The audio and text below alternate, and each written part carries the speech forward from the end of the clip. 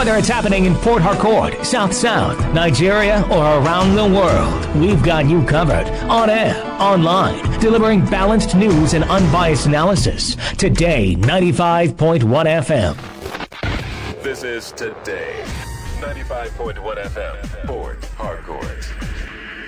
News.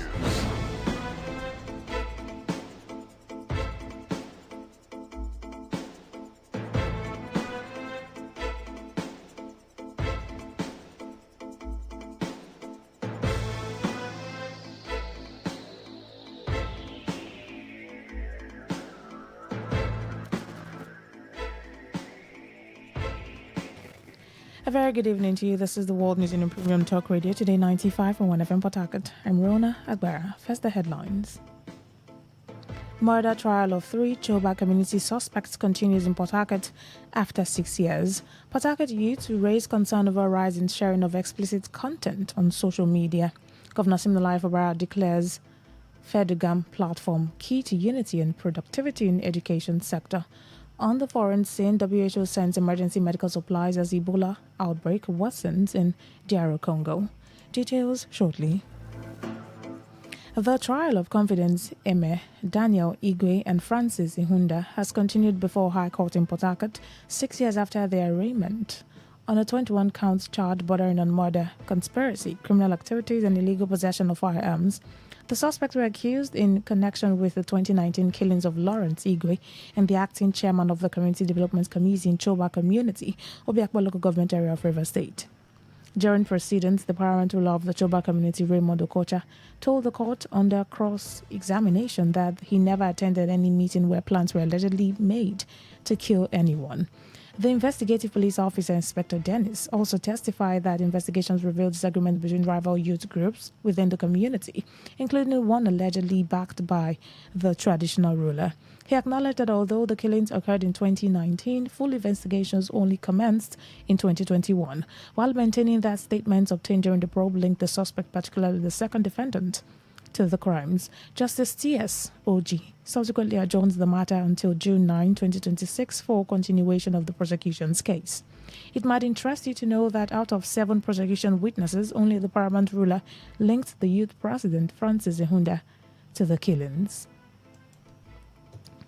The Court of Appeal sitting in Port Harcourt has ordered the Rivers State Government and the management of Ignatius Ajuri University of Education to pay all outstanding salaries owed to teachers of Demonstration Secondary School from February 2015 until the judgment is fully implemented.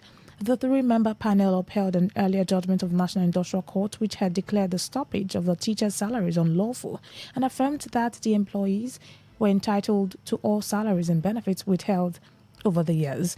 The dispute began in February 2015 after former River State Governor Nyesom Wike directed that salaries of the affected teachers be stopped, and following the directive, the management of Ignatius Ajuri University of Education discontinued payment to more than 97 teachers of the Demonstration Secondary School. The teachers subsequently approached the National Industrial Court, which in 2018 ruled in their favor, declaring the stoppage of salaries unlawful and restraining both the state government and the institution from interfering with their employment, but did not, however, order immediate payments because of differences in salary structures, allowances, and other entitlements. Dissatisfied with the ruling, the Rivers State government appealed the judgment, while the teachers filed a cross-appeal seeking an order compelling the payment of all outstanding salaries. Counsel to the affected teachers, Emeka Dite Ojoko, told Today FM's Uchendu Jowo that the Court of Appeal had now directed the government and the university management to settle all salary arrears owed to the teachers from February 2015, which counsel to the defendant declined to comment on the judgment. That appeal was filed in 2018. Now, after the appeal was filed, we also filed a cross appeal on their behalf against the refusal of the National Industrial Court to order the government to pay them their salaries up to date. And today, the Court of Appeal gave judgment. The court made a consequential order today and directed the Rivers State Governor and the management of Ignatius Ajuri University of Education to pay the staff salaries from the time when the salaries were stopped, which is February 2016, till the date when they comply with the order of court.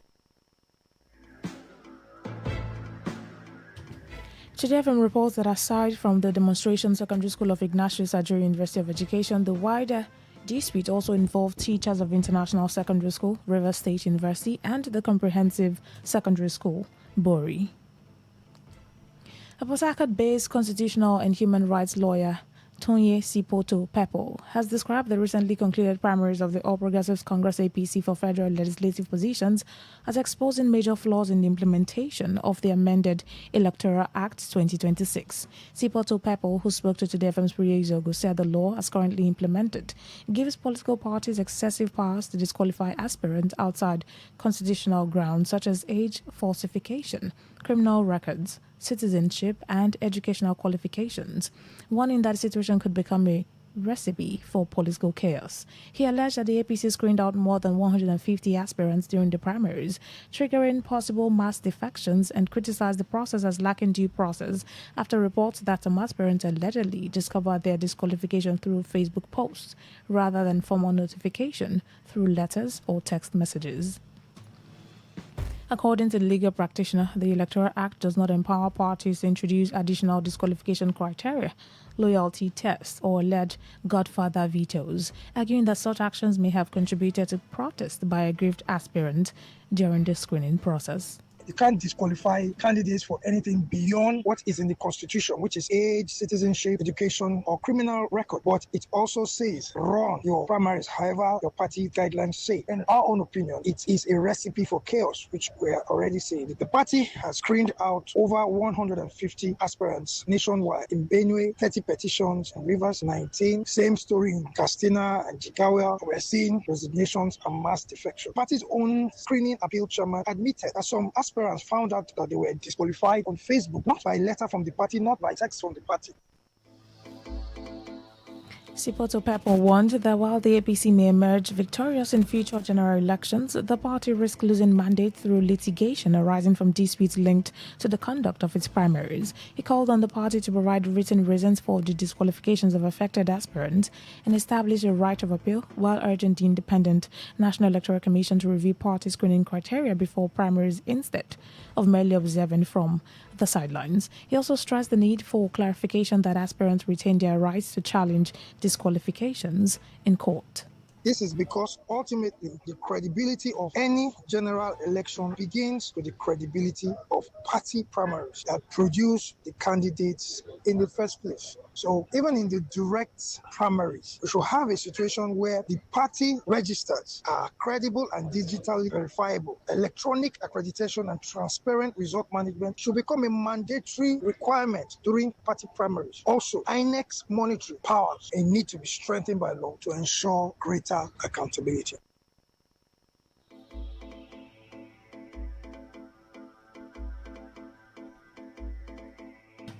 Some youths in Rumoji, Emoha local government area of Rivers State have called on the state government and security agencies to investigate and apprehend one Ovodo Aliko over alleged repeated attacks on the community youth president, Anele Ogbu. In a statement, the vice chairman of the Rumoji Youth Association, Prince Joy Megbo, accused Aliko of allegedly collaborating with officials of a construction company to attack youths in Ngbomodu village within the community.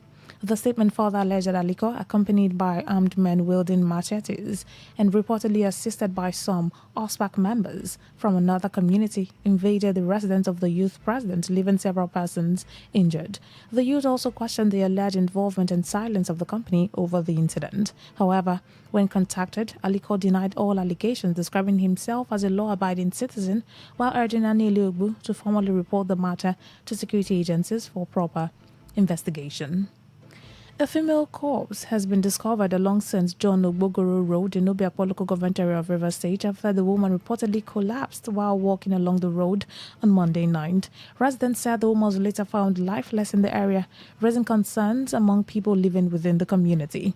A resident and pharmacy owner, simply identified as Chigozie, said the residents woke up to discover the body after the woman reportedly slumped the previous night. He appealed to relevant authorities to urgently evacuate the corpse, warning that leaving the remains within a residential environment for an extended period could pose serious health risk to residents. Okay, from the report yesterday night, they say that person was walking and the next thing is the person slumped there, and I think definitely the person died there yesterday. So it's when we came out this morning and saw the person lying down there. So up like that this afternoon, the dead body here. Well, that's what I can say. Because the person dressed okay, so it's not like he's an insane person to the best of my knowledge, unless if there's any underlying ailment or whatever. But it doesn't look like someone who is insane.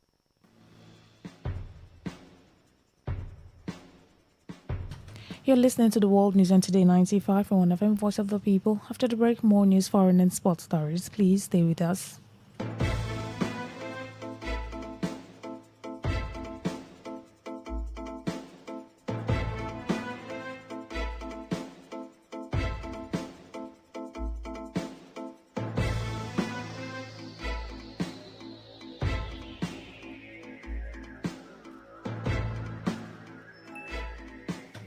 Thanks for staying with us now, the rest of our stories. The chairman of the Nigerian Medical Association NMA River State Chapter, Dr. Desmond Tamunokoro, has called for the immediate provision of functional personal protective equipment and emergency nationwide retraining of healthcare workers on infection prevention and control following the resurgence of Ebola virus disease in the Democratic Republic of Congo, DRC. Dr. Tamunokuru, who made the call in an interview to the FM's Odinakachi Celestine, hinted that the outbreak in the DRC has spread to neighboring Uganda, with reports from the World Health Organization showing that over 100 deaths have already been recorded, while several cases are still being managed. The NMA chairman warned that healthcare workers remain among the most vulnerable during outbreaks of viral hemorrhagic diseases, stressing the urgent need for adequate protective equipment, especially as Nigeria continues to experience shortage of healthcare personnel due to migration. So far from the WHO report, over 100 deaths have been recorded, with several cases still being managed. When you have this outbreak of viral hemorrhagic diseases, the health workers are more at risk. If you remember in 2014, the case of Patrick Sawyer, who came into Lagos and then had the Ebola virus infection, the doctor that treated him died eventually, and many other health workers were affected. So the risk is usually high on health workers. Okay, there is immense need for personal protective gadgets to be used by the health worker. Dr. Tamunokoro explained that symptoms of Ebola include high fever, severe body weakness, joint pains, vomiting of blood, bleeding from the nose, and blood in stool, particularly in late stages of the disease, adding that complications could progress to liver and kidney failure if not properly managed. He, however, commended the River State Ministry of Health for placing hospitals and infectious diseases unit on high alert, noting that teaching hospitals across the state have been directed to immediately isolate and quarantine suspected cases for prompt treatment, while also advising residents against treating suspected Ebola patients at home, which he said could expose more persons to the infection. The moment you see high-grade fever, generalized malaise, joint pain, suspicion should be high for Ebola. And I'm happy with what the River State Ministry of Health is already doing. The Port Health has been alerted, many of the hospitals, including the teaching hospitals in the state, to watch out for these signs, so that any of these signs are seen, and then the patient is immediately quarantined from the rest of the patient, and then treatment will not begin. I immediately see that do not treat at home, because you will endanger your life, the lives of people around. So you alert the public health department of the Ministry of Health, and then personnel will be sent to where you are. The patient will be evacuated and sent to the isolation center for treatment.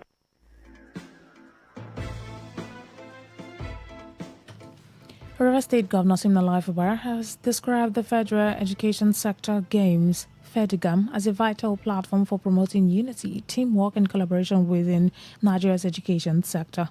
The governor made the remarks during the opening ceremony of the 6th edition of the FEDUGAM, tagged Rivers 2026, held at the Sharks Football Stadium in Port Harcourt, represented by his deputy, Ngozi Maodu. Fubara said the games, since their inception and official takeoff in 2017, have evolved beyond sporting competition to become an important initiative for staff wellness, productivity, and institutional synergy among agencies under the Federal Ministry of Education. He commended the visionaries and successive leadership of the ministry for sustaining the program despite challenges, including disruptions caused by the COVID-19 pandemic, noting that the community and continuity reflects strong institutional commitment. The governor further stated that sport have the power to unite people across differences, foster friendships, and promote mutual respect while calling on participating agencies and stakeholders to deepen their support for FEDIGAM through stronger collaboration, financial backing, and institutional commitment to ensure its continued success. FEDIGAM provides that opportunity. It creates a healthy balance between work and leisure, enhancing efficiency, boosting morale, and ultimately improving service delivery. I must commend the visionaries and successive leaders of the ministry who nurtured the idea, as well as all stakeholders whose commitment has sustained it over the years, despite challenges including the disruption during the COVID-19 pandemic.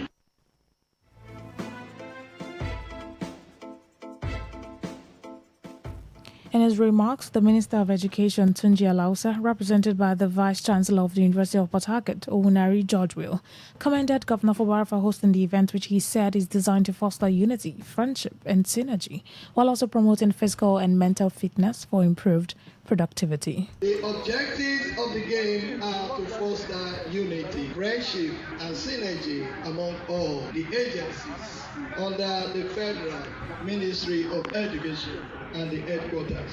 The game is a customized sports program exclusively for the works of all agencies under the Federal Ministry of Education. It will provide avenue for participants to be active and remain physically fit. In her opening remarks, the chairman of the main organizing committee, Neji Nkiru Florence, also called for unity, friendship, and fair play among participants, stressing that the games are aimed to strengthen collaboration among education agencies while enhancing physical fitness and productivity. This event of the 6th edition of the annual Sports Fest, the third FEDIGAM Reverse 2023, is magnanimously hosted and sponsored by the amiable and sports-loving Executive Governor of Rivers State. This gesture is not only appreciated, but has the tendency to strengthen the bond between the national and subnational in the Nigerian space.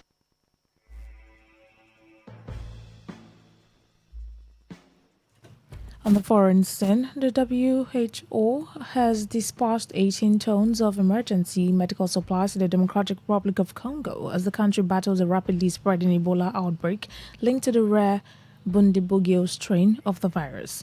The outbreak has already caused more than 131 deaths and over 400 suspected cases, with infections spreading beyond the epicenter in Ituri province to major cities including Kinshasa and Goma.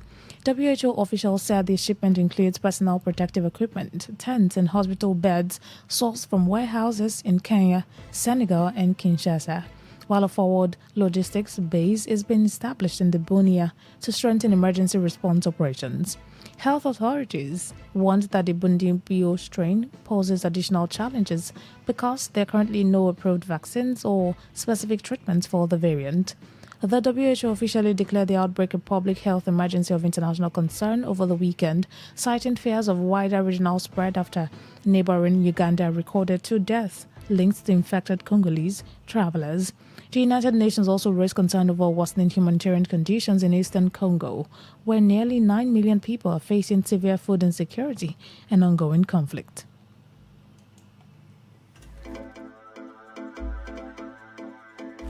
To end the news, here's a summary of the major stories. The murder trial of 3 Choba community suspects has continued before High Court in Port Harcourt 6 years after. Youths in Port Harcourt have raised concerns over the rise in sharing of explicit content on social media. We told you that Governor Siminalayi Fubara has declared the FEDIGAM platform key to unity and productivity in the education sector. On the foreign scene, you also heard that the WHO has dispatched emergency medical supplies to the DR Congo following outbreak of Ebola. That was the news that's edited by Stella Sasongo Korea. For comment and inquiries, please call 081-8389-2850 or send your emails to news@todayfmlive.com. You can read our stories on www.todayfmlive.com, on Facebook at Today95.1fm, on Instagram at TodayFM951, on X at TodayFM951. You can also join our YouTube live at Today95.1fm. I'm Rona Agbera. Thank you so much for listening. Good evening. Today's news, today's entertainment, today's sports, today's issues. Today on Today 95.1 FM, Port Harcourt. Maybe home is somebody's smile when they look at you for the first time.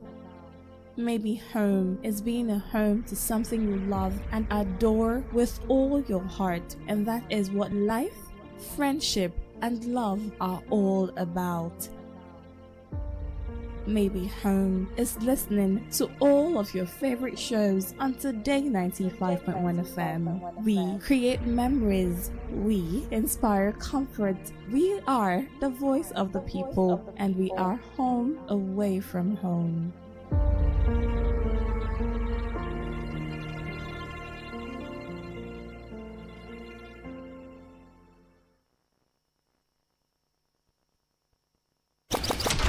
Hit the road, fill your drive. Ignite the vibe, stay locked. Today 95.1 FM, radio on the go. Found a love for me, darling, just dive right in.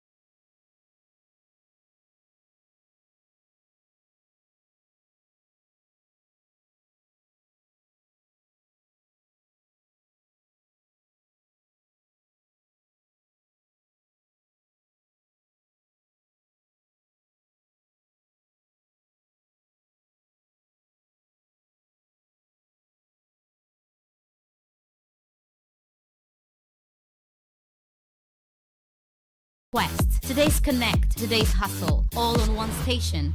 Only on Today 95.1 FM, the voice of the people, where the streets speak and we amplify.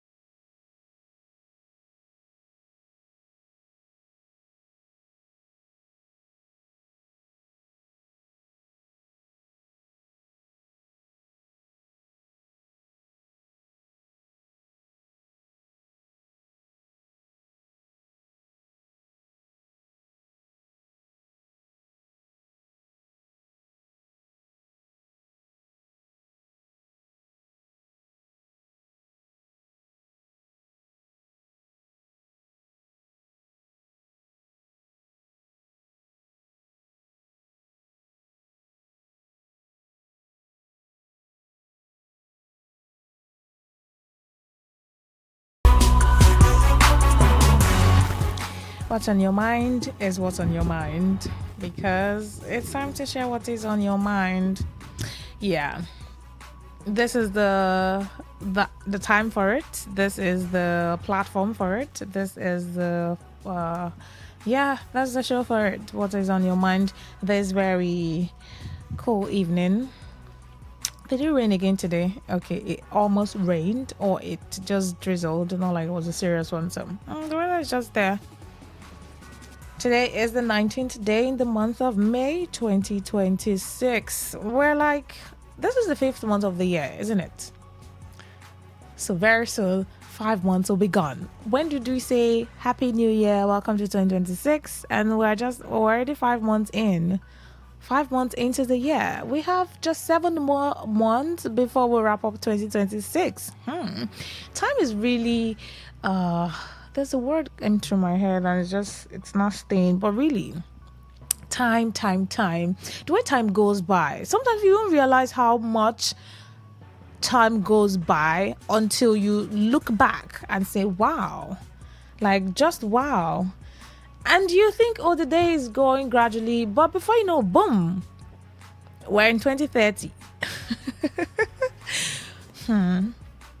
We just pray that this year things get better.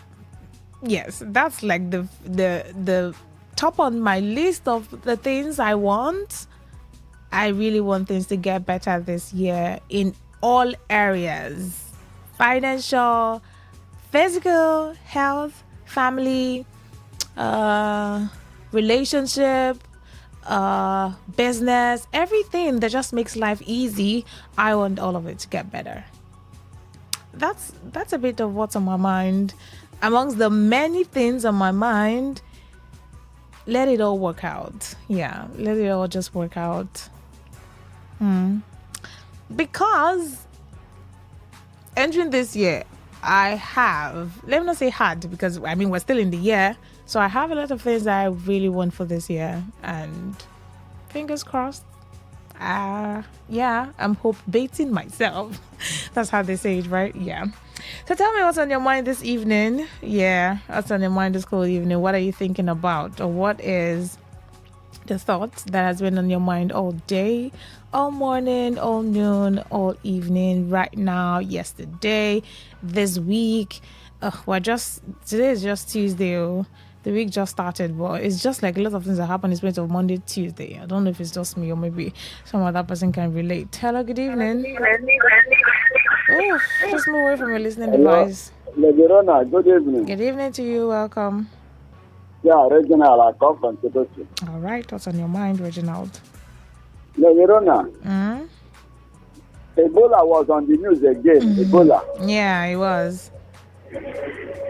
Even though I joined the news very late. Yes, but yeah, there's Ebola in the news. But I know that Ebola was on the news. Okay, so that's what's on your mind. It's a serious concern. Yes, it is. It's a serious concern because it normally come from where it normally come from. That is the DR Congo. And we have survived it before, one time. And you can see that the World Health Organization... What defines it? the brilliance of a player, or when a team comes together to win. A solo beat, or the rhythm of many. The flair of one dancer, or the art of a troupe. One distinct voice, or the beauty of the symphony.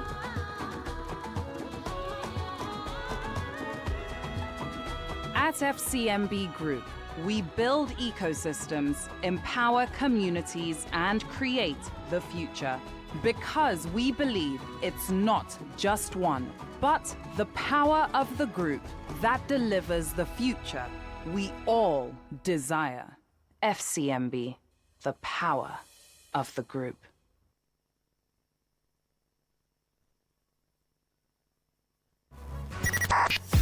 .1 FM, voice of the people. And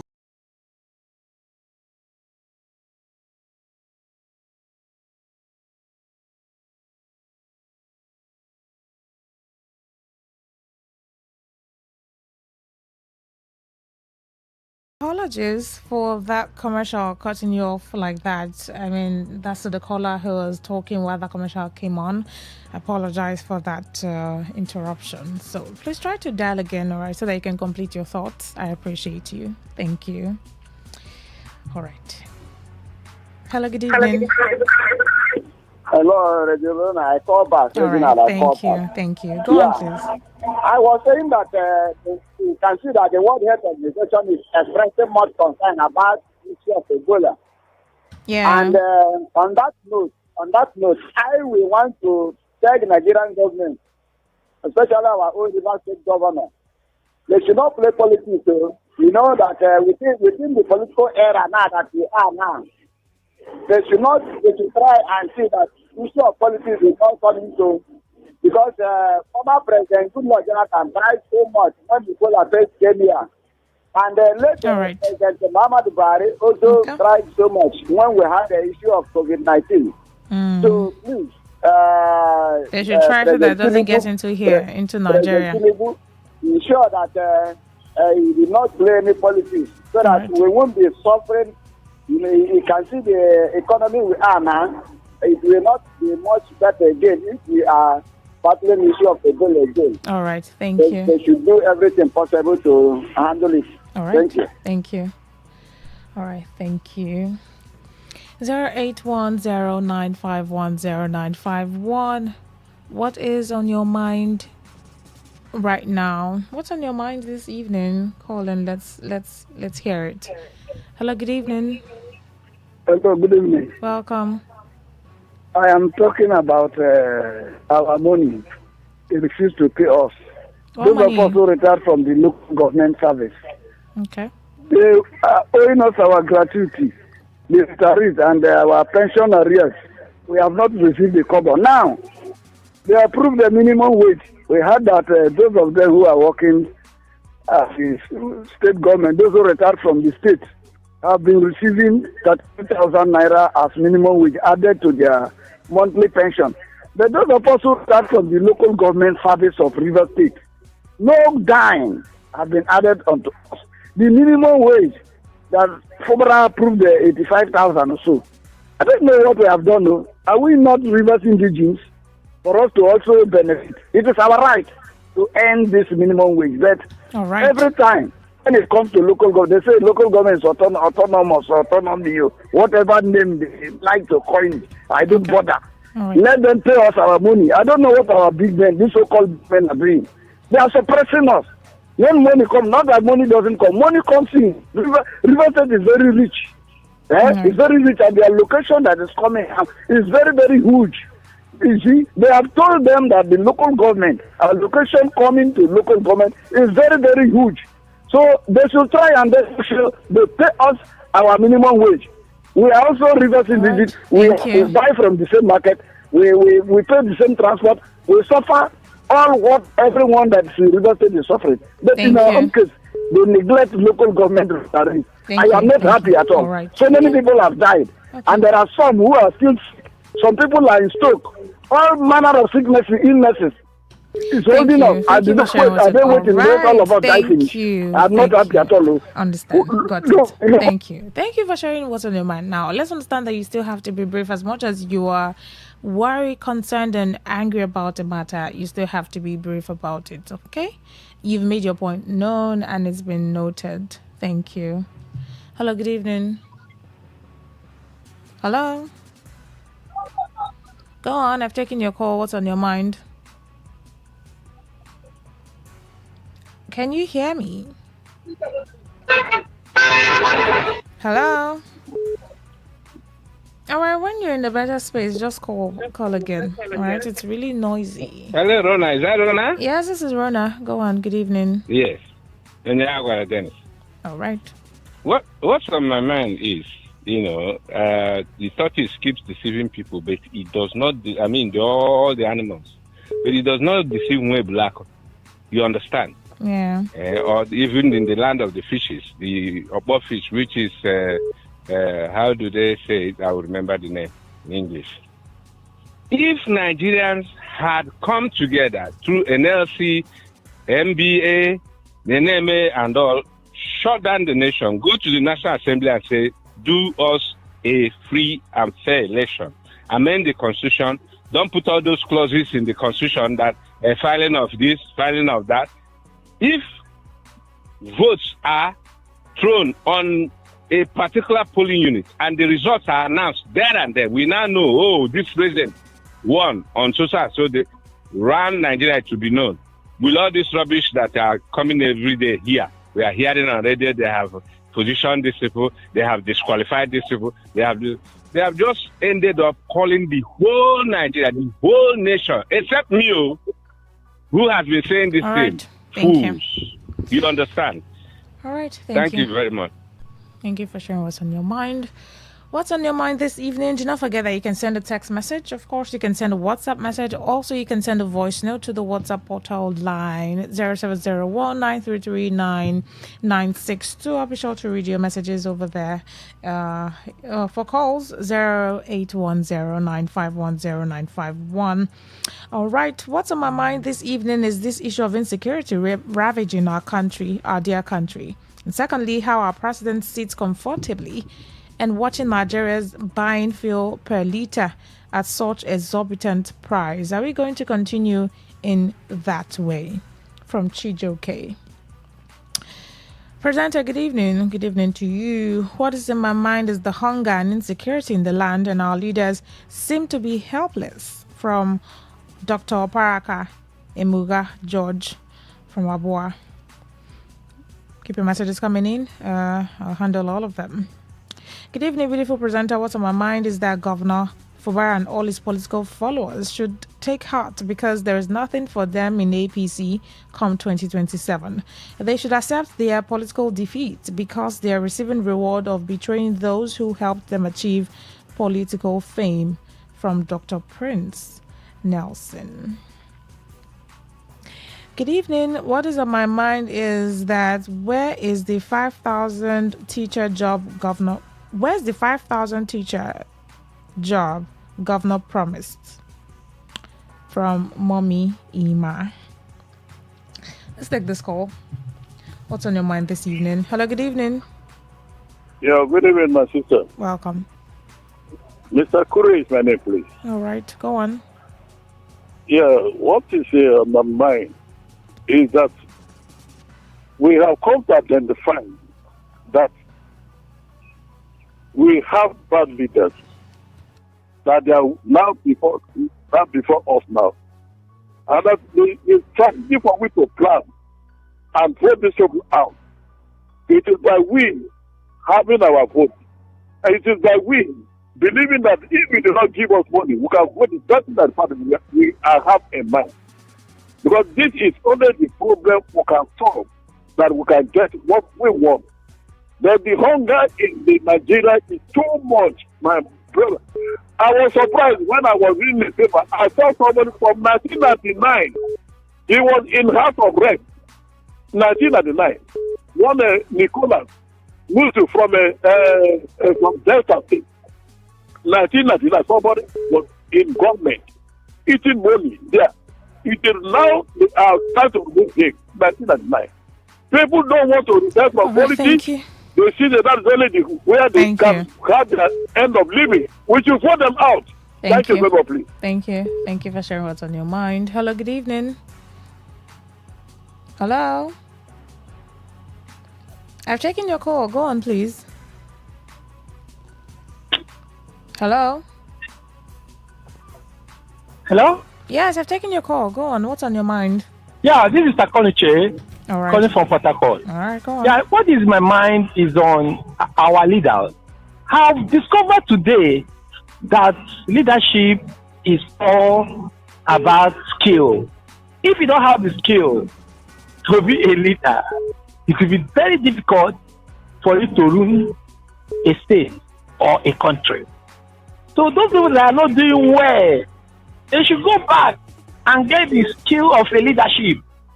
You know, to be a leader is just simple. Everything is there for you. All right, thank you. So what is the problem for you? Okay. All right. Thank you. Let's take some messages, more messages, and then we'll get back to calls. This message here says, good evening, presenter. What is on my mind? Let's see.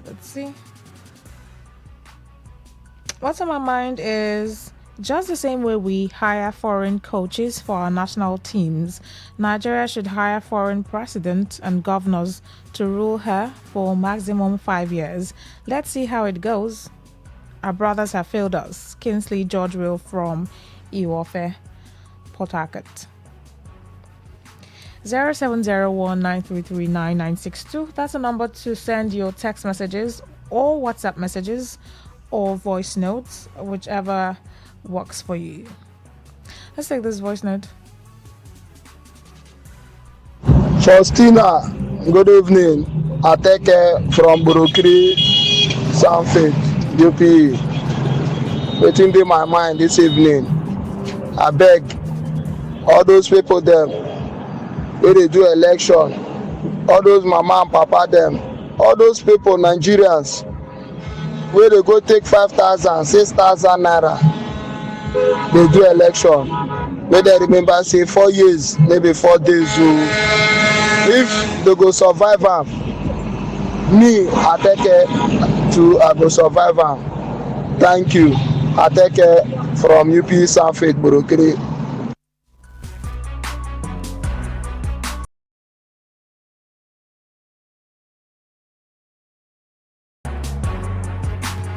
Zero 0810951091. What's on your mind this evening? Still taking calls, still reading messages, still playing voice notes, still reading WhatsApp messages. I'm still all in for what's on your mind. So just call in and let's have the conversation and you tell us what is actually going on in your mind. Hello, good evening. Hello? Yes, please, good evening. Yeah, good evening. Welcome. For me, what is in my mind, I'm not happy with Jonathan. No. What happened? For him to go and pick tickets. Yes, for PDP presidential election. I'm not happy at all.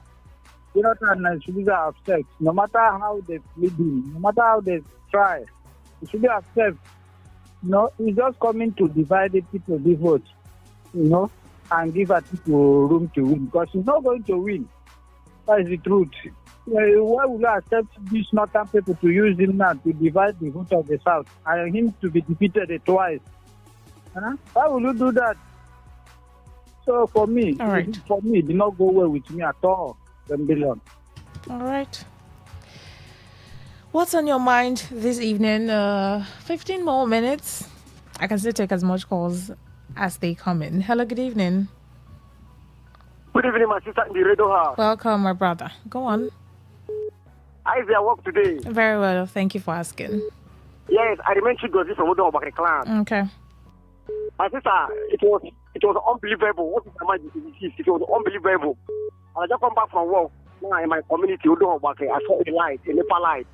So I'm using this video to thank our honorable chairman, led by Dr. Chide Lloyd. Chairman, make out in the name of forgive us life today. Thank you very much, my sister. That's what's in my mind. All right. Thank you. Hello, good evening. Good evening. Welcome. My lady. All right, good evening to you. My name is Daniel. I'm calling from Port Harcourt. Okay, what's on your mind? I really want to talk about this Rumokoro area. You know, the first time the chairman came into office and he gave a marching order about discongesting Rumokoro, street trading and the illegal parking of cars, all that and all that. You can drive from Maitre to Rumokoro without hitting. When you get to Rumokoro, you just drive easily with your eyes closed. But as I speak to you, my lady, Rumokoro is turning something else. You see those people loading from East-West Road to Tank. They block people coming from Maitre. You see people loading from Rumokoro to Maitre. That's to Choba. In fact, they just park their cars randomly. No control, no nothing, my lady. That place is hell. All right. This your talk right now is more of eyewitness report because that's really what's happening and what you saw. But okay. But I mean, you already said it. Yeah. Thank you. All right. So we're still taking calls. 0810-951-0951. What's on your mind? You know, sometimes it gets confusing, but it's not really supposed to be confusing. What's on your mind is a thought, right? Or a concept or an idea or something. Eyewitness report is something you saw, you know, something going on. You've seen, you are seeing, you have experienced, about to experience, witness, whatever it is, but like it's a real thing that your eyes witnessed. It's different from what's on your mind. You could talk about what's on your mind. You could talk about, what's on my mind is actually this thing that happened on the news, or this judgment of this court, or about this person, or about this idea, or about this government, I was just thinking, I had a conversation with someone. Those are like things on your mind. Eyewitness report is something that your eyes witnessed. You understand? Eyewitness. So what we're calling to say what's on your mind is actually us wanting to know the thing on your mind. You know, just clear your mind and talk about what's on your mind. You understand? Right? So when it's time for eyewitness report, it's no longer the thoughts in your mind. It's now something physical that you saw or you have seen or experienced or something going on. So let's understand the difference so we don't, mix them all up. Thank you. 0810-951-0951. That's the number to call to say what is on your mind exactly as it is. Let's take this message here. Rona, I'm very happy for the judgment given in favor of the unjustifiably sacked teachers. To God be all the glory for his intervention on their behalf. Unfortunately, the man who had the power and subjected them to this suffering is always in court, obtaining one judgment or another in his favor and ensuring they are enforced. From Kanu. What's on my mind? Hi, Rona. What's on my mind is the recent kidnapping of school pupils and the beheading of their teacher. This is one bloodshed too many. And the president is busy with politics, with Nigerians are being kidnapped, while Nigerians are being kidnapped daily and slaughtered like chicken. The major duty of the president is to protect lives and property. Tinubu has failed woefully in this regard. He cannot be re-elected on the blood of innocent Nigerians. From Mr. Lucky. Okay, this message here says the state has been run higgledy-piggledy. Okay. The right things are not being done at the right time. Now the governor is doing last-minute road construction. Look at the condition of our roads. The governor should not litter abandoned projects everywhere. He wasted his tenure fighting a fight he could never win. Look at Ogbogoro Road off St. John's, under construction. Poor governance. Flat Heart from Port Harcourt. I think I saw a voice note here, but let's take this call and then get back to that one. Hello? 0810-951-0951. 10 more minutes and then it's a wrap on what's on your mind. Keep your calls coming in, keep your messages coming in, and whichever way you decide to say what's on your mind. Hello, good evening. Yeah, evening, Rona Abara. Yes, please, welcome. Yeah, my name is Chigozie Mamadi. All right, go on. Yeah, friends call me. I'm calling you from Eperia. All right. Yeah. What is on my mind this evening is about the approve of our promotion and the payment of the promotion arrears. I want to use this opportunity to commend the governor of the River State for his gesture over River State especially. So that's my take this evening. Thank you. All right. Thank you. That's what's on your mind. Okay. 08109510951. What's on your mind this evening? Let's hear from you.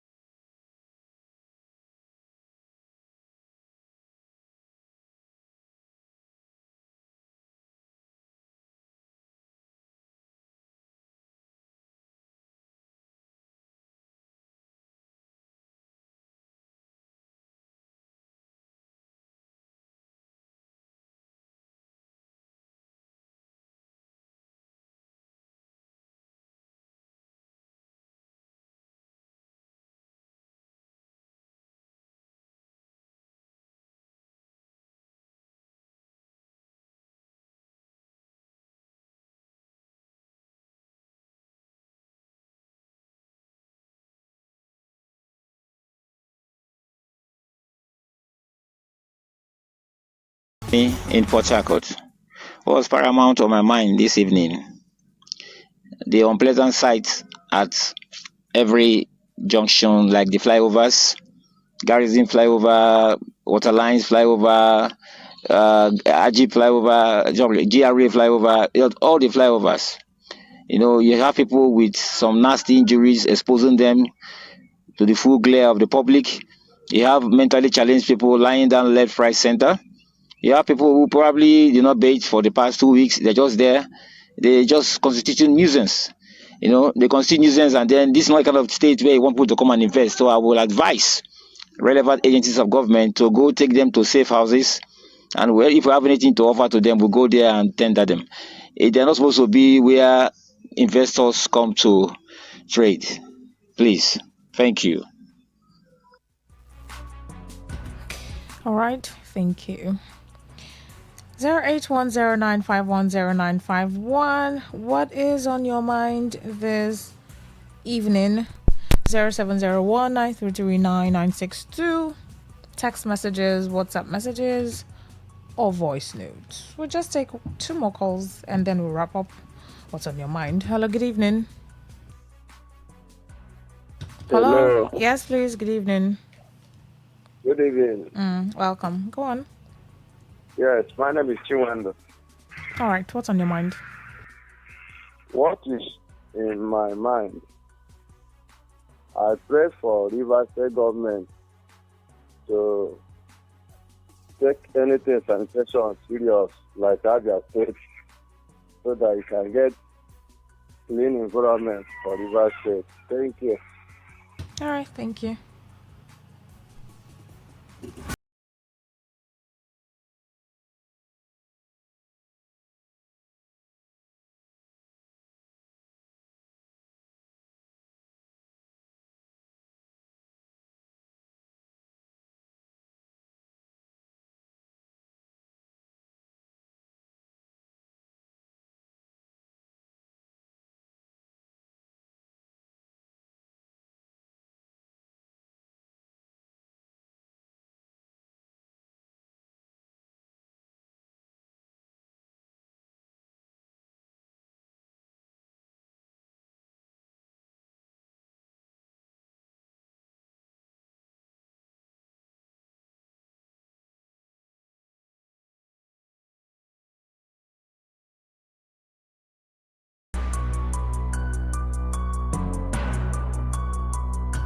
All right. What is on your mind on this dial today, 95.1 FM?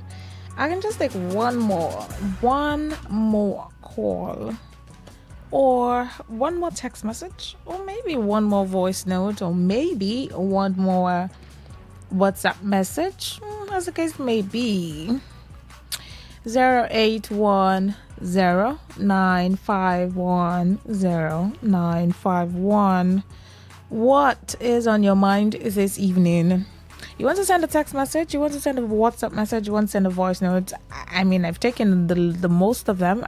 As long as I see it, I'll definitely read it, or play the voice note, or read the WhatsApp or the regular text message. As long as it comes in at the hour, the time for the show, not after the time of the show, I'll be sure to take it. Yeah. So I was talking about how that the things on my mind is I just want it to work out. And the things that are peculiar to me, I just want it all to work out this year. Yeah. Because if it works out, life will be a lot better and easier. So yeah. I just want ease. I beg. Like, you know how difficult it is sometimes, struggling in Nigeria, given the cost of things, given how sometimes it's just you.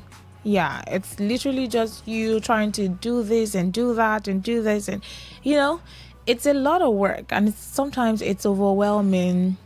But when there's ease, because not like you have one sponsor that says, oh, whatever it is, I'll sponsor your life.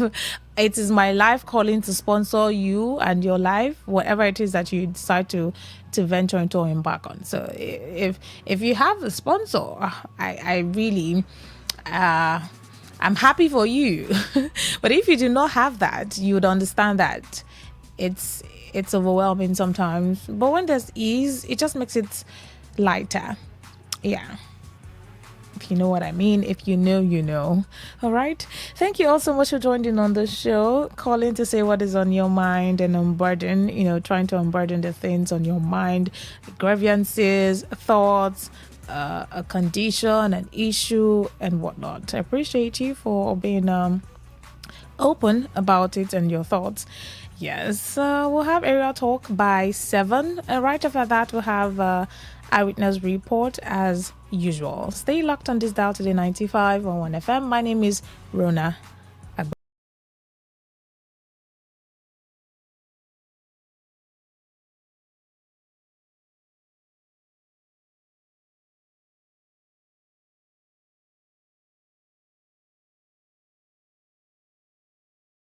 Hit the road, fill your drive.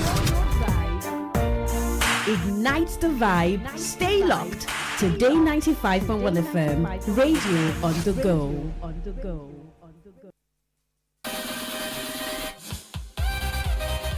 Get ready to turn up the volume and dive into the heartbeat of entertainment. From the hottest celebrity gist to trending music, movie buzz, viral moments, and behind-the-scenes drama. This is where the fun never stops. Tuning to Entertainment Today, only on Today 95.1 FM, Voice of the People, your station for pure entertainment. Weekdays, 11:30 a.m. Entertainment Today, where your favorite stars and stories come alive.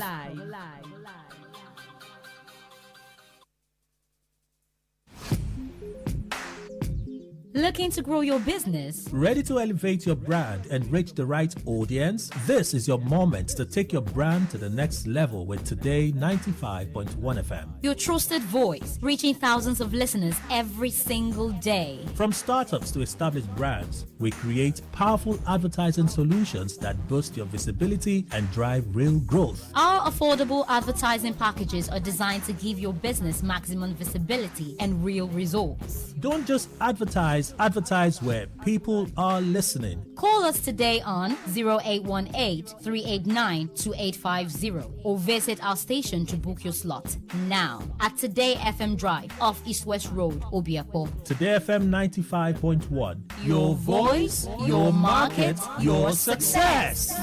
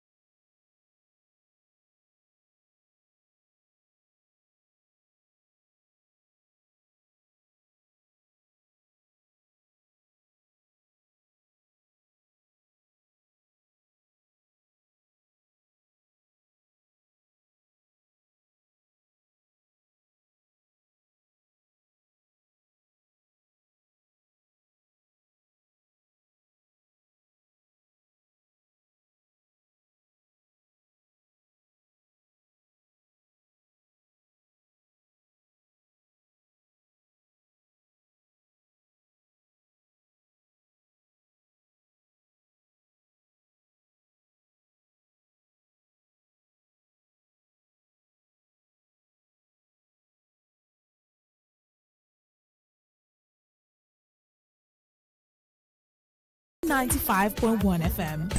For the latest news and exciting sports updates, your trusted source for everything you need to know.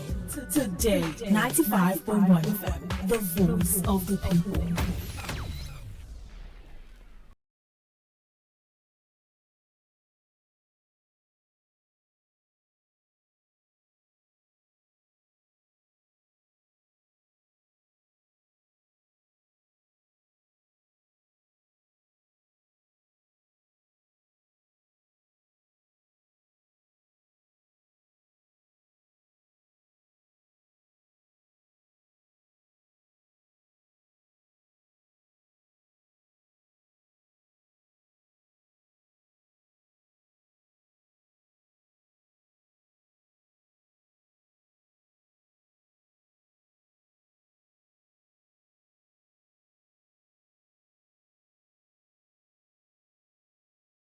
It's still the Dell Today 95.1 FM. Didn't go anywhere. We're still here. And thank you for staying locked in and still staying with us. I appreciate it. I do. Something scary on the news here in River State. Yeah. A matter of concern too, because there are no very serious or detailed information yet about the incident. But it's a matter of concern because there's so many what ifs surrounding it. So many what ifs. What if this? What if that? What could have happened? What couldn't have surrounding it? I know when something happens and we don't really know so much details about it, there's just a lot of speculations that people start to have. And there are just a lot of opinions that people will begin to have around it. And of course, you're entitled to your opinion. What you think could be, what could have happened or couldn't have happened, what it may be or may not be, what it seems like or doesn't seem like.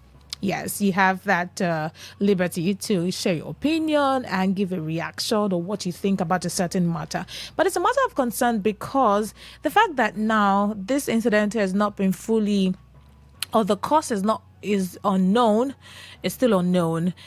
It just makes our mind wonder, just roam about, because could it be this that happened? Could it be that? Don't even know what to think and how to think about it, and how to think it through. And that's the case of a lady, a female, yet to be identified even by name. A corpse was discovered along St. John Ogbogoro Road in Obiakpo local government area of River State. You know how scary it is to see a dead body on the road. Imagine you're walking along the road, whether it's in the morning or afternoon or evening or at night, and you see a corpse on the road.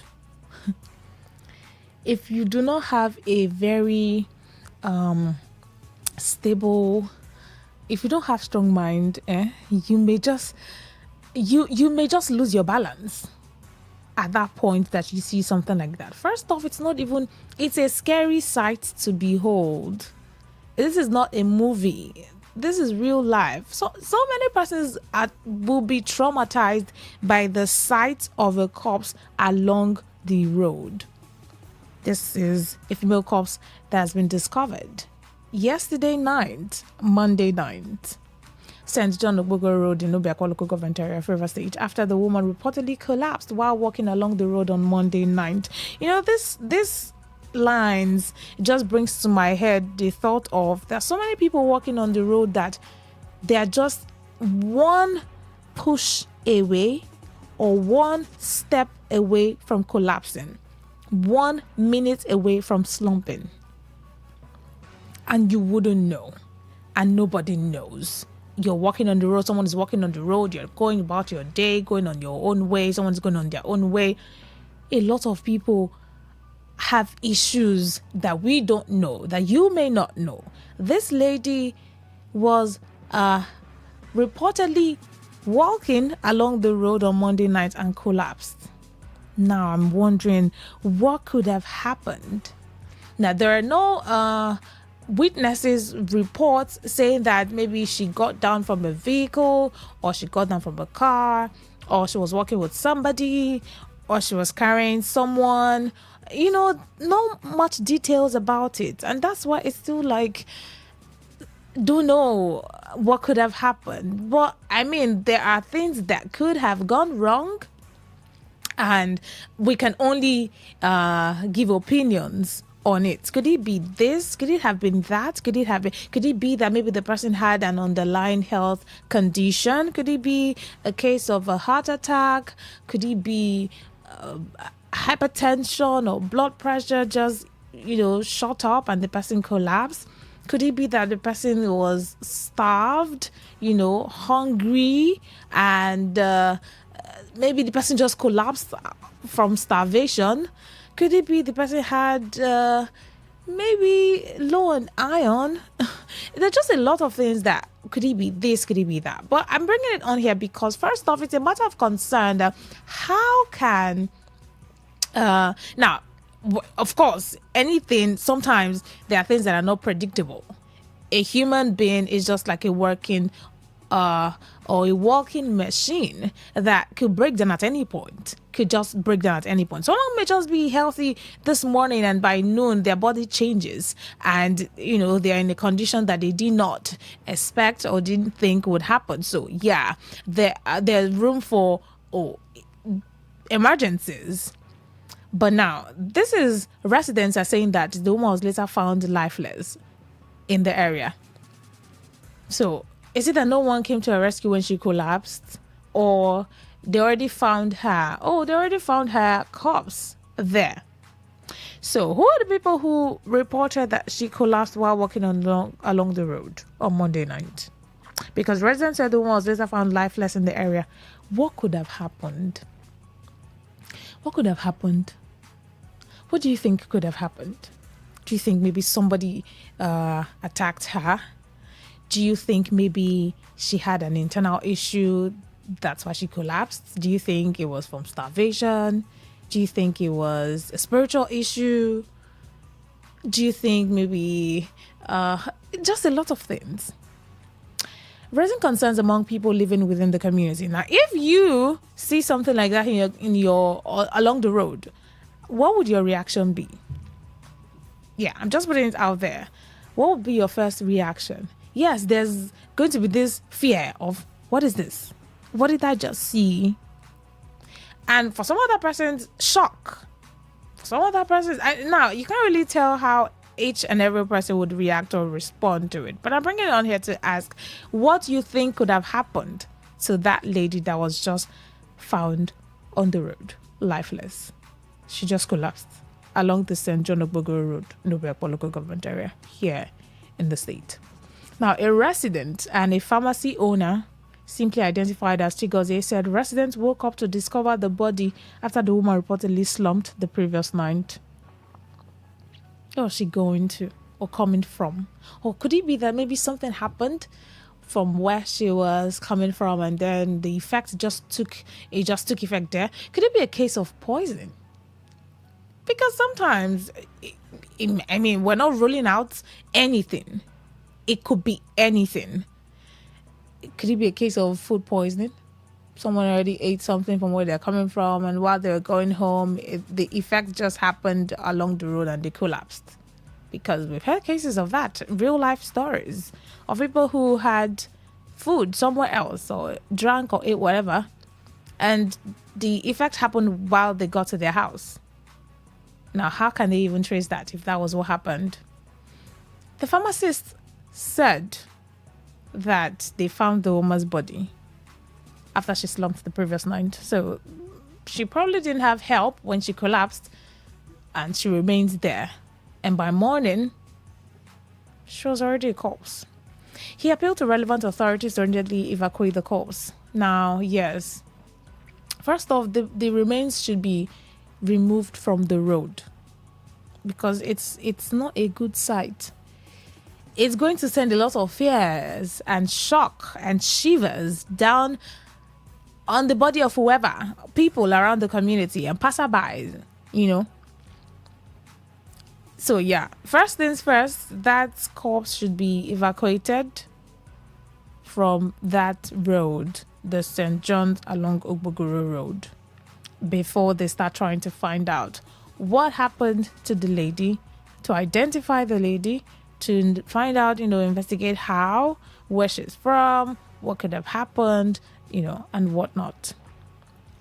He also warned that leaving the remains within the residential environment for an extended period could pose serious health risk to residents. Now, the security concern is on one side, though. We're not ruling that out.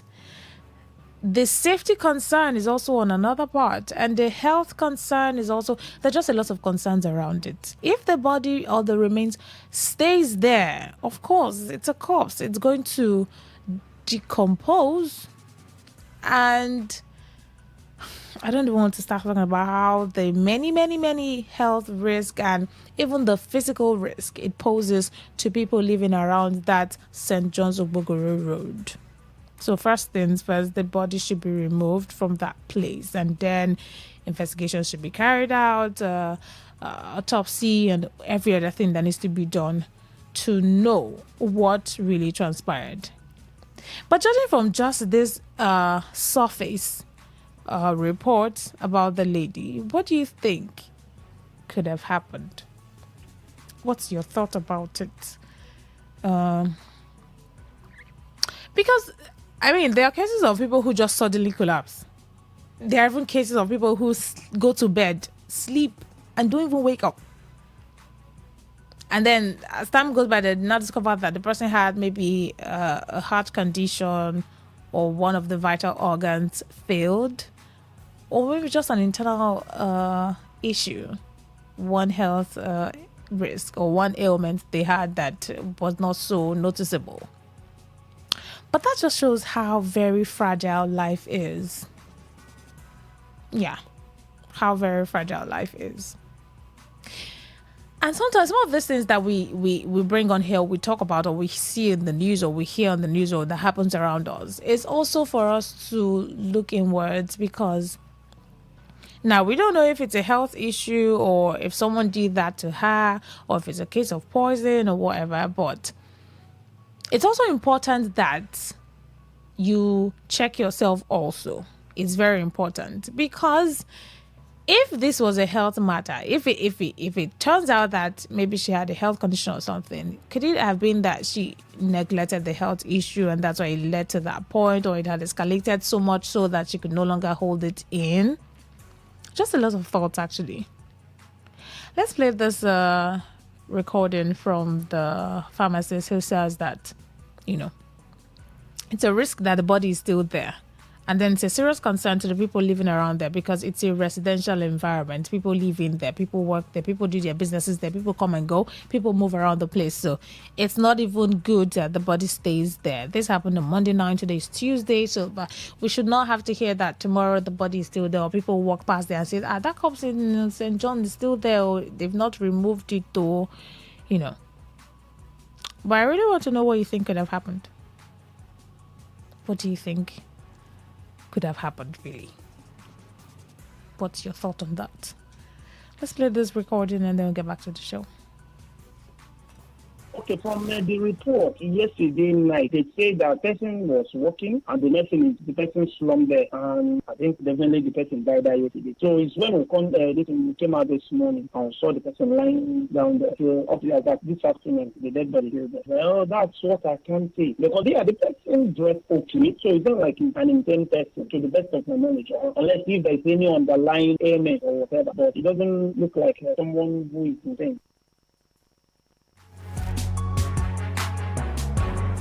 All right, the pharmacist says that judging from the appearance of the lady, she doesn't look like a mental patient. Looks very sane, looks sane, yeah. And she says that she's dressed properly. So, looks good or put together, but the person just slumped, just collapsed, just like that. If you want to look at the environmental risk that's there, if that body remains there and not evacuated, if it decomposes, it smells really bad. It's not a good sight. The health risk there, the pollution it will cause, the mental and psychological effect it will have on the people around there. Imagine that was your area, your junction, or you live along that road. You even be scared to come out of the house or to go about your business or your day. Or you imagine you have a shop around there. Yes, there's the psychological effect of that, of seeing the cops on the road there, just like that. It would just, there's just the fear around it, like, how did this even happen?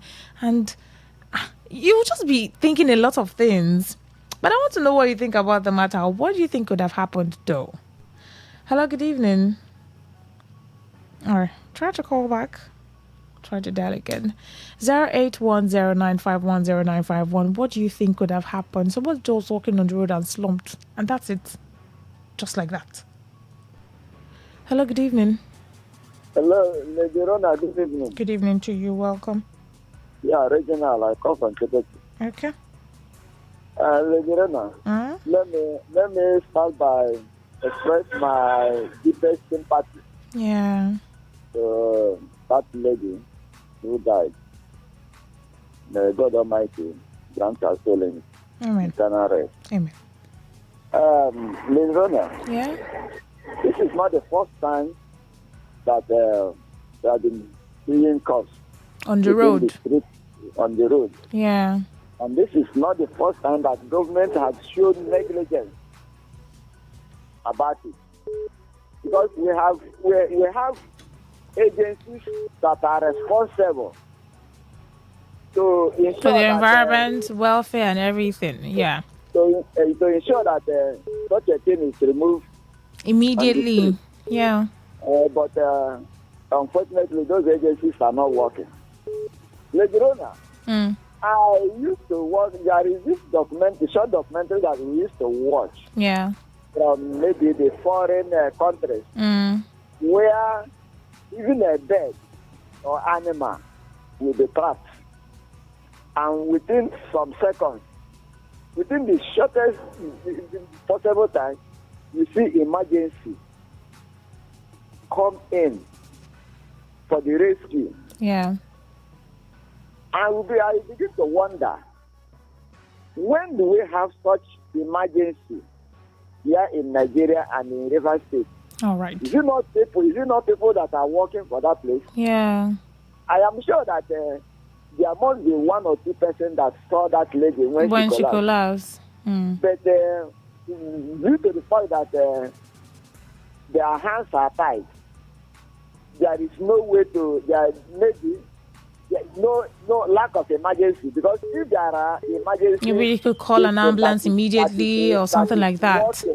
That is working, they would have called an ambulance immediately to come, that would have responded immediately in order to save the life of that woman. Person. All right, thank you. Maybe her life would have been saved if you have proper emergency system. That's a possibility, though. Thank you. It's really unfortunate. Very. It is. Thank you for sharing your opinion and your reaction to that matter. 08109510951. I mean, in cases of someone just collapse and no rescue, no one could offer to help at night even. Is it that people were not walking past the place when they happened, or everyone just didn't want to get involved? No concern me or beg, or no one put hand for matter, something like that. Do you think that was what could have happened? Hello, good evening. Lady Rona, good evening. Good evening to you. Welcome. Thank you very much. Lady Rona, I don't follow. I don't know what thing cause them. I don't know what thing cause them. They behind the bar. Yeah. I was just passing by and saw. I said, let me be a good Samaritan. You are behind the bar. The next thing they charge, remember the charge is going to carry is a murder case.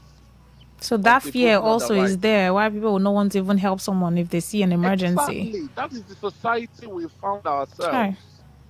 So, well, it could be probably medical personnel who probably is not driving could stop over and say, let me assist and take to the nearest hospital. Knowing that they could say, oh, it's a medical personnel. But ordinary person may say, then go turn and me hit out. Yeah, it may just turn around against me. May not be entirely free doing that. Yeah. So it is the kind of society we found ourselves that will warrant people seeing such And just ignoring it. They will stay away. Yeah. Exactly.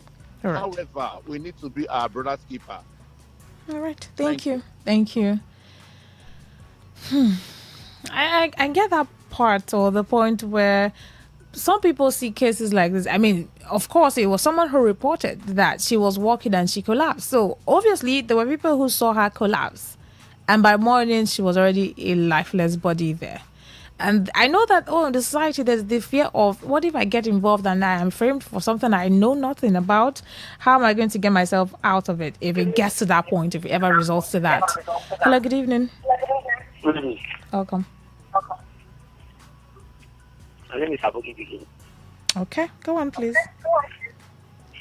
You want to tell me, see, since yesterday, government officials, when they work, according to their work, they never know, say, cops dead here.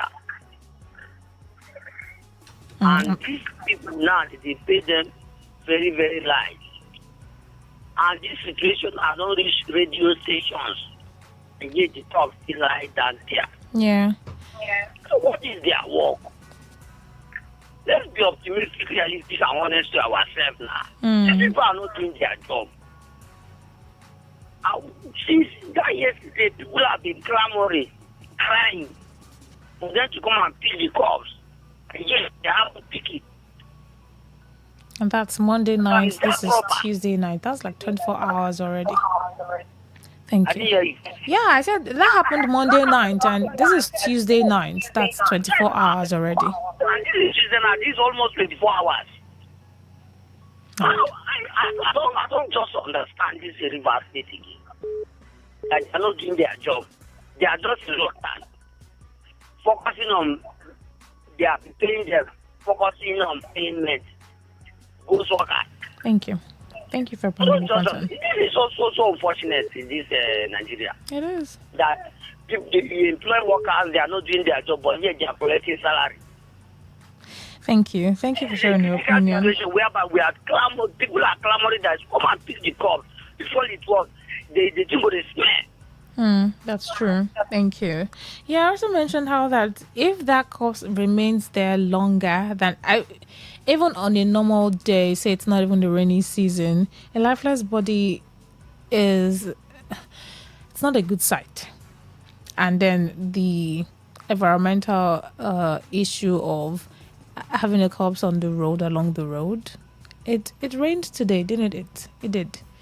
And what would be coming out from a lifeless body along the road though? So the government is involved, or should be involved, almost immediately. Yeah, that corpse should be removed from that road first before they begin investigations, autopsy, and every other thing they need to do to know what happened and how it happened. But then there's also the concern of the people around there, because I can't even imagine walking past the road and seeing a lifeless body on the road. Mentally, that thing is traumatizing.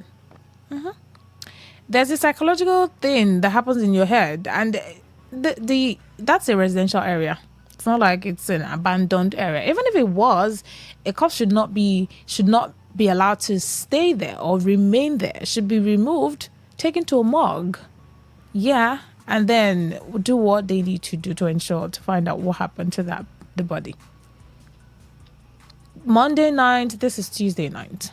I'm sure that information should have reached the authorities that I should know about this. And I mean, I'm bringing it on here, so it's no longer a hidden matter. It is already out in the public, as much as residents already talking about it there. So yeah. Hello, good evening. 0810951091. What is your opinion on that matter? What do you think could have happened? And then the part of the government should go into action immediately. Yeah, they should. Considering that there are people who reside there, and people who do their businesses there, people who move to and fro there. It's a road that is a residential area. So residents cannot wake up to still see a corpse on that road. Let's hope that they do by tomorrow. Will not still be hearing that corpse is still there. It was discovered yesterday. Okay, let's hope that by tonight, latest, before tomorrow morning, the corpse would have been evacuated from there.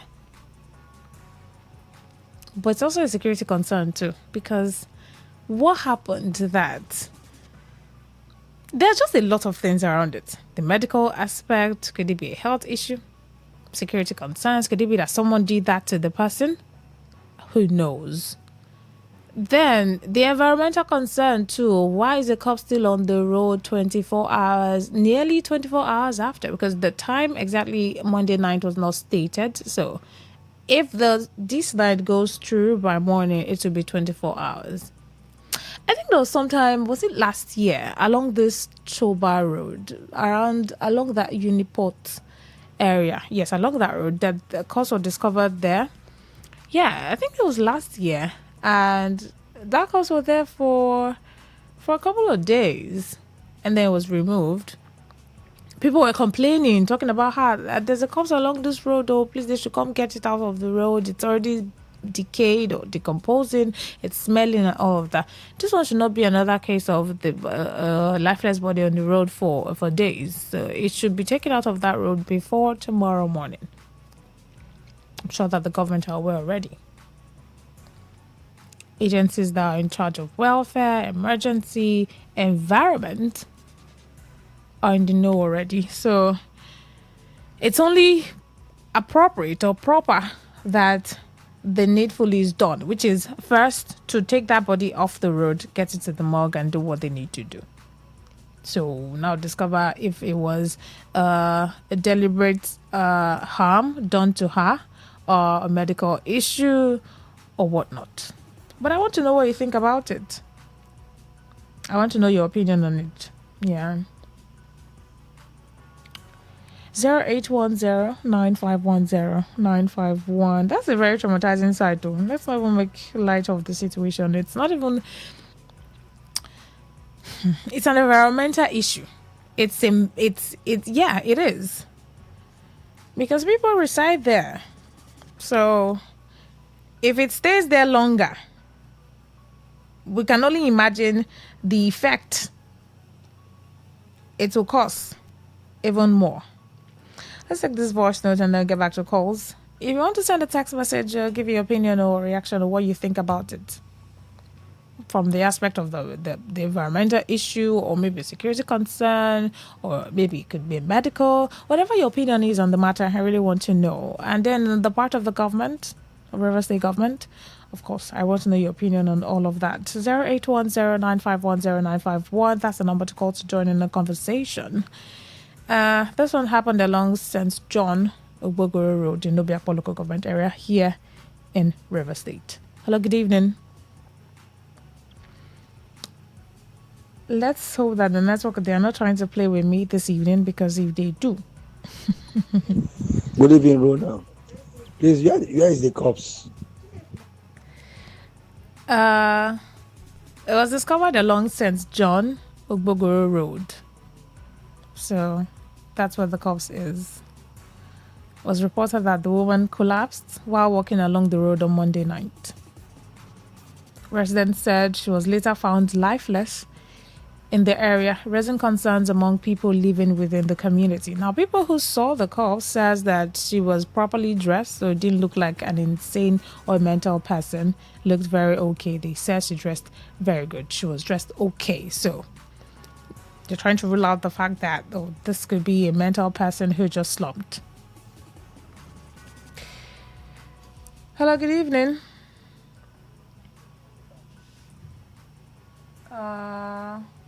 Yeah, I can hear you. Go on, please. Okay. My opinion in this matter is this. Yeah. The thing happened in Obiakpo local government, if I'm not mistaken. Yes. So I would like to urge the cemetery department or the head department of Obiakpo to do the needful to evacuate the corpse from there. Public, for them to have a free atmosphere in that environment. Yeah. So they should send their people to go evacuate the corpse. And when they go, they should check whether she have a phone so that they can reach to his people. Thank you. That is my speech. All right. Thank you. Thank you for your opinion. 08109510951. That's the number to call to add your voice to the conversation and tell us what you think about it. Hello, good evening. Hello, Rona. Good evening. Good evening. Welcome. Hey, Chief Solomon. All right. This lady collapsed in Obogoro, in my community, Obogoro here, along St. John's Road. Yes. Which day? Yesterday. And she's supposed to have her phone with her now. I think police, they should investigate. Yeah, if they have taken a corpse, then of course they would know if there's a phone or any other personal identification we have. But right now, we've not heard any of that yet. So that's why we're bringing it on here for the public. And I want to encourage people to be checking their sugar, because it might have a low sugar. You don't know when you have low sugar. Because when you have low sugar, to look as if your eye will be turning you, that's the symptom. Yeah. Before you know, you will think you are very strong. As you put head for road, before you know it, you just collapse. All right. So you will begin to blame devil, evil people, saying this, that. You don't know that you're having I have seen somebody that have low sugar. They rush the person to, instead of hospital, they rush the person to church and was praying and banding, pouring anointing oil. And somebody, a physician just enter, check the woman, and tell them, say, this woman, nothing to do the woman, saying low sugar. They bought Coke, bought Sprite. Yeah. Force her. Then she take it, she get up. See? So it could also be it could also be a medical. Be checking their sugar levels. All right. Thank you. Thank you. Yeah, I also mentioned that it could also be a possibility. Hello, good evening. Hello. Rena. Yes, please. Good evening. Good evening. Welcome. Thank you. My name is Bobby from Iwakperu. All right. Go on, please. Okay. Rena, first and foremost, I want to say my sympathy goes to the young lady that died at Obogoro Road. You know, the hardship alone can send many people to hell. The hardship alone can send people to hell. My sister, people are suffering. People are going through hell. People don't have food to eat. People cannot afford their transportation. People cannot even afford money to drink pure water. And this cries, people are crying. The lamentation, people are lamenting. Federal and state government is not even listening to people. Rena, let me shock you. I stay by Eagle Cement Road in Rumolumini. Yeah. Come to the place, that Eagle Junction. Come and see what people are passing through. Come and see what people are passing through. Possible they are waiting for the day something will happen. They will come and say, hey, yeah, my condolences to the people of Rumolumini. Come and see, you will see up to 5, 6 trucks that sank in that junction, that bad spot. And nobody cares to do anything. Nobody cares to come to the rescue of the people there. Now, if you are coming from Wimpy, entering the Guzman, people will drop you at the junction there. Then you have to trek across the bad section of the road to board another keke. All right. Before you get to your place. So let government come and do something. Are you talking about the road, or are you talking about this matter now? Because it's like you're taking it to eyewitness reports at this point, but we've not started eyewitness reports. So just keep that one by 8, okay? You can call in and bring that report here. It's all right. Thank you. All right. 08109510951. We're talking about the case of the yet to be identified female corpse that was discovered along St. John Ogbogoro Road. That's a very serious matter that we should not even be taken lightly because... Hello, good evening. Hello. I've taken your call. Go on, please. Can you speak up? Your voice is very low. Okay. Go on.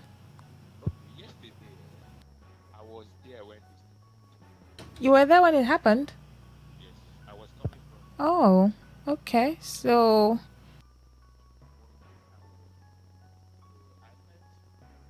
I really wish you can speak louder.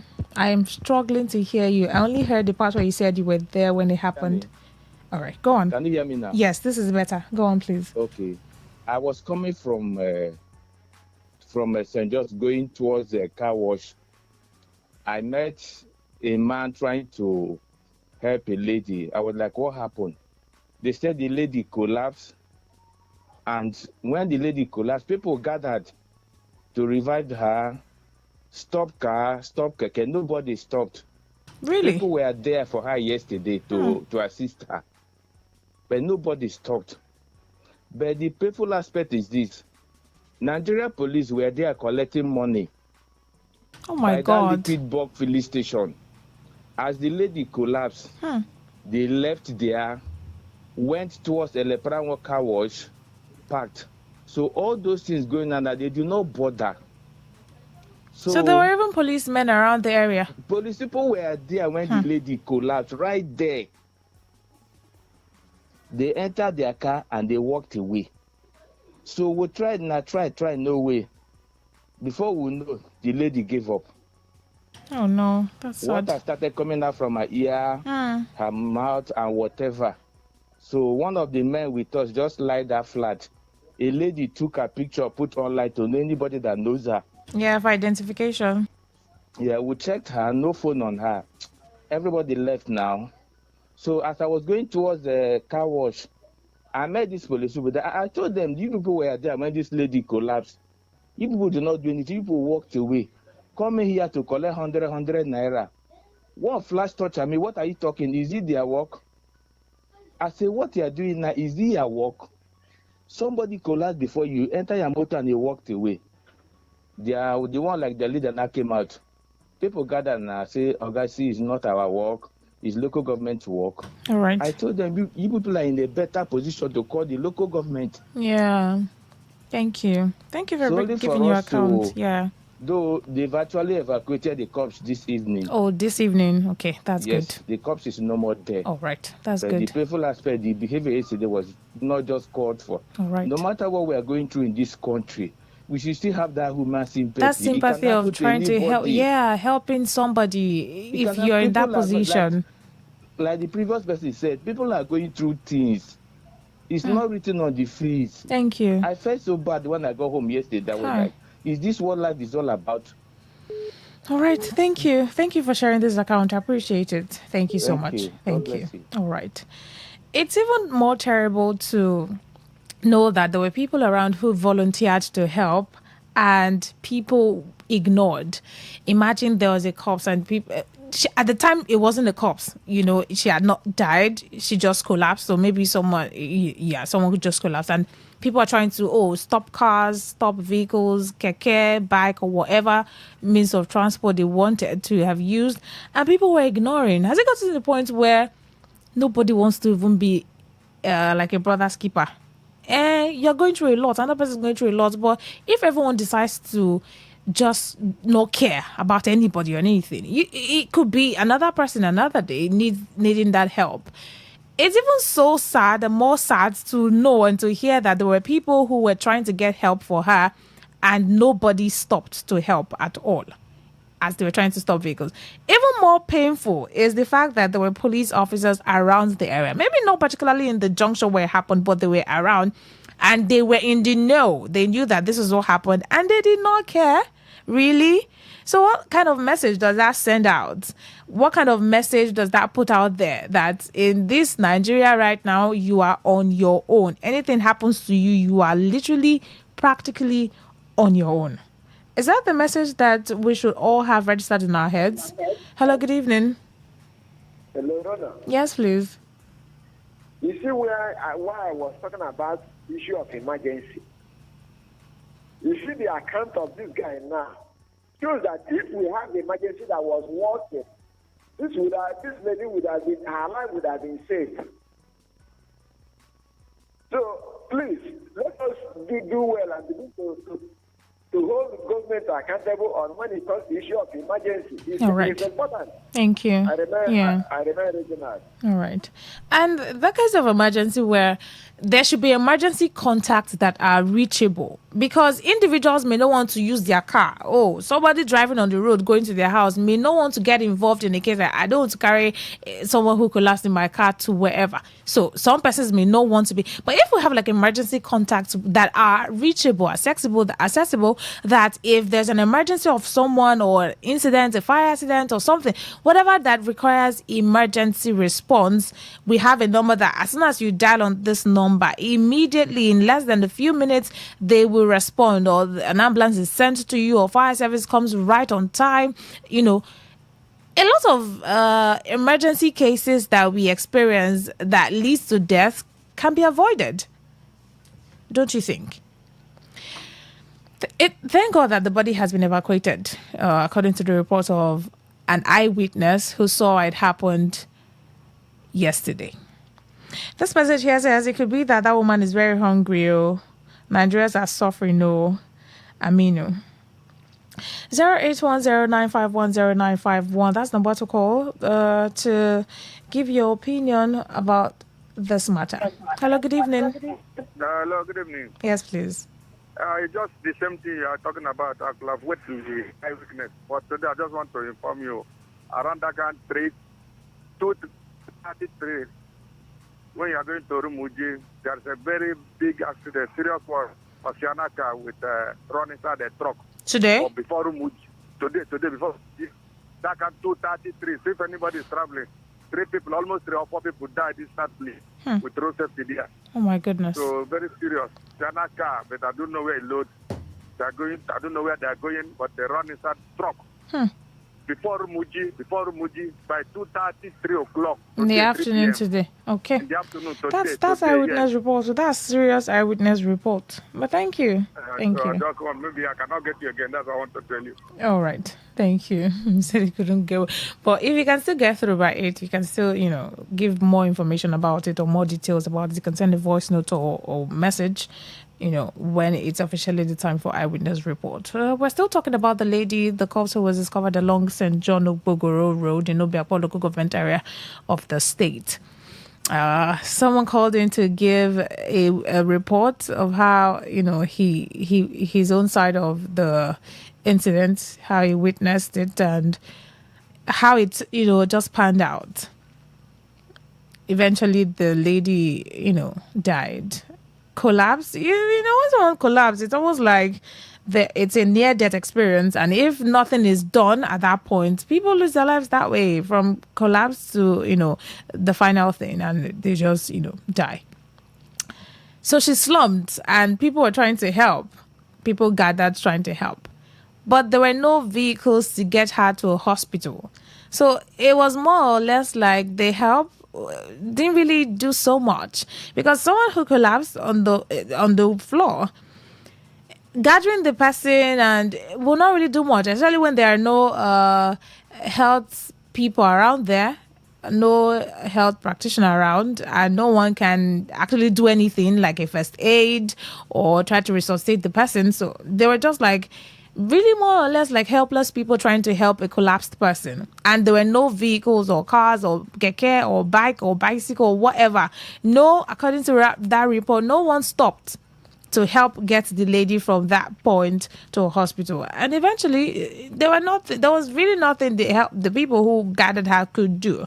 They couldn't have carried her on their heads to a hospital, from that point to where they could get help. It's even more sad that there were police officers around there, even if not exactly at the junction, but they knew what happened and they didn't really care. I'm asking that, what kind of message does that even send to every Nigerian, that if anything happens to you, and does that mean anything happens to you like this right now, it's just you and yourself? You can't really have that mind that, there are people that would help, or, it's really crazy. Hello, good evening. Good evening, my sister. Welcome. It'll be nice, yeah. All right, go on. I've been listening to you. It's so unfortunate to find ourselves in this kind of condition, sometimes even when you carry your own person that you know your blood, your father or your mother or your relation to hospital, the attitude of the hospital will make you be scared. So some people will be unaware of if you carry it now, what will people ask for? We know they will even call police against you. So people have great experience of some things. That's why they walk away. Okay. I don't blame anybody for that because the country have a lot of things. All right. Even police, somebody have wrong bullets. They say go and bring police report. Even when you meet police, they'll still be delayed. You remember one incident somebody died because of going to bring police reports of gunshots. So people are afraid to help these things. All right. Thank you. Thank you for sharing your opinion. Now, I'm not even trying to pass blame to the people around there because according to that caller's report or that caller's account of what happened, they tried to help. So we're not even trying to pass blame on, we didn't know passerby, why didn't they help and all of that. It's the sad part about it is the police who could have helped. I mean, they have a vehicle. He says that they drove from that point to another junction to go do whatever it is they were on about. So they had a vehicle that they could have. Since there was no ambulance to help and no emergency response unit to help get the woman from that point to a hospital, they could have volunteered. What's it's not our job, it's not our duty, but this is a case of life and death, and this involves a citizen of the country that you serve. Or are they not serving the country and serving the people? Their duty is protecting lives and property, not part of their duty. 08109510951. That's the number to call to give your opinion as we wrap up on the show. Area talk. This message here says it is good that the corpse has been evacuated. It has been evacuated according to that account. From that caller's account, the police didn't try at all. This is not how the police act in other countries. Yeah, we see other countries and see the cops. They prioritize the lives of citizens of the country that they serve. Yeah, they do. We watch movies. You don't even have to travel abroad to know it firsthand. We see it how they treat citizens of the country that they serve. Yeah. So it's not a good message that they are passing at all. So what is more important than life? Tell me. What's more important? If it was a police officer there that collapsed and everyone just passed by, no one decided to help, what would have been the narrative that would be out there?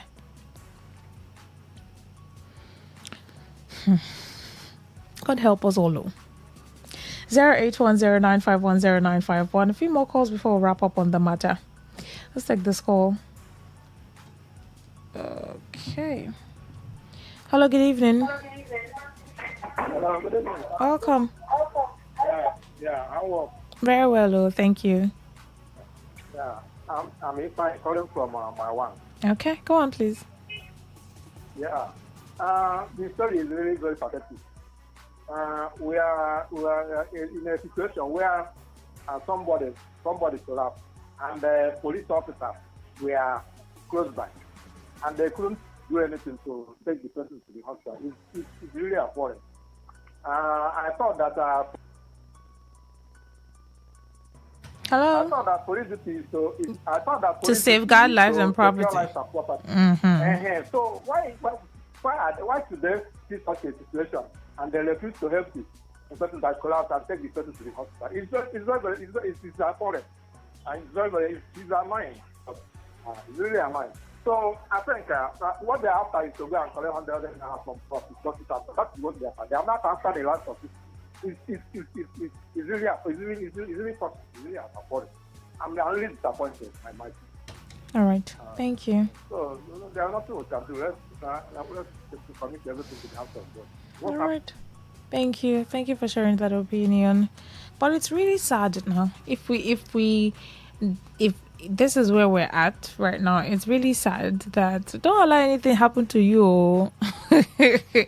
Because as much as you can, yes, we pray for protection and everything. Just don't allow anything happen to you, because it just shows the level of priority that agencies put when it comes to life and property of the citizens.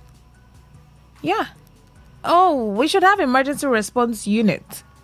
But in a case where it couldn't be, we didn't have that play out on this case or this incident, any agency that was available around should have filled in that role temporarily until the person is out of harm or danger. Okay. Well. But thankfully, the corpse has been evacuated, so the environmental issue or aspect of it has been temporarily solved. But the psychological and mental issue about it, people living around there, there's just actually those who were trying to get help and they couldn't get help. It just registers in their heads somehow that this could have been anybody.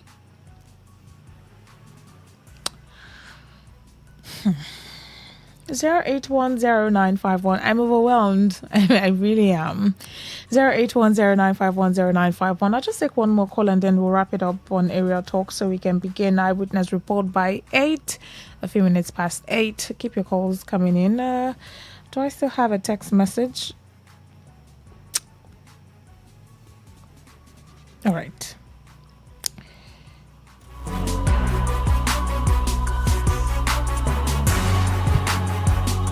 Hello, good evening. Yeah, good evening. Yeah, you're my last caller. Go on, please.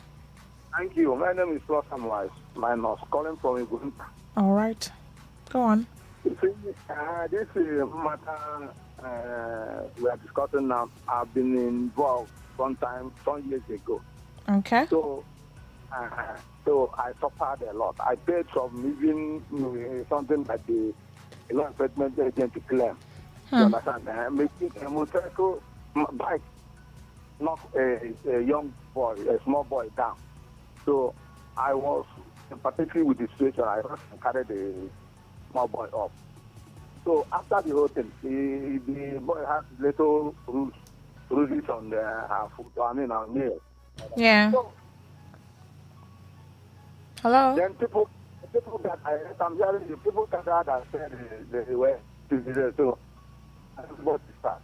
After about to tell this or that about people in my shop. So after seeing what happened to what they said that they dragged me to the Nigerian airport. I was leaking. All right. Thank you. Thank you. Now what I'm trying to say is that just try to wrap up, okay? Yeah. Yeah.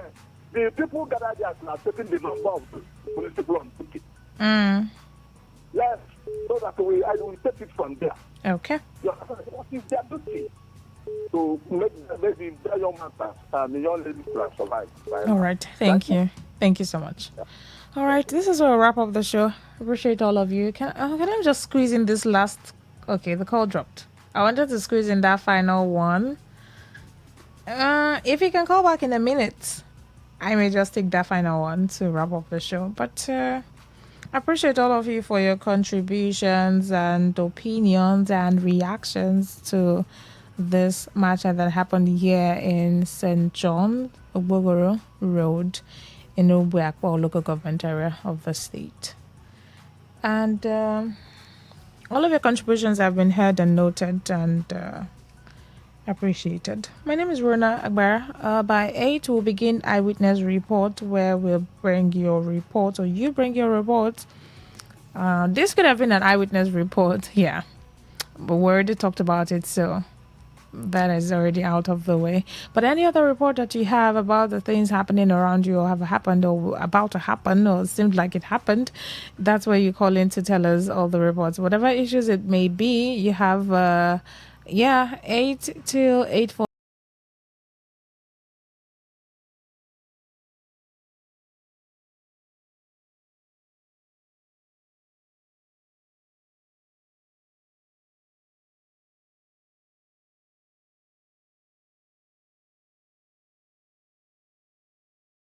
Internet had a voice. What if we knew exactly what you love to listen to? What if we understood your vibe, your voice, your opinion? Today, 95.1 FM. Today, 95.1 FM. We are the voice of the people. Say no to the ordinary. Embrace the extraordinary, because we are the voice of the people. Voice of the people. Today, 95.1 FM. Today, 95.1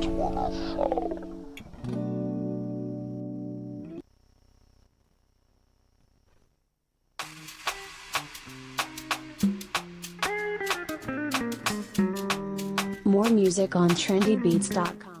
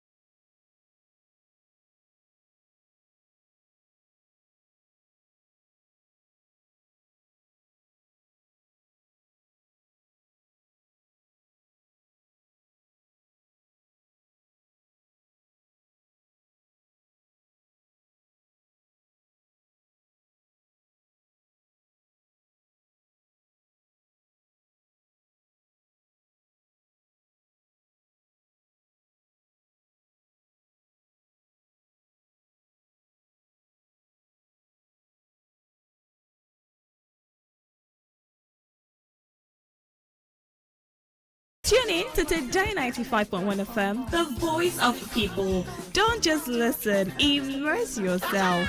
That is 100% true.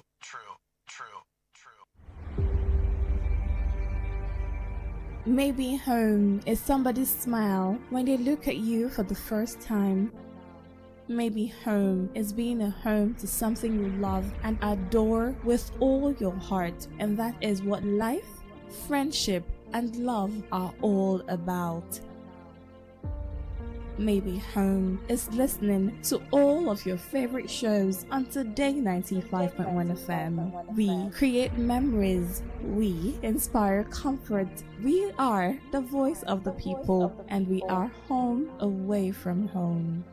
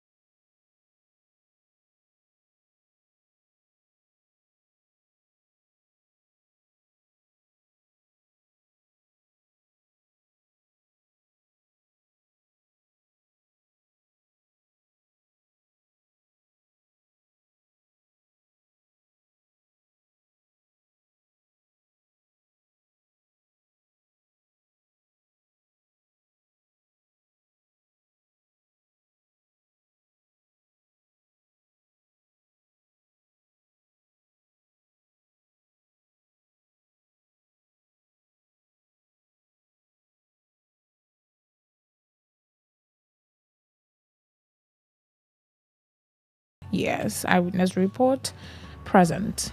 I'm active to take all your reports for 45 minutes. So we don't have the whole time to take all of them. So the earlier you start sending them in, the earlier you start calling in, the better for you and I both. Hello, good evening. Good evening. Yes, please, welcome. Thank you. This is Frank calling from Olorumebo. Okay, go on. Yes, my eyewitness is Obuale Olu Road. So I was coming back from my territory to getting down to Mbolo. It's a trailer that is carrying cement. Nearly that trailer stumbled in that road because the road is too bad. So the intervention of the plans that head to the trailer, for the trailer not to jump. And we are begging River State government, they should help us so that they can put that road in order because Ekenka, they have been trying. Anytime they have their convention, they make sure they put that road in order so that it will become motorable. All right. But in that, the road refuse to comply with Ekenka. So that is why I'm still pleading to the government. They should try and come to our aid. Okay. So that road can be a motorable road. All right. Thank you. Thank you. Thank you for bringing that report about that road. 08109510951. Hello, good evening. That's your eyewitness report this evening. Let's take this message in there. Okay, let's just do this call and then come to messages. Hello, good evening. Good evening. Welcome. Hey, Chief Solomon. Okay.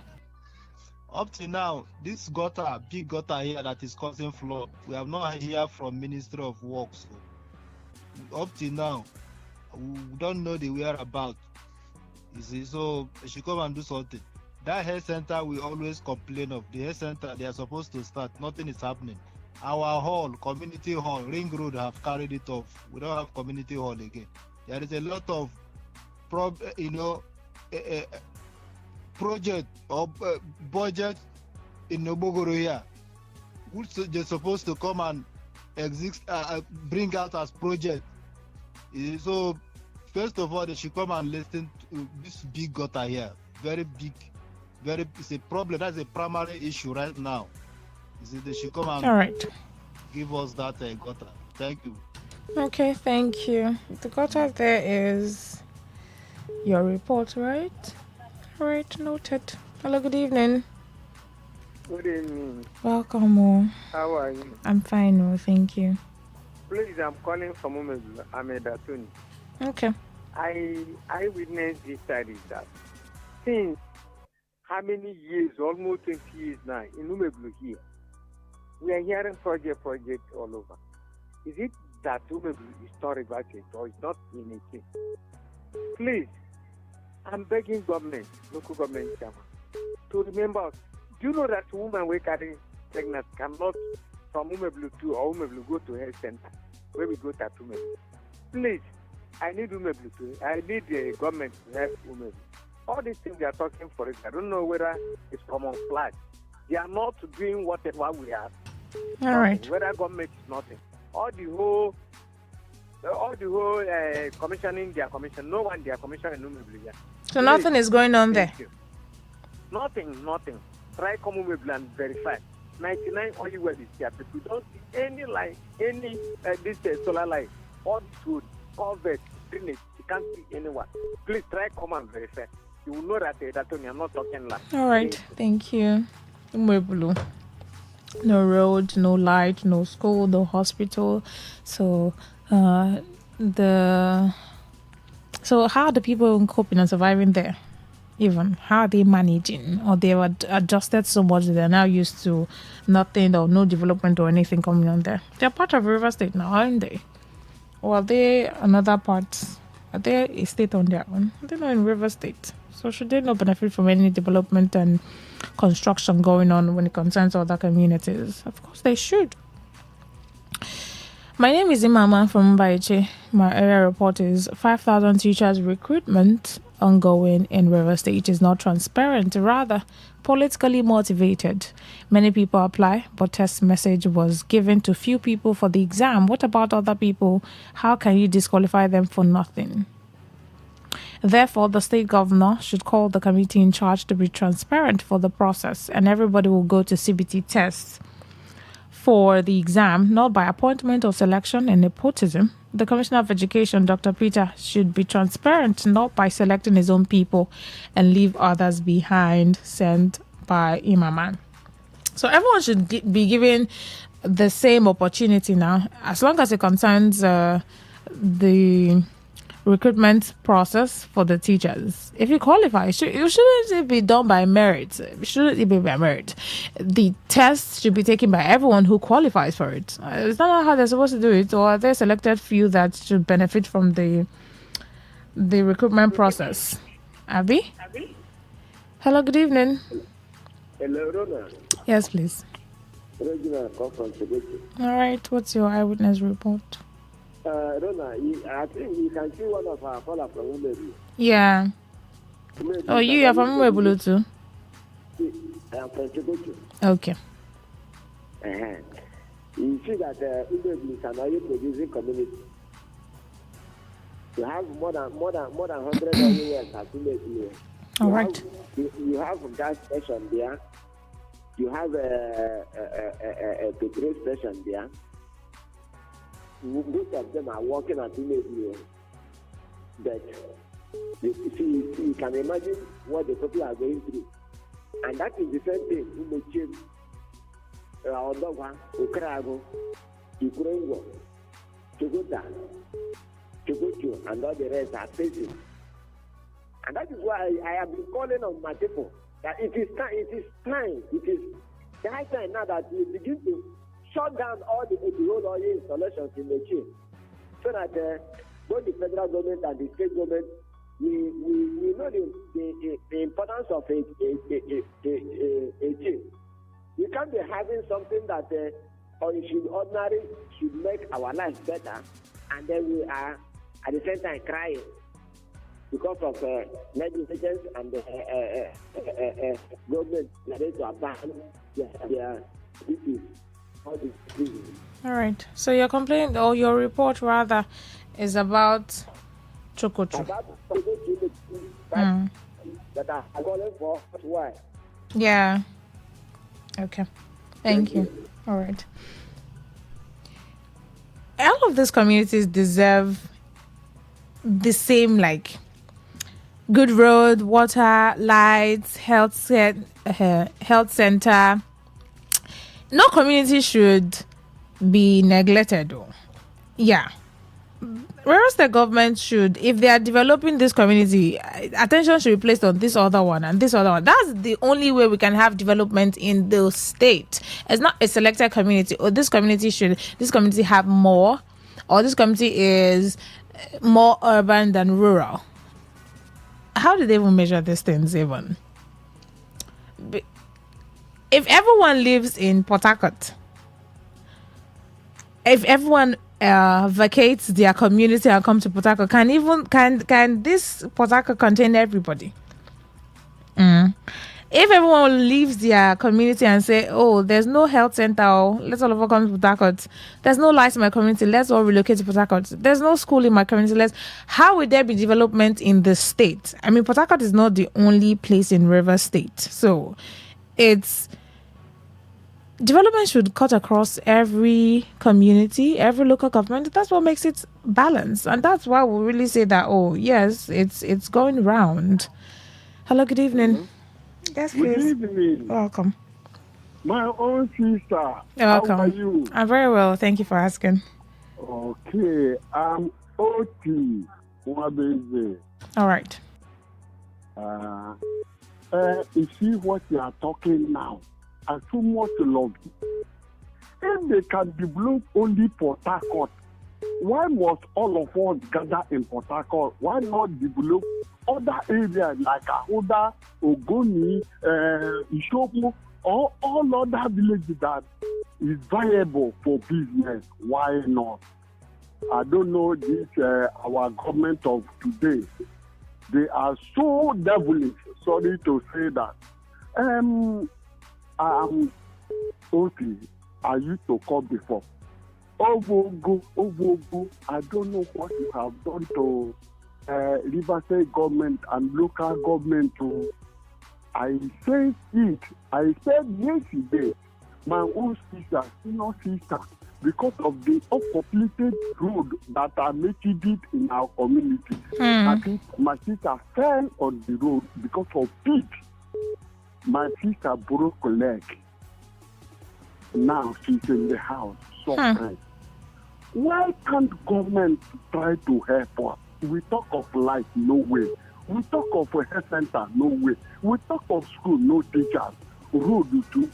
I beg, government should remember us now. Obogo community, Enamuha local government should remember us. So see now, governor is arranging for promotion. Look at his own fathers who retired, mostly local people. Local people I'm talking about, it's local government pensioners. They are the local people of the state, this state. So he don't want to remember them. He don't want to do anything. That's what I'm saying, that they should be remembered as much as every other part of the state. Thank you, my sister. Thank you. All right. Thank you. Thank you. I just said that Port Harcourt should not be the only developed place in River State now. Every community should, the light should shine to every part. If the light is shining here, at some point it would grow dim, because if everyone is depending on just that light in the center, how about other parts? And can that light even shine to every other nook and cranny of the state? It can't now. So if there's light in every other place, and when I mean light, I don't mean electricity alone. I'm never talking about literal light. I'm talking about like development and the light that comes with these basic amenities in communities. That's the light that I'm referring to. And also now let's talk about PhD. Let's talk about light as in the figurative meaning and then the literal meaning of light. And we want development in other places, but even the physical light now, how many communities have it? Good evening. My eyewitness is the war machine that are stationed at the front of APC Party Secretariat, Aba Road. War machine? What do you mean war machine? Like real war machine? Is it the war machine that I know? Because there's a picture entering my head. Okay. It says stationed at the front of APC Party Secretariat, Aba Road. This is just screening what will happen on primary and general election. May God help us. Amen. Let's take this call and then I'll play this voice note. Hello, good evening. Yeah, good evening. Welcome. This is Damanya Ngopa from Akavich. Okay, go on. Yes, sir. You know King? Do you know King? Okay, where? Echi. No. To government headquarters. Okay, but go on. One zona hospital. Okay. I've been there for 10 years. Oh. They have been constructing it. They've renovated and commissioned other ones, but this one that will serve the and the mama. Yeah. Nobody's talking about it at all. Is it functioning halfway or is not functioning at all? No, it has about 80% or 70% completion. Oh, it has okay. not started at all. Oh, okay. Grass has taken over. Sure. Well, we don't have any hospital at all. What have we done here? I don't know. And again, I'm a retiree. We had that Ebokete. I don't know the name of that administrator. That they provided the 62 billion to pay our pension and gratuity. Up to now, we're not hearing about it. They said they're paying someone up. Since 2018 to now, I've not got anything. Most of us are incapacitated. If they see money, some don't know the color of money again because of their age. Let them give us the money now that we can see. Let us take it and enjoy. The money has been depreciated. To give somebody 10 million, just like 10,000. Let them do something. You give it to the children when the person is dead. They use it and bury you. What have I achieved? Give us now that you are alive. I beg, we are many that are living. All right, thank you. Say governor. Yeah. Listen to us, to we are old people. All right. Now we senior them. Thank you. Do us well. Thank you. God bless. All right. You sure we talked about the hospital, General Hospital, Bonnie? Yeah. Some time ago. That was last week. And this is another complaint about General Hospital in Okinyi. They're supposed to serve there no more. Hospital, healthcare, primary healthcare, secondary healthcare. If there's a case of an emergency there now and someone has to be rushed to the hospital, not even an emergency, only that a case that requires that you be taken to the hospital, or even if you can walk in there yourself, there's no major hospital that can attend to them. They have to now go to another neighboring community or village to get treated. Meanwhile, sometimes it just gets very... But yeah, we'll keep talking about it because these are like the benefits of governance that we deserve. So that's why we're bringing eyewitness, or that's why we have eyewitness report, for you to bring the reports of the things that are not going on or working properly as it should to full capacity in your community, in your area, in your local government altogether. Good evening, Rona. Please, my eyewitness report is the light that was restored in Omagwa in the Ikwere local government area did not get to Bogidi community, and I don't know why. Why did it not get there? Okay, they restored power in Omagwa, and the lights stopped there. It didn't cross over. My name is Imama from Baiche River State.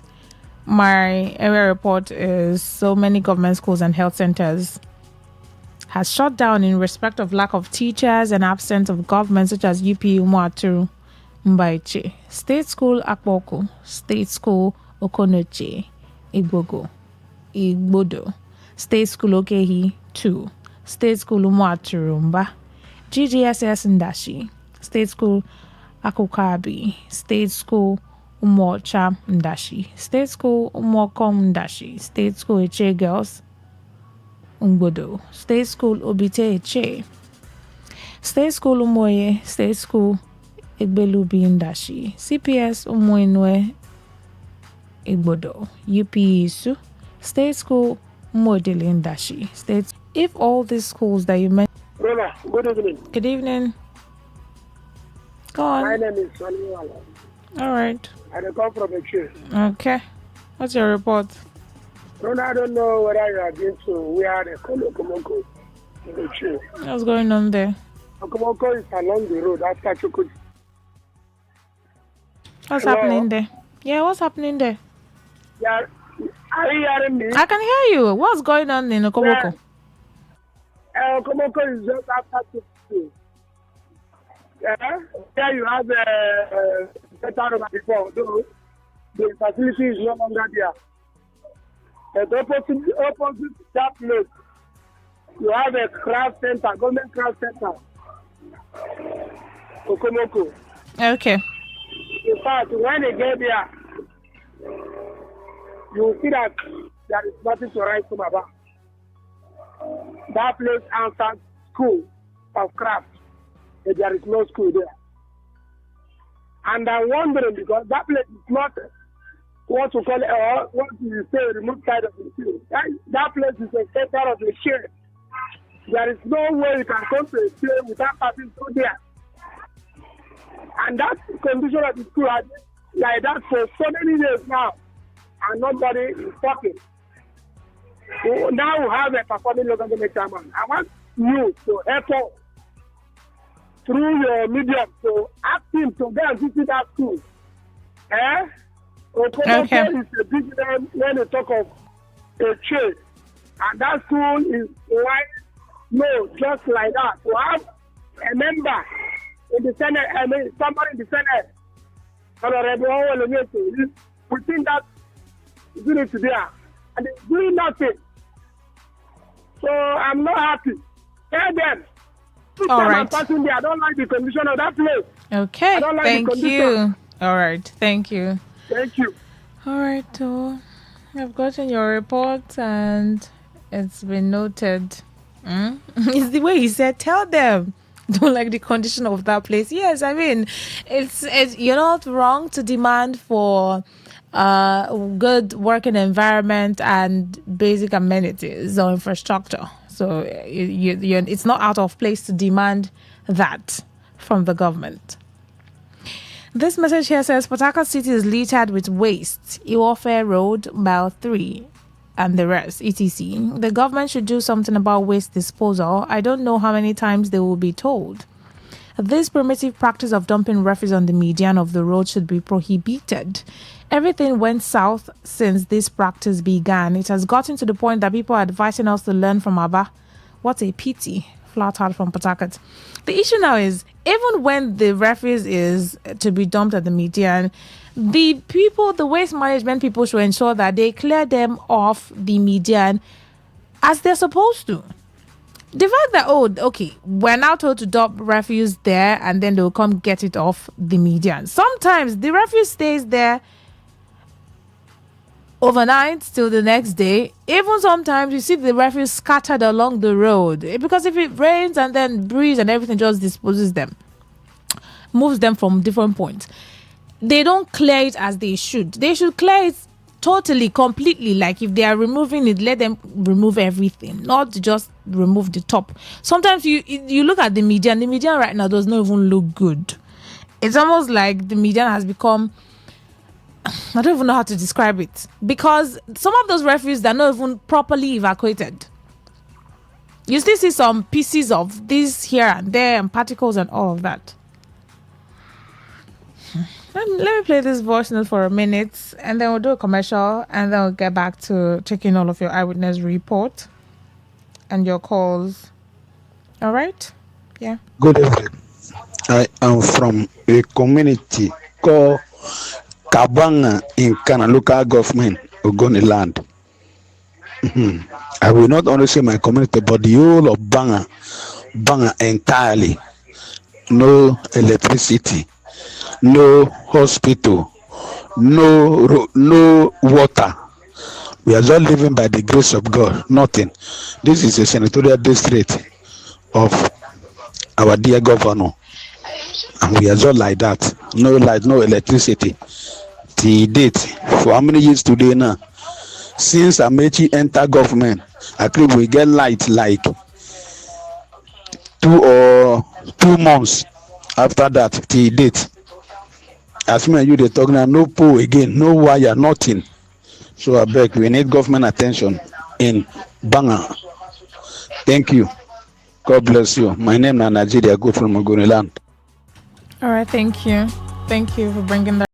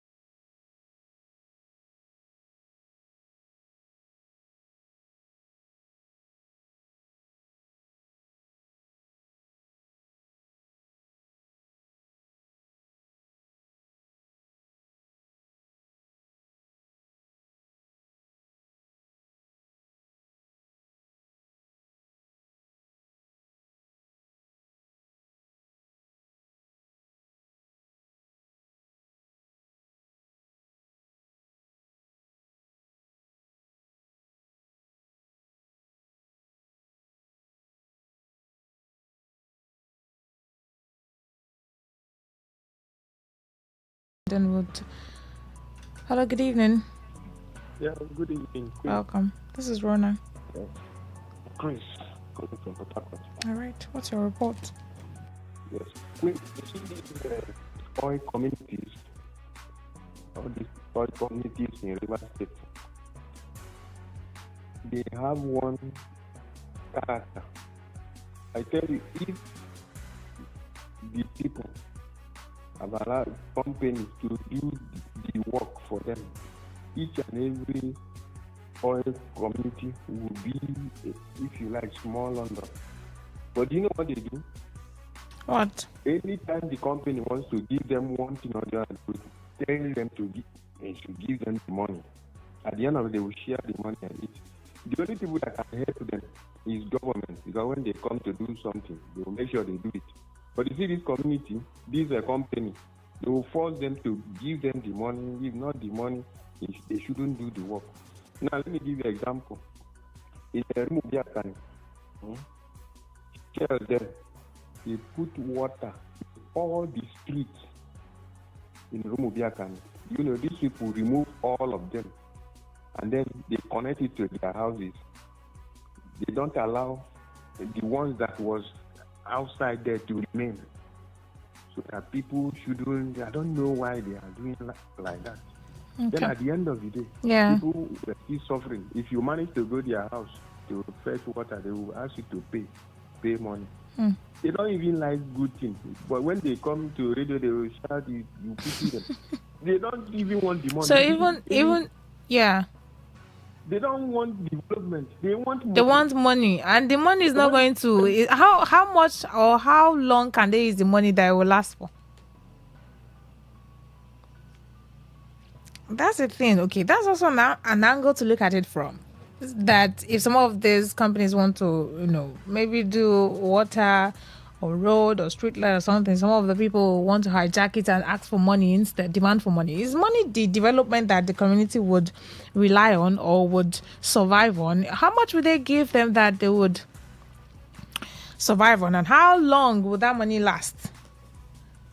Someone wants to build a road, construct road, or wants to do water boreholes in a community, and say, no, give us the money. So if they give you the money, how long would you use the money before it to last or before it to get finished?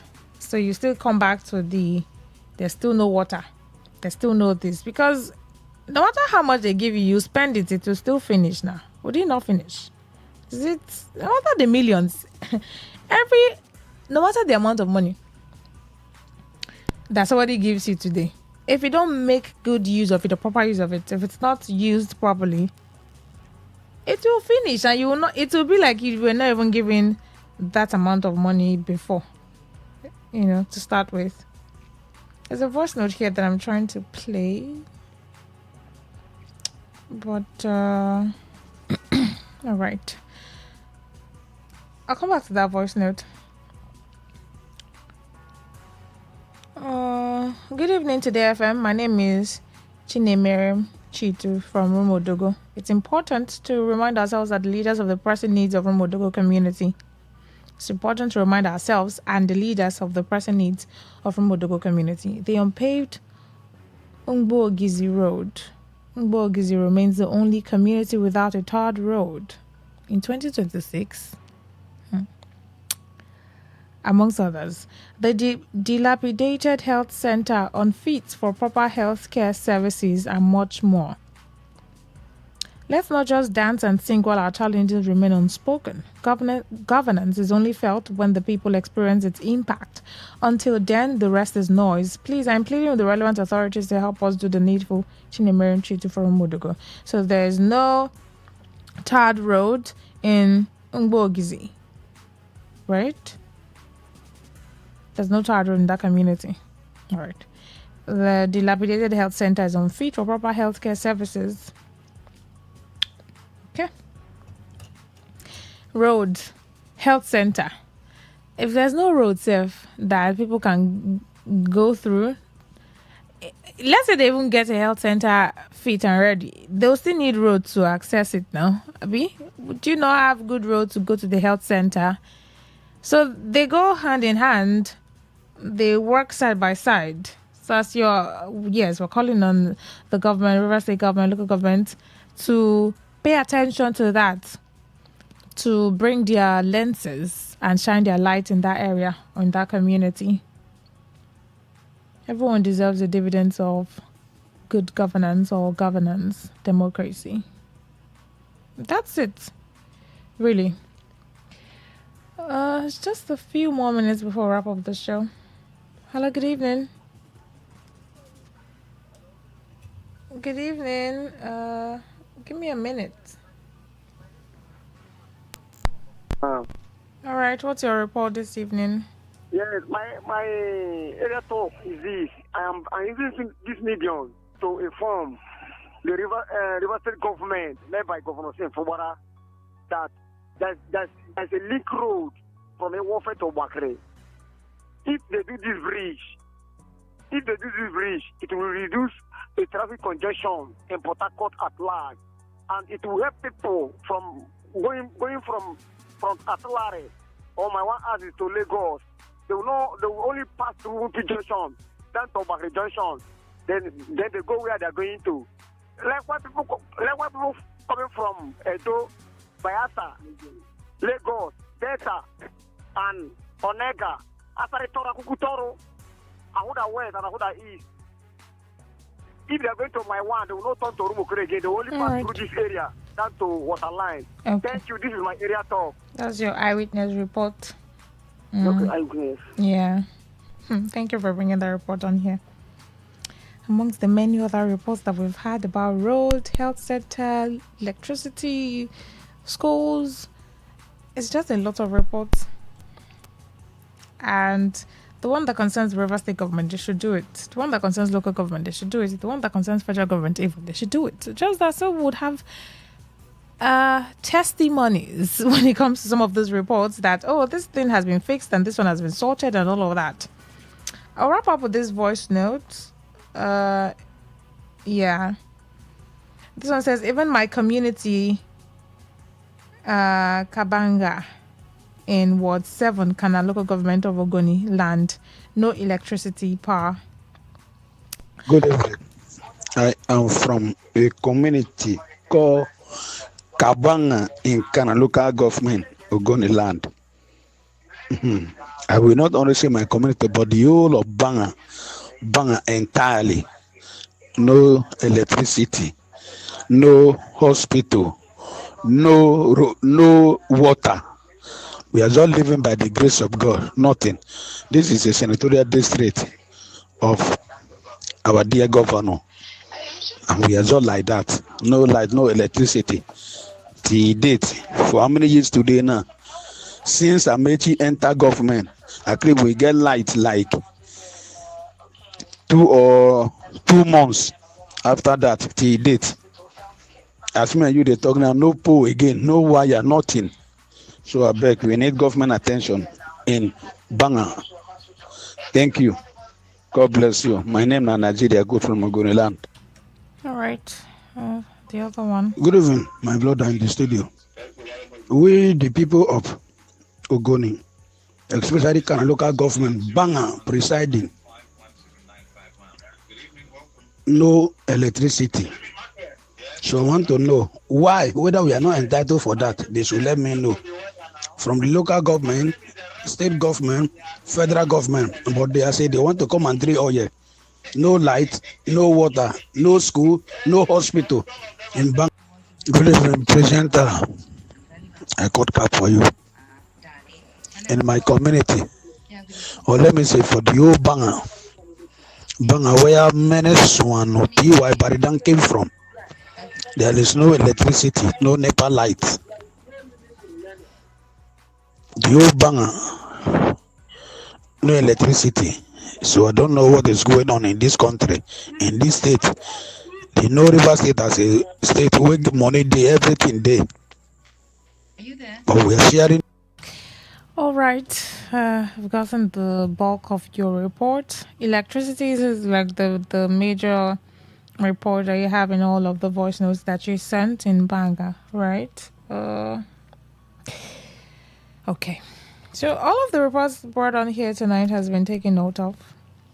And until we hear that, okay, this one, they said no light in Banga. They brought the light to a presenter. They've restored power, or a transformer has been fixed. We now have lights. That's only when we'll know that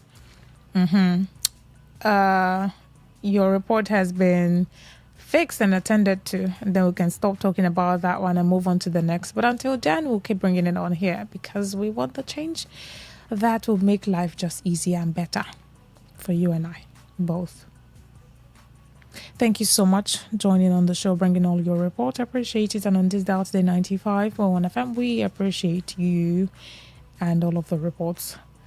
My name is Rona Agbara. Good evening.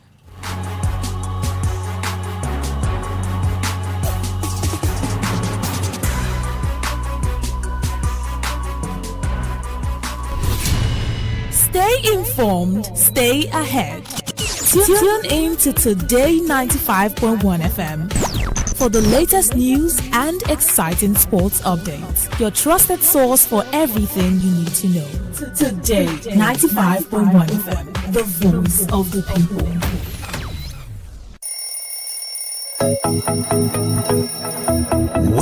Wake up to today's quest, where breakfast on the radio is full course. We start with some motivation to ignite the spark in you for a great day. Then a full interactive sports show on Sport Attack 6:30 a.m. Unbeatable and concise news reports on the world news at 7 a.m. And our newspaper review segment now 7:30 a.m. Oh yes, 7:30 a.m. The scoops and the commentaries from my esteemed panelists. Today's quest 6 a.m. to 11 a.m. on Today 95.1 FM Port Harcourt. Miss it, you miss out.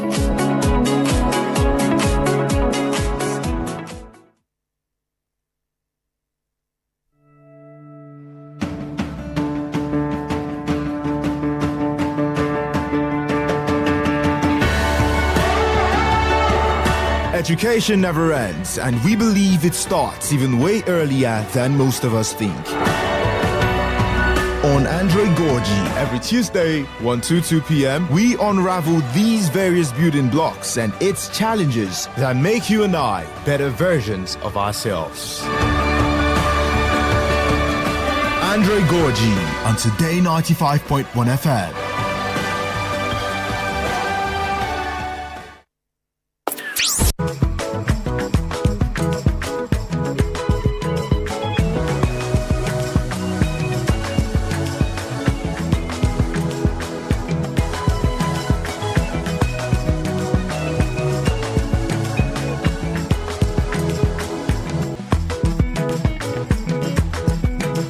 A few years ago, I came across this young lady.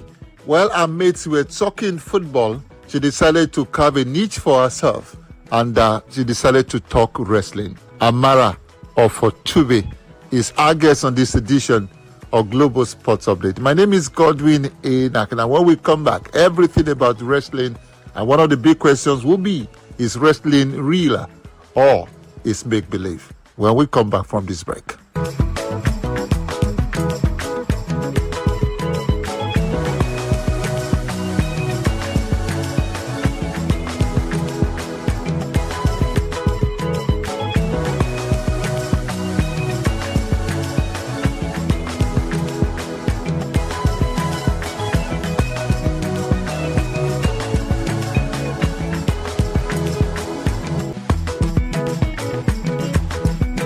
Many thanks for staying with us. I did say I've got a young lady, Jennifer Amara Ofotube. I don't know in what order now. Maybe she will explain that. But I call her Amara for sure. Thank you for joining us on this edition of Global Sports Update. Hello, Godwin. Thank you for having me. And yes, there's a Jennifer, there's an Amara, there's a Ofotube. If you want to line it properly, it is Amara, Jennifer, Ofotube. Happy to be here. I said in my introduction that while your colleagues, while some ladies were talking tennis, talking football, and so on and so forth, you decided to talk wrestling. What was the attraction for you? Why? Oh, well, Godwin, I know it sounds weird, and It sounds crazy, but then wrestling for me it started out as a hobby, a passion, something I grew up watching because my dad is a diehard wrestling fan. His elder brother, who is now late, also. So it was like a family thing. You know how families bond with television time? In my home growing up, we bonded by coming together to watch wrestling for hours as a family. So it's something I picked up very, very early in life. And over the years, I got to fall in love with it. So I get where people look at me, even you, and you feel like a lady wrestling. Weird. I get where people look at me, even you, and you feel like a lady wrestling. Weird. I know, but like I said, started out as a passion, a hobby, and I never knew I was going to, one day come to talk about it. But I was just doing it casually. It was just something I loved to watch. I grew up watching, and then I remember back then in school, I could sit with friends and tell them what happened Monday Night Raw, Friday Night SmackDown, who is beating who the current champion is, how the bouts went down. And every time I talk about these things, my friends, they're always like, wow. Some who are close to me, they ask, and those who are not close to me, they just enjoy what the information I have for them. And they move on. Everybody's always wowed anytime I talk about it. But yeah, it's something I love. I came to love, like I said, grew up watching it and fell in love along the way. What you haven't added, Amara, is that then you started talking about the sport on radio and television. What was that experience like for you? That's so true. That was what I wanted to say earlier when I said I never knew I was, going to one day do something like this on national radio. I never saw that coming, but someone like you, who also you felt like you were blown away, like a lady could do this. And I remember vividly when I got your invite, and then you slammed me on radio. Like a lady could do this, and I remember vividly when I got your invite, and then you slammed me on radio instantly on our first meeting. I can't forget that day. I was literally sweating on my palms and under my feet.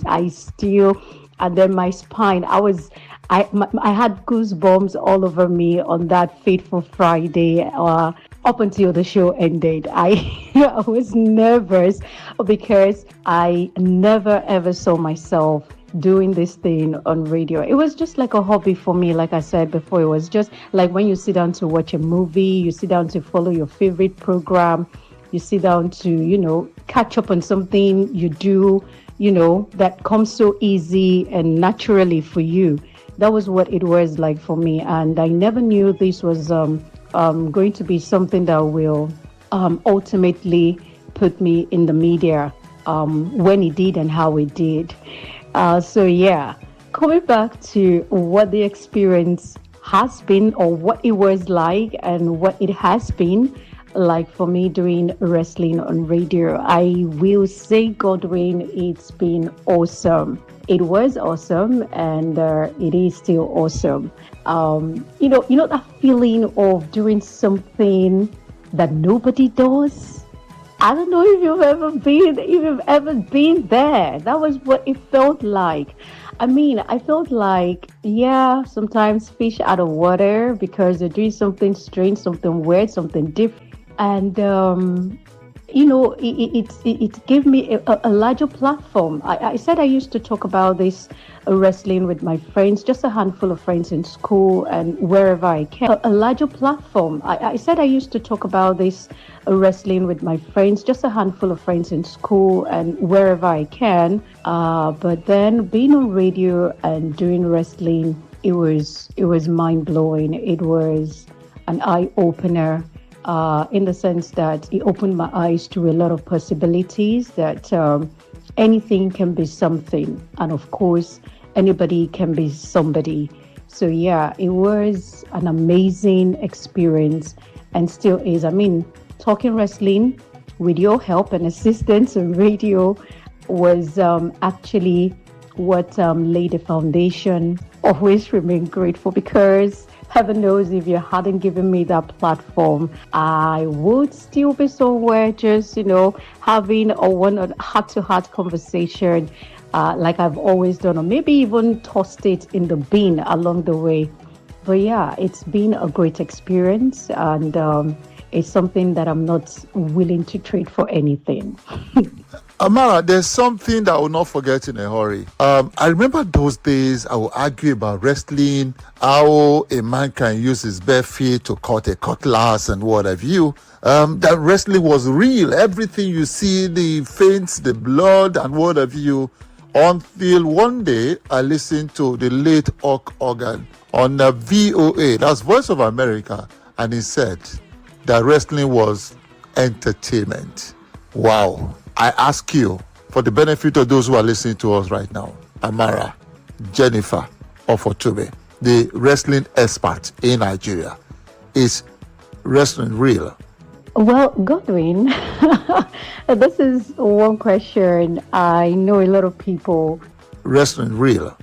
Well, Godwin, this is one question I know a lot of people have been asking and still asking and, wanting to know. Anytime the subject of wrestling comes up, people around begin to wonder if it's real, if it's not real, if it's make-believe and all that. But yeah, the truth is that wrestling is as real as it can get, but not entirely real. That's how I like to, approach this particular question anytime, I'm being asked. But yeah, what Hogan said, late Hogan, the late legend, what he said is actually true in the sense that prior to getting into the ring for the bout, both contenders, both stars already know who is going to be,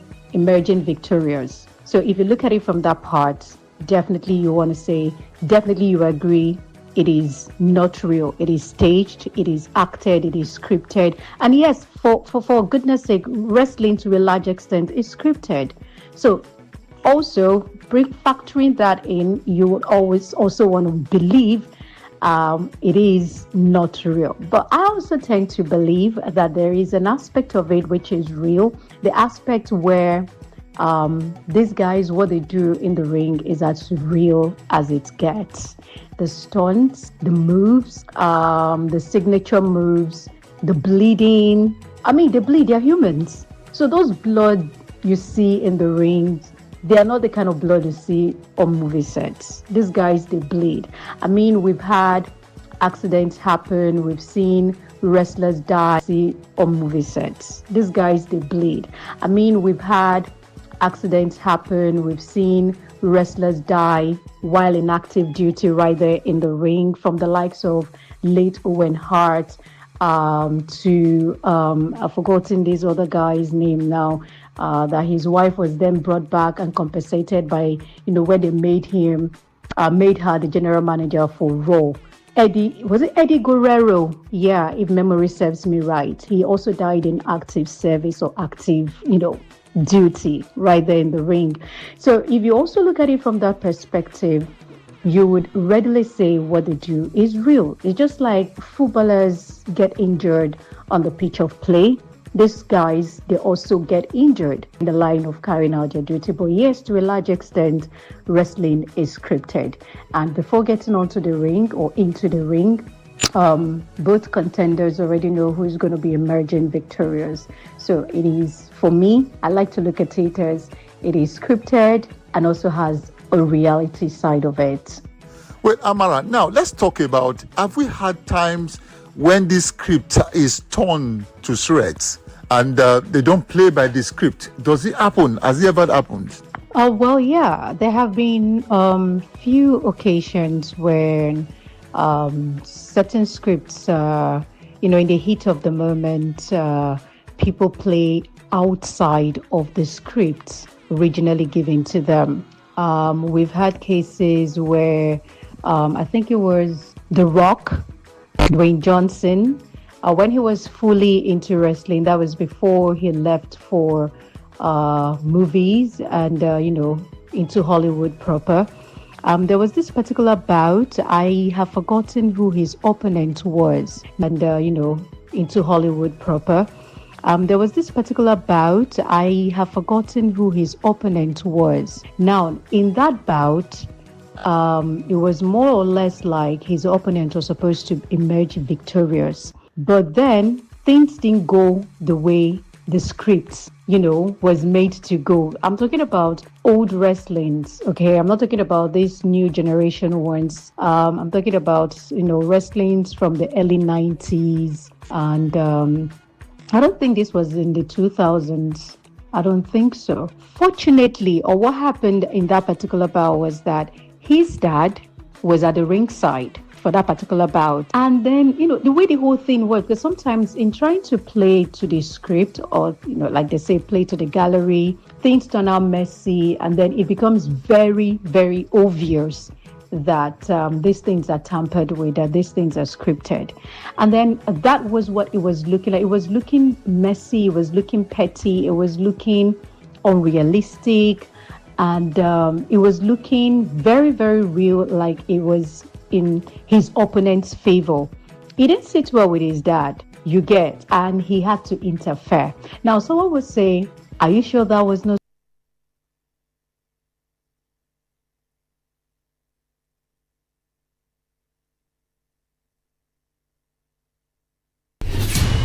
Stay informed, stay ahead. Tune in to Today 95.1 FM for the latest news and exciting sports updates. Your trusted source for everything you need to know. Today 95.1 FM, the voice of the people. Say I love you. I love you. More music on trendybeats.com. Oh my love, I want you by my side. You know I'll make you laugh.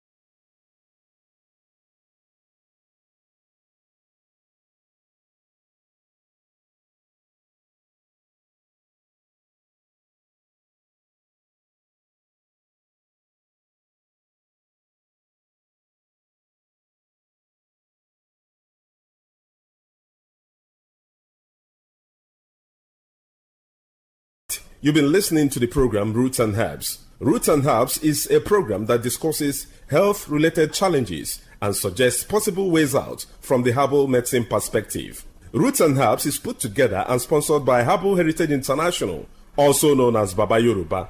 Baba Yoruba is currently having a special promo package. This promo package will give you the opportunity to enjoy 50% discount on all their products and services. This offer runs while the stock lasts. And at the same time, it will give you the privilege of meeting Baba Yoruba himself at number 24 Ikwere Road, Mile 1 by Education Bus Stop, Port Harcourt. For details and inquiries, the telephone number to call is 080 33 111 946. I repeat, 080 33 111 946. 080 33 111 946. Let's take our sponsor's message.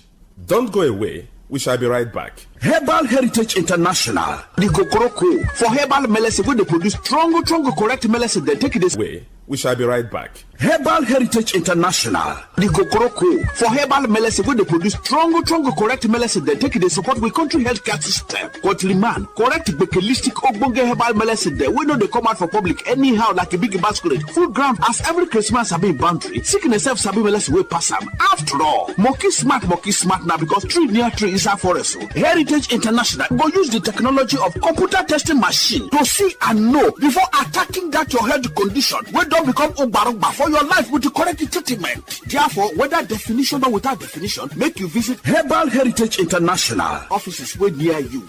Herbal Heritage International. Now You're welcome back to Roots and Herbs. Roots and Herbs is a program that discusses health-related challenges and suggests possible ways out from the herbal medicine perspective. Baba Yoruba is currently having a special promo package. This promo package will give you the opportunity to enjoy 50% discount on all their products and services. This offer runs while the stock lasts. And at the same time, it will give you the privilege of meeting Baba Yoruba himself. For details and inquiries, the telephone number to call is 080 33 111 946. I repeat, 080 33 111 946. 080 3.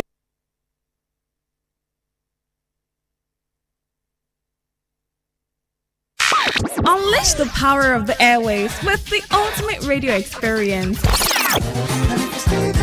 Tune in to Today95.1 FM, the voice of the people. Don't just listen, immerse yourself.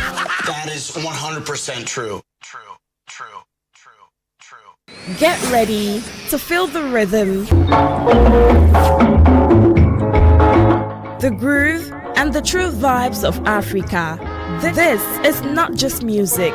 This is high life. From the legends to the latest, we're bringing you the best of palm wine grooves, jazzy horns, and soul-stirring melodies.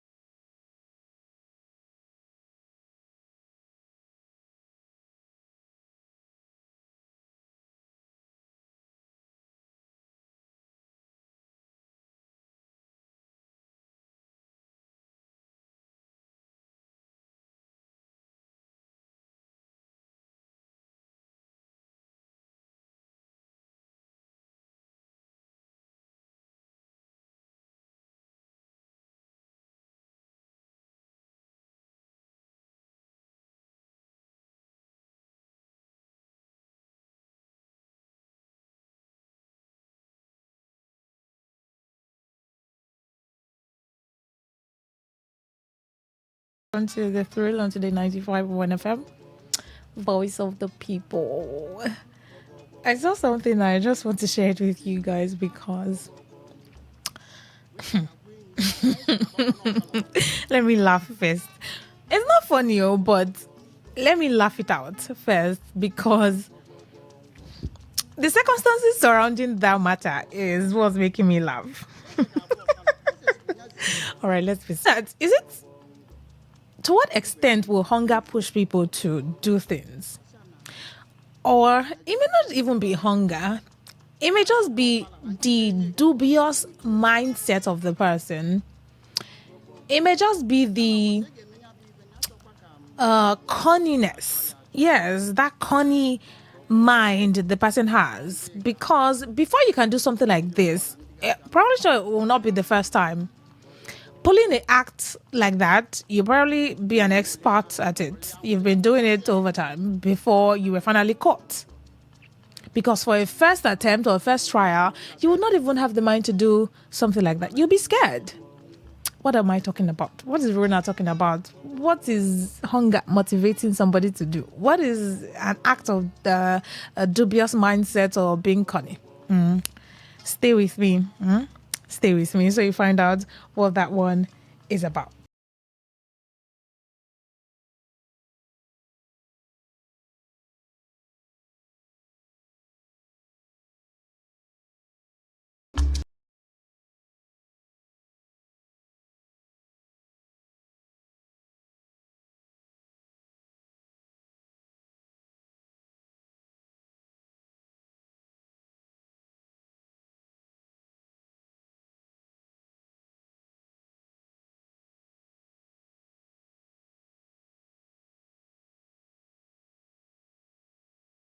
As a man now, I never know say boy or guy, but yeah, you're above 18, so you're an adult.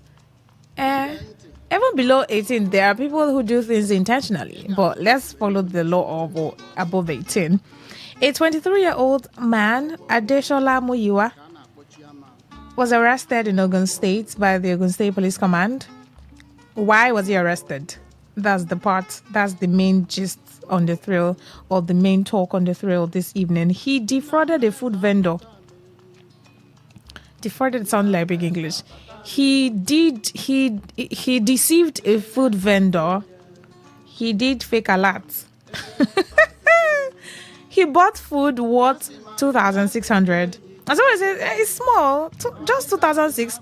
Even if it's 100 naira. Even if it's 100 naira, you bought something worth 100 naira from a vendor, a food vendor. So a business, a food, vendor now. Let's just use that word. Someone who sells food.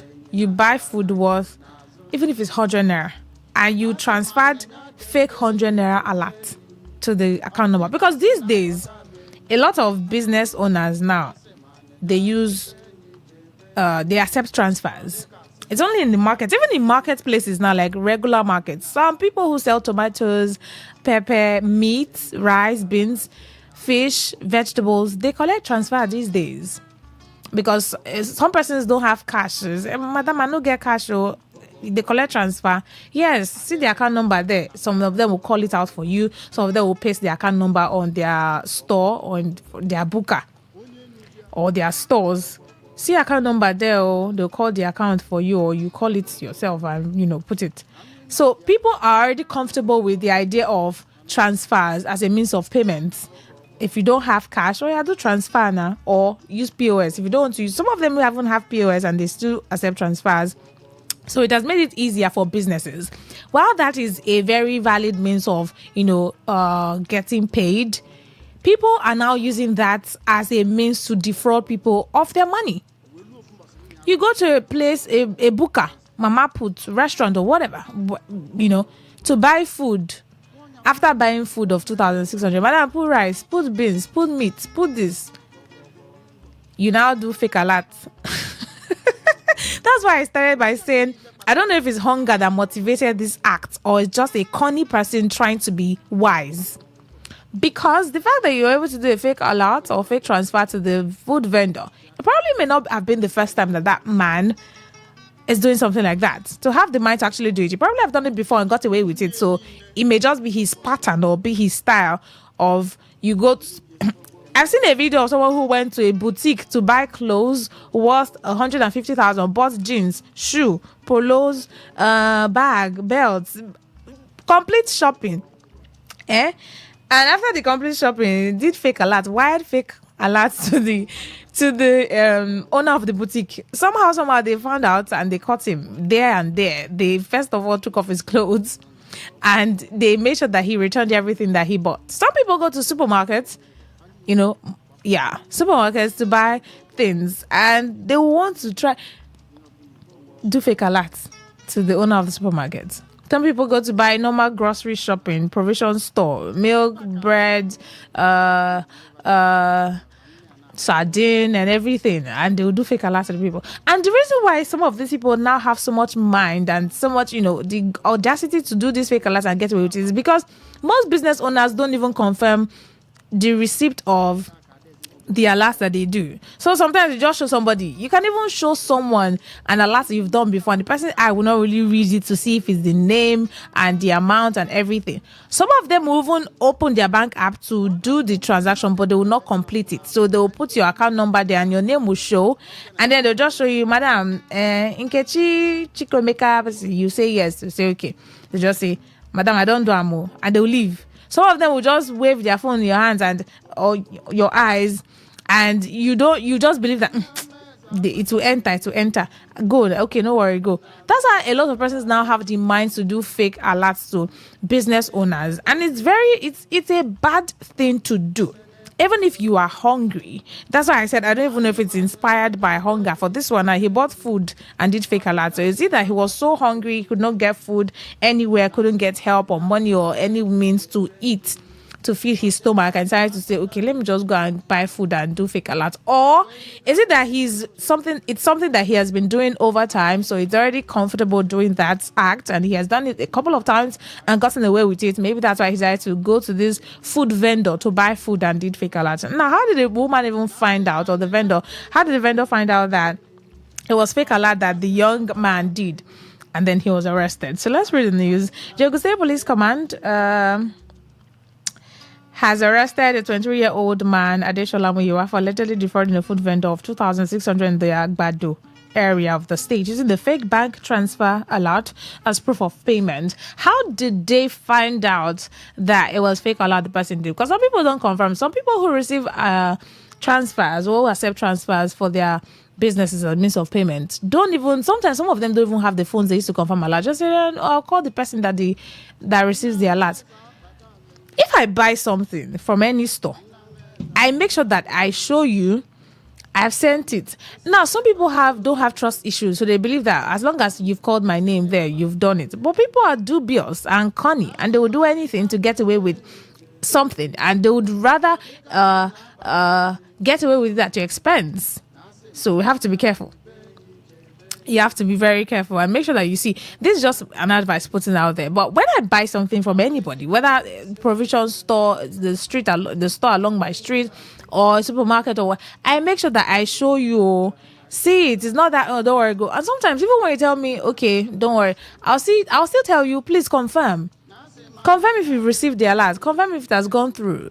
Confirm, be sure that I really did the transaction. It went through. It was successful on my end, and it's successful on your end. You've received it. Because sometimes they reverse this thing. But it's never a case of reversal now. It's a case of fake alert. The person did not pay, but it assumed or it gave the impression that he transferred the money to the food vendor.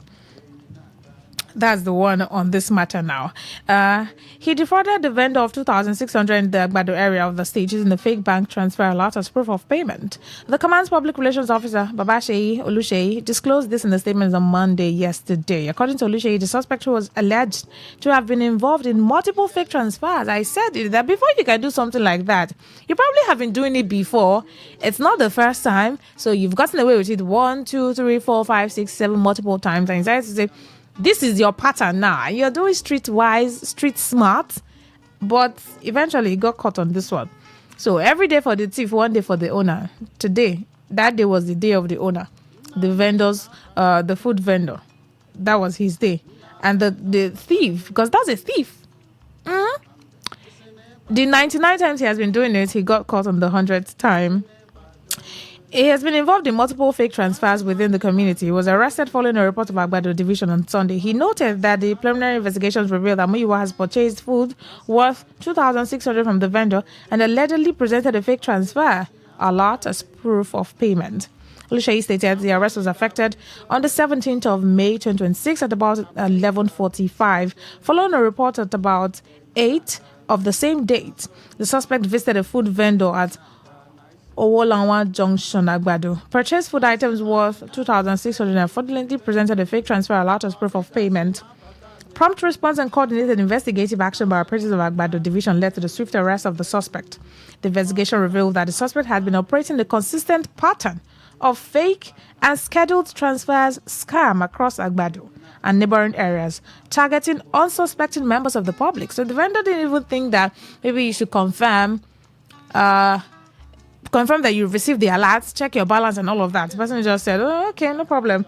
And that's how he almost got away with it, but he was arrested and caught. The PPRO said that upon interrogation, the suspect confessed to have amassed the sum of 10 million from the fraudulent acts. Okay. During the interrogation, he reportedly confessed to engaging in the fraudulent activity over a period of time, with proceeds of such acts allegedly running into approximately 10 million naira. So imagine the amount of fake alerts you would have done over time that has amounted to 10 million naira. You don't mean it. You don't mean it. Over a period of time, he confessed that he has done multiple fake transactions to different people. So probably all of the times that he goes out to buy food is fake alert he does. Go to a restaurant to eat, fake alerts. Go to buy clothes from a boutique, fake alerts. Go to a pharmacy to buy drugs, fake alerts. He has been doing it, and all of the period over time that he has been on it has amounted to calculating all of the fake transfers that he has. Oh my goodness. So this is not even a case of hunger. This is a consistent pattern. This is pattern recognition going on, playing out here. This is his style of purchasing things by doing fake transfers as proof of payment. I really feel bad for all the people that he has patronized all this period before he was finally caught. He would probably just go in from, he would not visit the same store that he did fake alerts on. So maybe he visits this store today, buys food, does fake alerts. The next day he wants to eat, he will go to another unsuspecting owner of a business or whatever it is he wants to purchase, someone that he has never patronized before, that would not suspect that he has a pattern of doing fake transfers. He will go there, buy food or buy clothes or buy whatever he wants to buy and do a fake transfer, fake alert, and the person will just say, okay, would not even suspect that, this is a fake transfer and he or she has not confirmed the payment, and just say you can go, because of the trust that people have that as long as you want to transfer and you call my name, they tell you account number, and you put account number and you put the bank and you just see my name, and the moment you call my name, I just assume that you have done the transfer. So I don't bother to check for the receipt or check for the credit alert on my phone or check if you've been debited or something.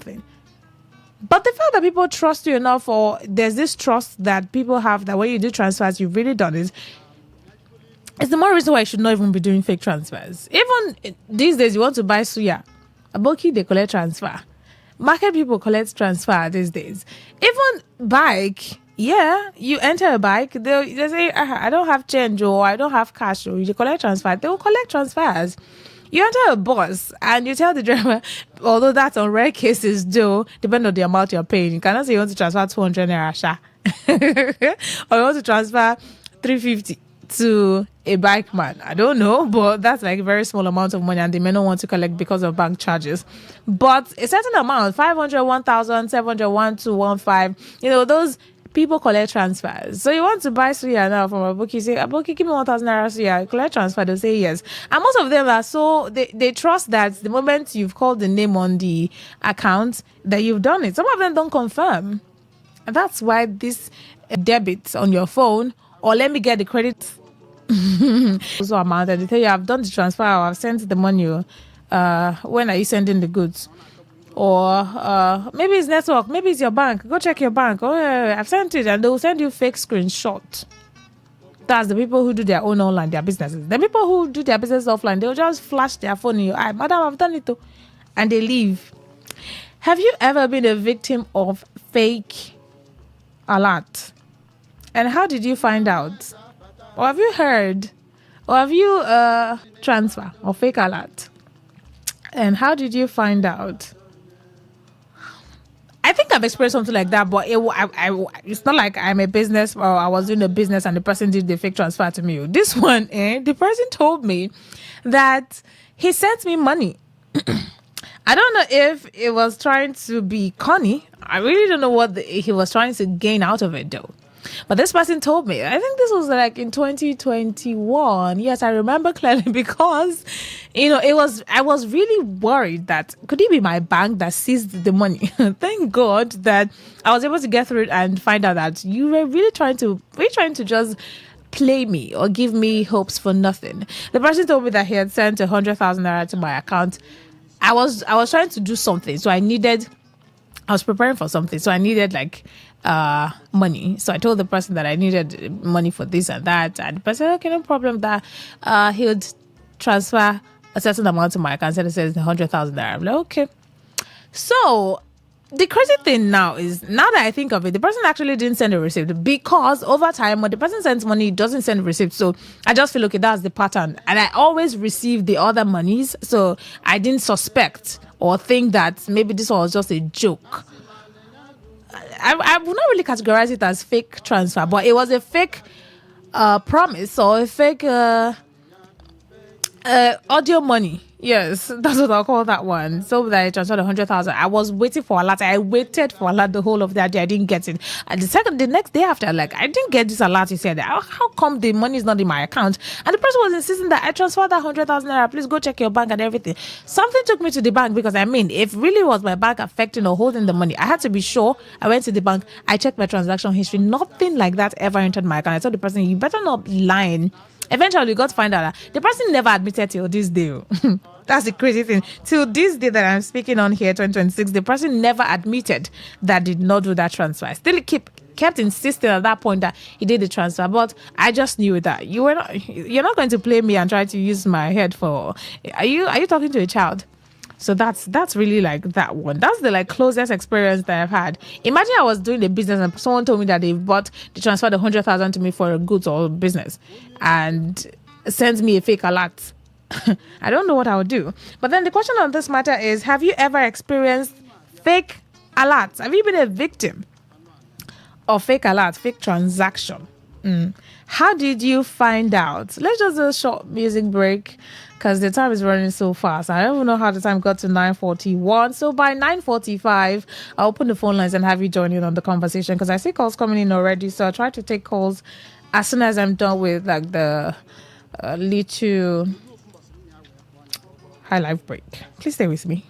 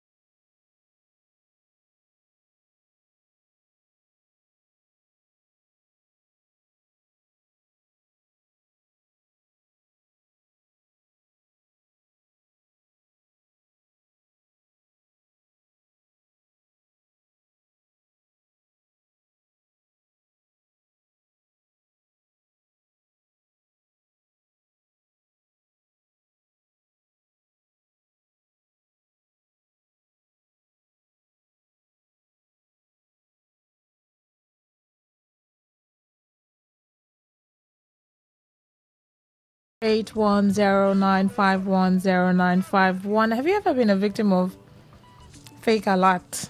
How did you find out? What's your opinion about fake alerts, though? Hello, good evening. Hello. I've taken your call. Go on, please. Yes. I've been a victim. Okay, so We how are did it running a happen? filling station, Yeah. and fuel was scarce. Many people were rushing. This young man came. Said he was buying 50,000 fuel. 50,000? Transfer. 50,000. Okay. Transfer. I said, yes, it's allowed. He said he had transferred. He showed us. I saw 50,000, but I didn't go into detail. Yeah. But what I did, I kept one boy, one of the people who was taking records. Okay. Taking records. I will take your number. Yeah. Take your number. Okay. I read that number and take my video tester. So the boy, at the end, we found out that he didn't pay because when you go to the credit, you Yeah, go to you not account. you didn't see any credits into that. Some revised. Those who revised said they have paid, but Yeah. it has revised. The money didn't enter. Okay. A lot of things in the internet too. That's You're true. supposed to be careful. This reversal is All another right. problem. Thank you. Yes. Thank you. Thank you for sharing that experience. 08109510951. What's your take about this week alert thing? Hello, good evening. Good evening. Welcome. Yeah, I want to share my one experience. Today, what happened? In my shop where I am selling at the Polo Junction here in Port Harcourt. Okay. Someone just came. A man dressed in Yoruba attire. And he asked me that he wants to buy oil because I'm selling this motor oil, all this Mobi Owando. So, I said I should give him oil with best price. At the end of the day, he said it's with his ATM card. If I have ATM machine, as I don't have, go and withdraw and come. He just went outside and came and said the network is bad. That the POS attendant said that the network is bad. Yeah. That he would like to transfer. Do I accept? Transfers. I said yes. Yeah. At the end of the day, he pressed something. I don't understand. He just showed me successful. And I heard the debited sound from his own phone, not knowing that he transferred to his other account. Then he covered it with his hand and showed it on my face and waved it like like he has done it, and that's it. That is successful. I say yes, it's successful.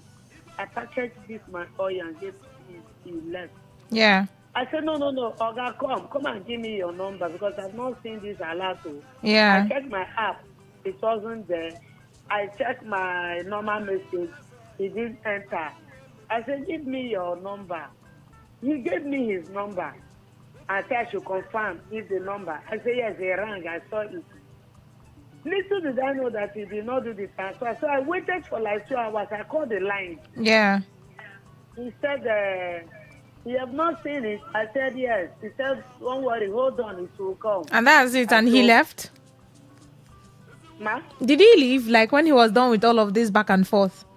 Was it after he left you discovered there was a fake alert, or while he was still there? No, when he left is when I discovered. Oh, wow. Chai, I'm very sorry. Very, very sorry about that. I called him again after 2 hours. Yeah. He said, you've not seen it? I said, yes, I've not seen it. He said, don't worry, it will come. When do you close from your shop? Thinking that maybe he will come over. Yeah, to come confirm with you. As I do close by 5, he said, okay, don't worry, before then it will come. He had already gotten away with it. That's it. Once it's 5 o'clock, I started calling him again. Nothing. He switched off the phone. You see? Till this night, I was calling him till now. Try. The phone was switched off. So I now used all of my phone to text him. Mm. And I hit a heap of calls on him. Try. Thank He did you. not even Thank you for sharing. Some of them, they don't care. He probably have been doing that thing. Maybe that's just his pattern. I'm very sorry for that experience. But thank you also for sharing your experience with us. All right. Next time, be very, until you are sure that you've received transaction, like you've received, don't release goods or whatever it is that you want to do with them. Just so that you don't fall victim again. Right? Hello, good evening. That's the thing, though. I really don't blame people or vendors who tell you they have to confirm alerts before they release goods or whatever it is that you want to buy or patronize them because of experiences that they've had before. Hello, good evening. Hello? I'm checking your call. Go on, please. All right. I don't know what's wrong with that call, though. Hello, good evening. Hello? Yes, please. Go on. Can you hear me? Are you there? I can hear you. I don't know what's... 2 calls dropped already now. Hello, good evening. Hello? I'm fine. Okay, I can hear you now. Yeah, go on. Yeah, it can be done. All right.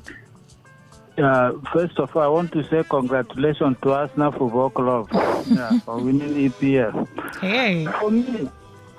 For me, I want to say it and say it. I don't really know people. If you know that business is not that too, don't collect transfer. Yeah. You understand? Just insist you need cash. Yes. If the person is really serious, you will see the movement of the person, the body language. Yeah, to know if this one is if you know shady. Your business is not heavy like that, because if it's heavy, you need to make sure. I think you need to have the cashier, you need to have the account of your cashier in the bank you operate. That's how some. And it's important that you have the phone that you receive alert with, so that they don't tell you, don't worry, you see it, and they will leave. Because even as we are discussing this issue, I'm surprised that this kind of thing still exists again. It still happens though. People still do it. The other woman who called said it happened to her today. I heard you now. That's what I'm saying. If not, I thought that wave would don't carry and pass, So I'm surprised still the rest of the head. Yeah, so thank people you. should be smart enough. If your business is not that large, we request cash, please, to avoid all these things. Because those people, now from those who work in the bank, you give them that evil strategy. Some of them. All right, thank you. Good. Thank you. Thank you for sharing. Hello, good evening. Good evening. Welcome.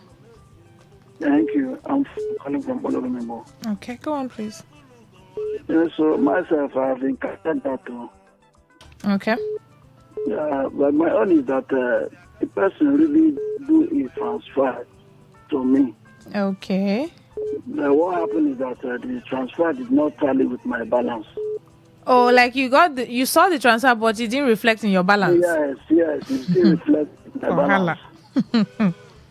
So I told him that the thing did not reflect. He said maybe it may be in my bank. I said no. Said there is no way alert will come. Sometimes you don't even see alert, but you see the balance. You know that something entered. Yes, you understand. So I now told him that I should let me open my app. Yeah. So when I open my app, now the money is not there. Then you should do the transfer, or you should drop my. That's it. What I want for him that is meant to carry and go. Yeah. Finally, he reviewed the transfer back. That one now came. And okay. He took an balance with my phone. This thing that if not, if you were not sure about that thing, that's how he would have done it. He would have left. Yes. And you will now be at the loss. Yes. These people, if you're a business owner, be very careful. Oh. This one, I'm just putting it out there for you to be aware all over again. Hello, good evening. Yeah, good evening. Welcome. Yeah, this is Chris. Okay, go on. One certain time, somebody did this, and I noticed that he did a fake transfer. What I did is, I just allowed him to go. Why? Then, Next time he came, I added the money and the times 2. So he was trying to do smart with you, and then you use smart for him too. Yes. But what if he didn't come back? See, there is a way I treat my customers. At times, I may see you in the other way. I know what you're doing, but I don't like to shame people like that. But I will play smart on you. Next time, I'll add that money times. And let it be that you are the one owing me. Okay. Let it be that you are the one feeling guilty. Anytime, at time when you see me, sir, at time you see them. Good morning, sir. Good morning, sir.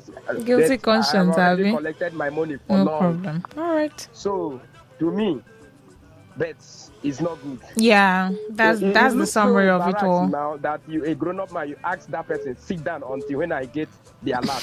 At times my bank what to do now? At times my bank will push push alert for me after 2 days. So is it when you are going to keep the person? Okay. Hello, good evening. Good evening. Welcome. Yeah. Thank you.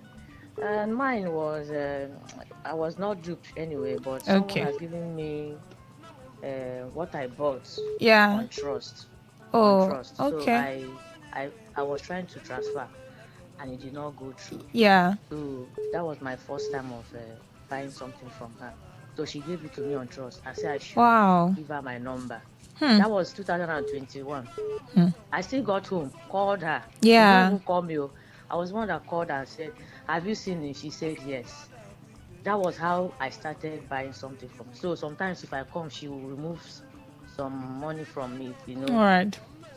Okay. So that was, but it's unfortunate that today we are no longer. If you were not a good person to do that, you would have just forgotten about it, and that would be it now. Even me, if I want to buy anything and I transfer to you, I must wait. Some of them will say go. I say no. I ensure that if it doesn't go through and I know that you know me and you tell me don't worry later, then I'll be sure to go. And if you trust me for the first time and you say don't worry, go, I'll make sure that I send that money to you. I can't have peace if I know that I have not done something that I'm supposed to do. But people just do it as though. You see, she did not even know self. You see. Thank you for sharing that experience. Hello, good evening. I'll just take one more call or two and then we'll wrap up. Good evening. Hello, good evening. Yes, please, welcome. I'm Yadi Beradile, calling from Abha in Abba. All right, go on. How you know someone, how close that person is. If you have not seen the balance and the money is in, don't give out your product. Okay. All right. Someone transferred money to me. So she showed me her phone, my neighbor showed me her phone. It was successful. Yeah. I said, okay, don't worry. The alert will come in. And she left. Do you know that it has gotten up to a year now? I've not received the alert. Wow. Oh my God. Okay. I get your point. I have to send. Pardon? Yeah, just try to wrap up, okay? Okay. Yeah. I told her to send the details of the transaction. Mm-hmm. She sent it. Yeah. Then I contacted her bank. Her bank confirmed that the money left her account. But it didn't get to you. Then I had to contact my own bank. All right. All these online banks. Yeah. I contacted them. They told me that they are looking at the money in my account. Oh. But when I open my app, it's not the money is not there. All right. Check my balance, the money is not there. Okay. Thank you. Thank you for sharing, but we're already out of time. It's not there. They told me that it is in my account. All right. They are looking at it. Okay, thank you. I have to let you go there, but thank you for sharing your experience. We're already out of time. I appreciate everyone who joined in on the conversation. Please, let's be careful and just be vigilant. Good evening, pretty lady in the studio. Please let me know the name of the artist and the title of the song playing. It's Ikem Mazeli, Anyafulugo. Thank you all so much. The World News comes right up next. Good evening.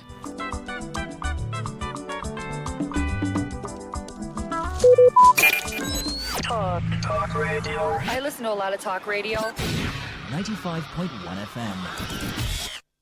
Whether it's happening in Port Harcourt, South South, Nigeria, or around the world, we've got you covered. On air, online, delivering balanced news and unbiased analysis. Today, 95.1 FM. This is Today 95.1 FM, Port Harcourt. News.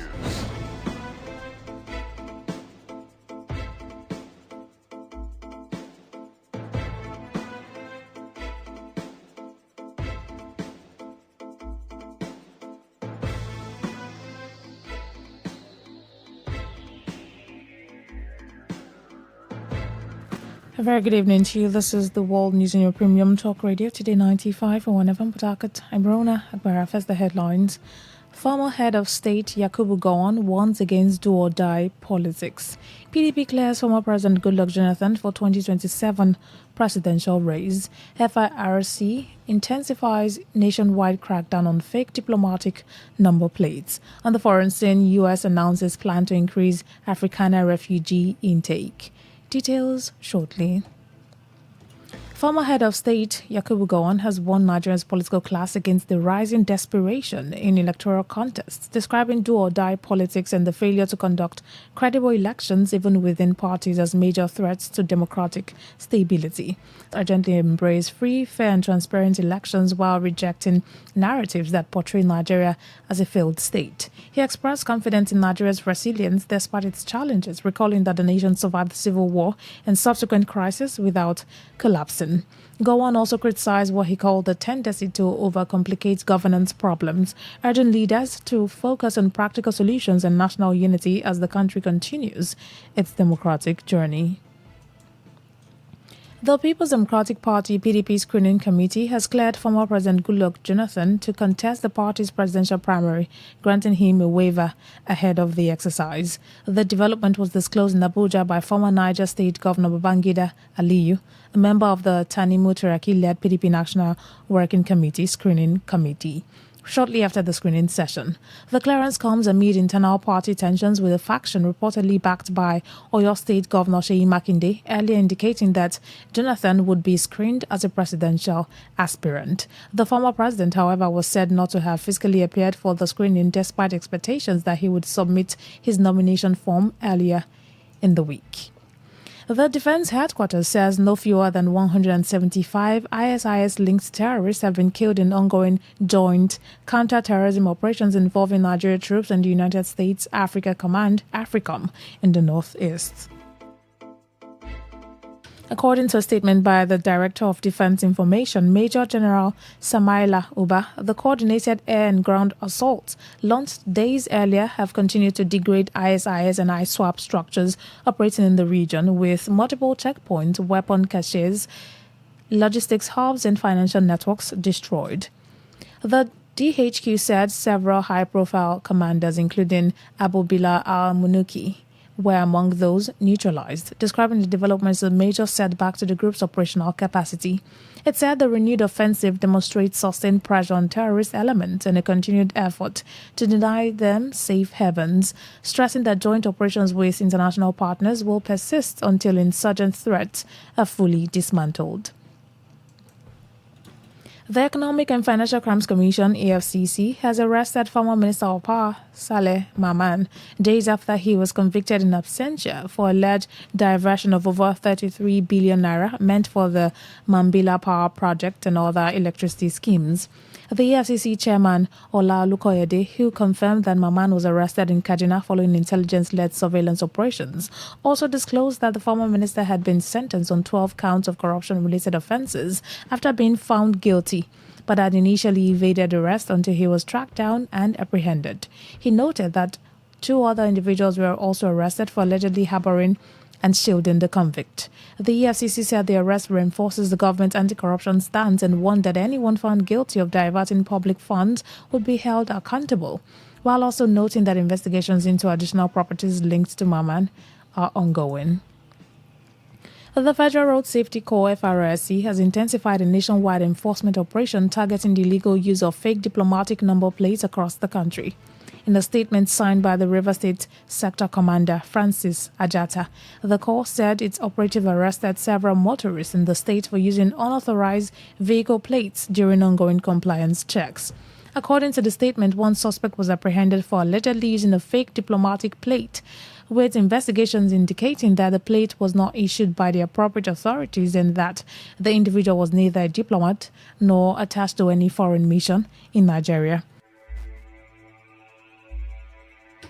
While the suspect has since been handed over to relevant security agencies for further investigation and possible prosecution, Ajata warned the public against illegal procurement and the use of diplomatic or unauthorized plates, stressing that such actions undermine national security and violate existing laws. He also urged citizens to report suspicious vehicles to the nearest FRSC office, reaffirming that diplomatic plates are strictly reserved for accredited foreign missions and officials in line with international protocols. The trial of confidence Ime, Daniel Igwe and Francis Ehunda has continued before a High Court in Port Harcourt 6 years after their arraignment on the 21 counts charge bordering on murder, conspiracy, criminal activities and illegal possession of firearms. The suspects were accused in connection with the 2019 killings of Lawrence Igwe and the acting chairman of the Community Development Committee in Choba Community, Obiakpo Local Government Area of Rivers State.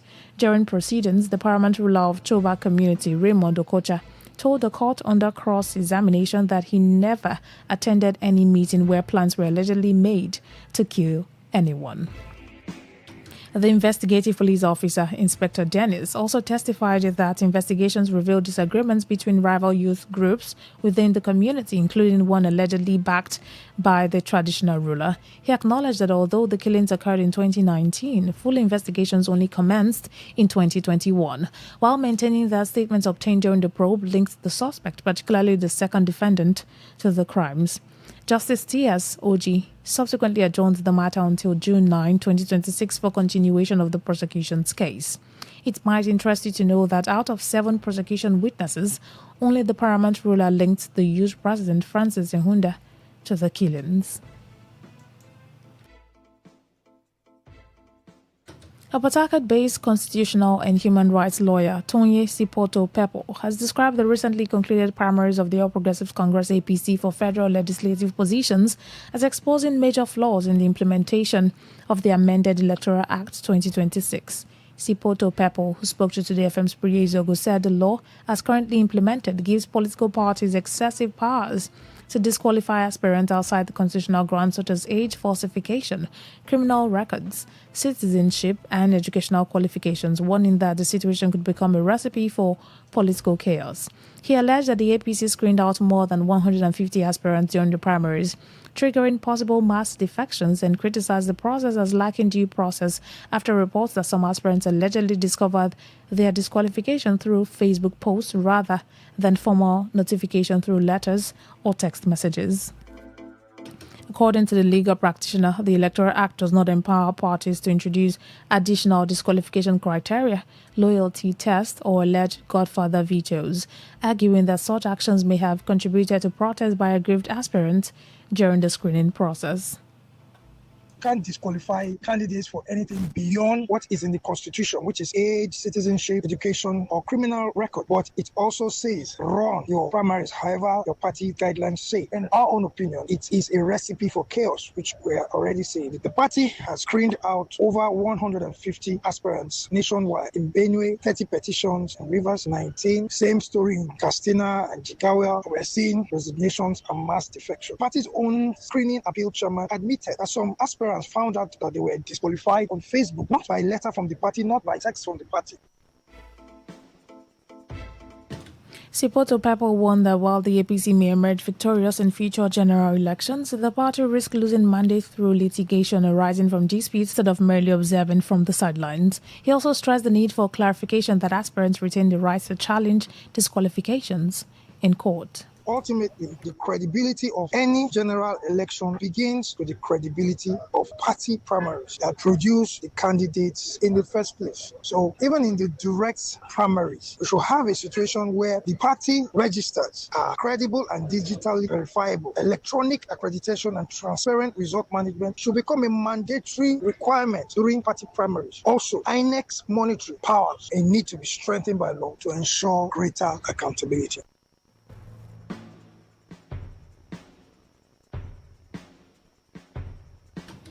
Some youths in Rumuji, a Moha local government area of Rivers State, have called on the state government and security agencies to investigate and apprehend one Ovodo Aliko, over alleged repeated attacks on the community youth president Anile Ogbu. In a statement, the vice chairman of the Rumoji Youth Association, Prince Joy Megbo, accused Aliko of allegedly collaborating with officials of a construction company to attack youth in Ngbumodu village within the community. The statement further alleged that Aliko, accompanied by armed men wielding machetes and reportedly assisted by some OSPAC members from another community, invaded the residence of the youth president, leaving several persons injured.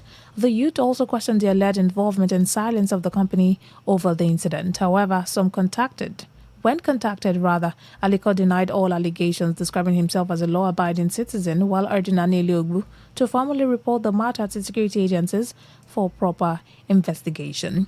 You're listening to the World News on Today 95.1 FM, Voice of the People. After the break, more news, foreign and sports stories. Please stay with us. Every day, every hour, when the big stories break, depend on our 24-hour news team to bring you the latest. Today, 95.1 FM.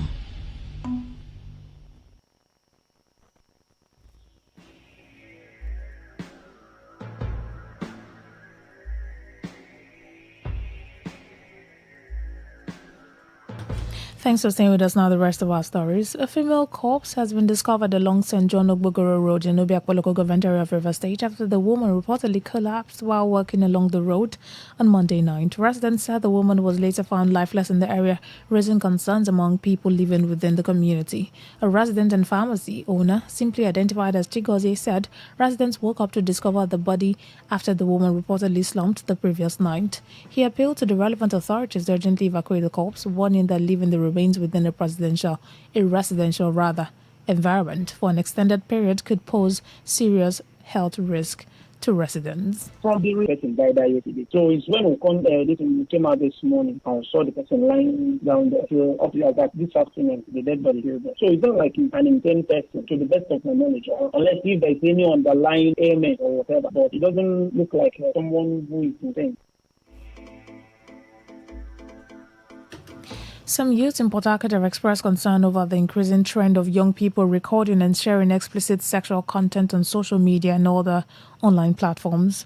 Speaking to Today FM correspondent, the youth said some individuals deliberately record intimate moments for excitement, while others secretly capture such content for blackmail, exploitation, and other fraudulent activities.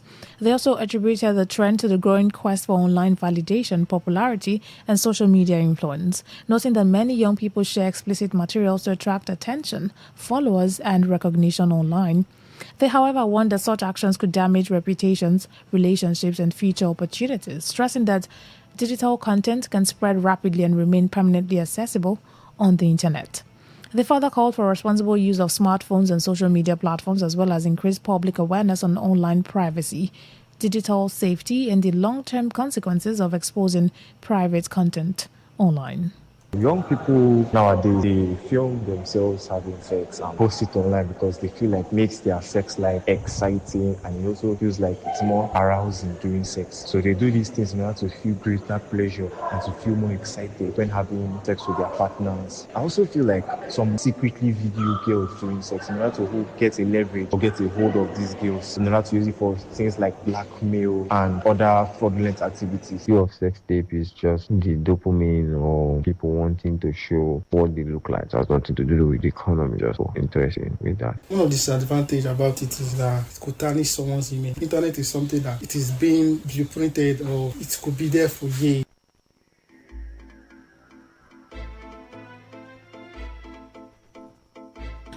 The South-South Zonal Coordinator of the Federal Competition and Consumer Protection Commission, FCCPC, Uchegbu Chukuma, has advised Nigerians to purchase drugs only from registered pharmacies to avoid consuming fake or harmful products. Speaking in an interview today, FM's Uloma Nwosu, Chukuma said consumers should always check important details on drug packages before making purchases, stressing that every genuine drug must carry clear information such as the production date, expiry date, batch number, and registration number from the National Agency for Food and Drug Administration and Control, NAFDAC, written in a language buyers can easily understand. He explained that government agencies regularly inspect markets and pharmacies to monitor the sale of drugs and ensure that only approved products are sold in registered outlets, adding that inspections are aimed at protecting consumers from dangerous and substandard medicines. From time to time, we also go to the marketplace to survey what is in the market. The market is so wide that places we also go are those areas that are registered. It also beholds on the consumer to be very careful because what you buy has a lot to do with your health. See that recently there have been an increase in young men coming down with high blood pressure, stroke, and things like that. The FCCPC official also advised residents to be cautious about the type of drugs they consume, warning that the wrong medication could pose serious health risk. He noted that many people unknowingly expose themselves to health complications by purchasing unverified drugs from unauthorized sellers, adding that consumers must always verify the source of medications before use. Chukwuma, who further expressed concern over the growing use of sex enhancement drugs among young people, disclosed an increase in cases of high blood pressure and stroke among youths, warning that excessive or improper use of such substances could have dangerous effect on their health. We've seen that there is a lot of different kinds of drugs in the marketplace that have to do with sex enhancement. What we'll always advise the consumer is to ensure that you buy at registered pharmacies. Ensure that the drug you are buying have all the markings, production date, expiry date, batch number, NAFDAC number. Ensure that those things are clearly written and that they are written in language that you can understand.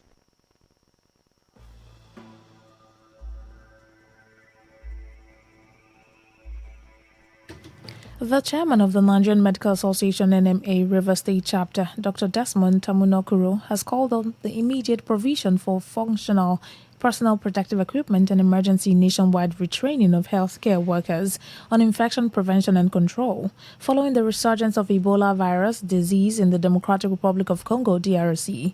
Dr. Tamunokuro, who made the call in an interview with Today FM's Odinagachi Celestine, hinted that the outbreak in the DRC has spread to neighboring Uganda, with reports from the World Health Organization showing that over 100 deaths have been recorded, while several cases are still being managed. The NMA chairman warned that the healthcare workers remain among the most vulnerable during outbreaks of viral hemorrhagic diseases, stressing that the urgent need for adequate protective equipment, especially as Nigeria continues to experience shortage of healthcare personnel due to migration. So far from the WHO report, over 100 deaths have been recorded, with several cases still being managed. If you remember in 2014, the case of Patrick Sawyer, who came into Lagos and then had the Ebola virus infection, the doctor that treated him died eventually, and many other health workers were affected. So the risk is usually high on health workers. Okay, there is immense need for personal protective gadgets to be used by the health workers. Dr. Tamunokuro explained that symptoms of Ebola include high fever, severe body weakness, joint pains, vomiting of blood, bleeding from the nose, and blood in stool, particularly in the later stages of the disease, adding that complications could progress to liver and kidney failure if not properly managed. He, however, commended the River State Ministry of Health for placing hospitals and infectious disease units on high alert, noting that teaching hospitals across the state have been directed to immediately isolate and quarantine suspected cases for prompt treatment, while also advising residents against treating suspected Ebola patients at home, which he said could expose more persons to the infection. The moment you see high-grade fever, generalized malaise, joint pain, suspicion should be high for Ebola. The Port Health has been alerted. Many of the hospitals, including the teaching hospitals in the state, to watch out for these signs, so that any of these signs are seen, and then the patient is immediately quarantined from the rest of the patient, and then treatment will not begin. I immediately see that do not treat at home, because you will endanger your life. The lives of will be evacuated and sent to the isolation center for treatment.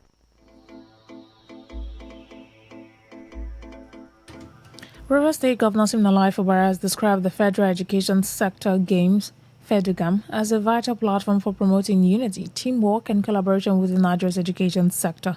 The governor made the remarks during the opening ceremony of the 6th edition of the FEDUGAM, tagged Rivers 2026, held at the Sharks Football Stadium in Port Harcourt, represented by his deputy Ngozi Maudu. Fubara said the games, since their inception and official takeoff in 2017, have evolved beyond sporting competition to become as important initiative for staff wellness, productivity, and institutional synergy among agencies under the Federal Ministry of Education. He commended the visionaries and successive leadership of the ministry for sustaining the program despite challenges, including disruptions caused by the COVID-19 pandemic, noting that the continuity reflects strong institutional commitment. The governor further stated that sport have the power to unite people across differences, foster friendships, and promote mutual respect, while calling on participating agencies and stakeholders to deepen their support for FEDUGAM through stronger collaboration, financial backing, and institutional commitment to ensure its continued success. FEDUGAM provides that opportunity. It creates a healthy balance between work and leisure, enhancing efficiency, boosting morale, and ultimately improving service delivery. I must commend the visionaries and successive leaders of the ministry who nurtured the idea, as well as all stakeholders whose commitment has sustained it over the years, despite challenges including the disruption during the COVID-19 pandemic. In his remarks, the Minister of Education, Tunji Alausa, represented by the Vice Chancellor of the University of Port Harcourt, Owunari George Will, commended Governor Fubara for hosting the event, which he said is designed to foster unity, friendship, and synergy, while also promoting physical and mental fitness for improved productivity. The objectives of the game are to foster unity, friendship, and synergy among all the agencies under the Federal Ministry of Education and the headquarters. The game is a customized sports program exclusively for the works of all agencies under the Federal Ministry of Education. It will provide avenue for participants to be active and remain physically fit.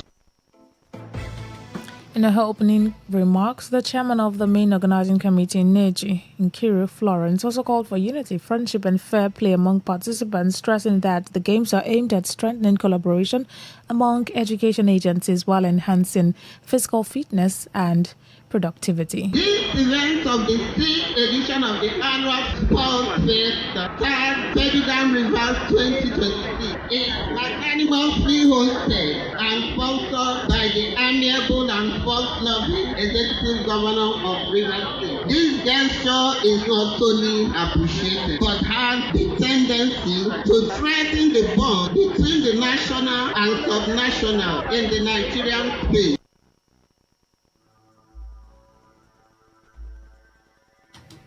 On the foreign scene, the United States is reportedly preparing to significantly increase its intake of white South African refugees, with plans to raise the annual cap for Afrikaner admissions from about 7,500 to approximately 17,500. Report says the expansion forms part of an emergency resettlement program under the Donald Trump administration, which has already admitted South Africans, citing claims of insecurity and discrimination.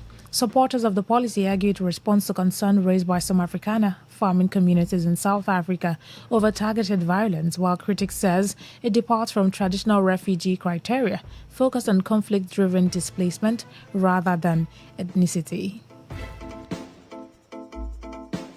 The South African government has repeatedly rejected claims of systemic persecution, stating that violence in the country affects all groups and is driven largely by broader crime trends rather than racial targeting.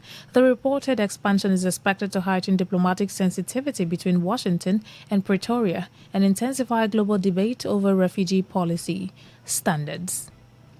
To end the news, here's a summary of the major stories. Former head of state Yakubu Gowon has warned Nigerian politicians against do-or-die politics.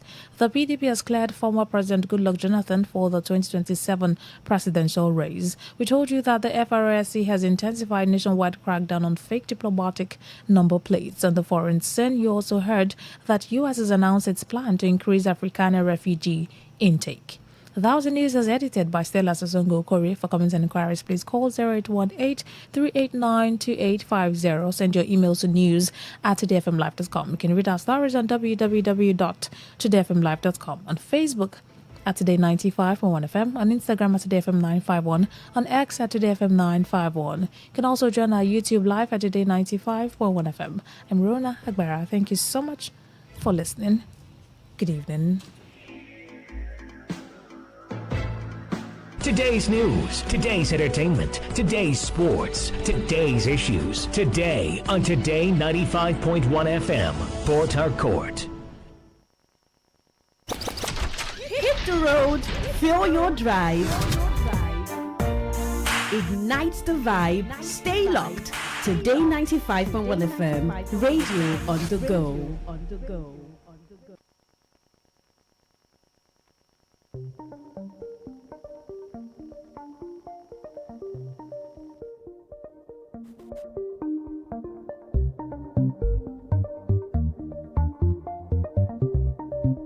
Very good evening to you. This is Today 95.1 FM, Port Harcourt, Voice of the People. It's time again for a rundown of thorough news stories that made the headlines on the wall today. I'm Rona Agbara. First, the headlines. Togo removes visa requirement for African travelers. Fear grows in Congo as Ebola death toll rises and cases spread. U.S. imposes new travel restrictions over deadly Ebola outbreak in Congo. UN General Assembly to consider weakened climate resolution amid global tensions. Details shortly. The government of Togo has announced the removal of visa requirements for citizens of all African countries visiting the nation for short stays of up to 30 days. The decision was disclosed in a statement by Togo's Ministry of Security through its official X account. According to the ministry, African nationals holding valid passport will now be allowed to enter the country without a visa as part of efforts to strengthen regional integration, promote mobility, and deepen cooperation among the continent. The ministry said travelers would still be required to complete the travel declaration on the government official platform at least 24 hours before arrival in order to obtain a travel slip. Authorities describe the policy as a major step towards making Togo a hub for openness, opportunities, and collaboration within Africa.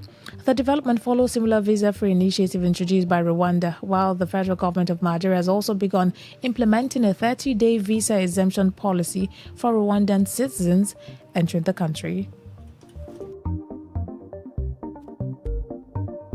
Residents living near the center of the Ebola outbreak in the Democratic Republic of Congo has expressed growing fear as the death toll rises to 131. One resident in Ituri province, believed to be the epicenter of the outbreak, told newsmen the victims were dying very quickly. Health officials said more than 513 suspected cases have been recorded in DR Congo, while neighboring Uganda has confirmed one death linked to the outbreak.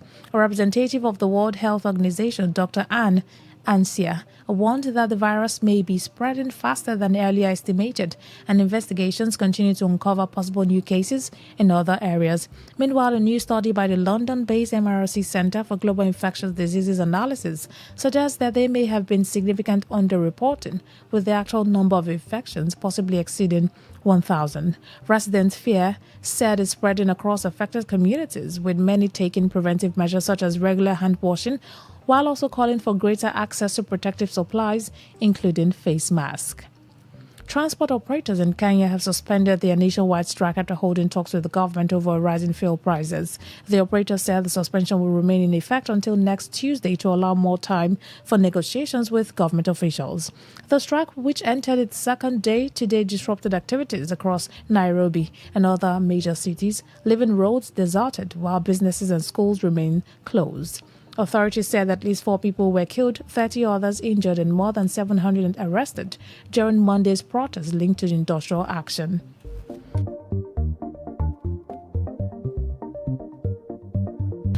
Kenya's Interior Minister Kipchumba Murkomen said the decision to suspend the strike followed consultations with public transport representatives, adding that further high-level negotiations would continue within the next week. Meanwhile, National Chairman of the Federation of Public Transport Sector, Edwin Mukambe, said the operators agreed to pause the strike to give dialogue a chance, but warned that the action could resume if the reactions and concerns are not addressed within 7 days. Now, away from Africa to the rest of the world, the United States has announced stricter measures to prevent the spread of Ebola following the World Health Organization's declaration of the outbreak in the Democratic Republic of Congo, DRC, as an international health emergency. The U.S. Centers for Disease Control and Prevention, CDC, said it will begin screening travelers arriving from affected regions and impose temporary entry restrictions on non-U.S. citizens who recently traveled to the DRC Uganda, or South Sudan. The U.S. Embassy in Kampala also suspended visa services, while officials confirmed that an American aid worker in the DRC had tested positive for the virus and was being evacuated to Germany for treatment.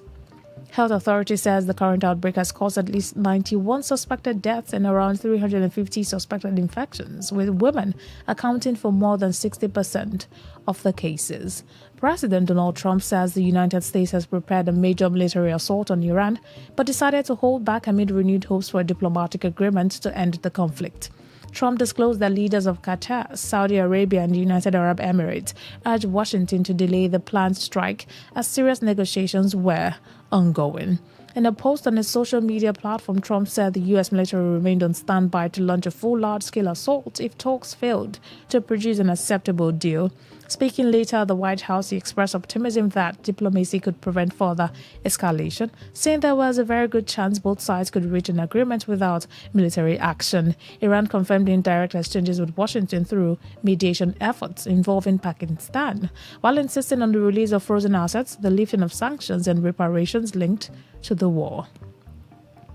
The United Nations General Assembly is set to vote on a draft resolution reaffirming state obligations to address climate change following months of negotiations that significantly diluted the original proposal. The move stems from a 2024 initiative led by Vanuatu, which prompted an advisory opinion from the International Court of Justice, ICJ, clarifying that countries are legally required under international law to act on climate change, with potential implications for reparations to vulnerable nations if they fail to comply. However, diplomats expect a vote rather than consensus adoption, reflecting ongoing divisions over climate responsibility and accountability within the UN system.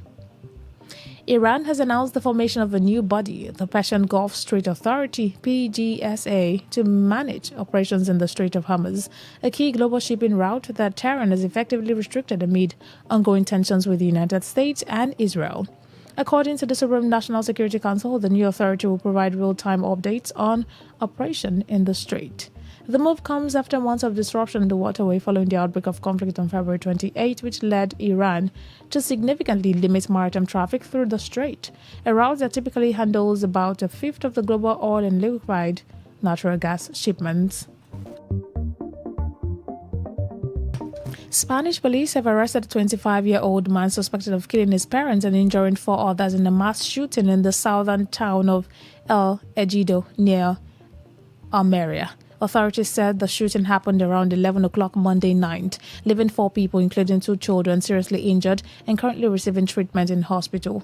Local media reports say one of the injured children is believed to be the suspect's 7-month-old son, while another injured victim is said to be an 18-month-old baby. Police said the suspect briefly fled the scene before later surrendering at a local police station. Spanish authorities have not officially released the identities of those involved, while the Guardia Civil says investigations are ongoing to determine the motive behind the attack. That story from Israel concludes tonight's edition of The World Today, as produced by Odinagachi Celestine of the News Department. But before we go, here's a summary of the major stories that made the headlines. We told you that Togo has removed visa requirement for African travelers. You heard that fear grows in Congo as Ebola death toll rises and cases spread. We told you that the U.S. government has imposed a new travel restrictions over deadly Ebola outbreak in Congo. And finally, UN General Assembly to consider weakened climate resolution amid global tensions. Still same time tomorrow. Do have a lovely evening. Thank you so much for listening. Good evening.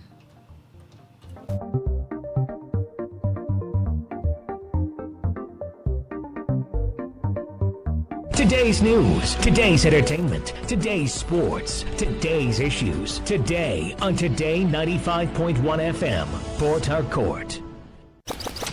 Hit the road, fill your drive. Ignite the vibe, stay locked. Today 95.1 FM, radio on the go.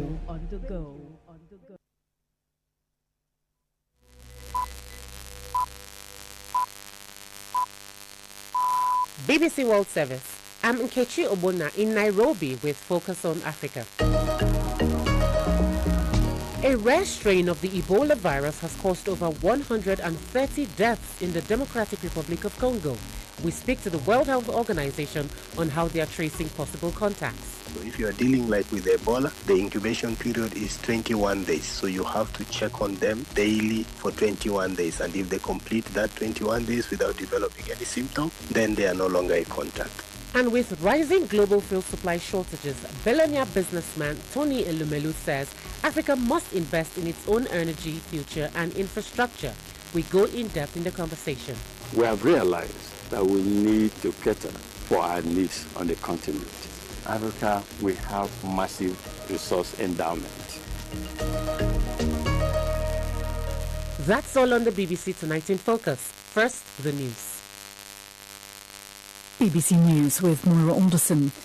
The World Health Organization says funding shortages have severely weakened efforts to fight the Ebola epidemic sweeping the Democratic Republic of Congo.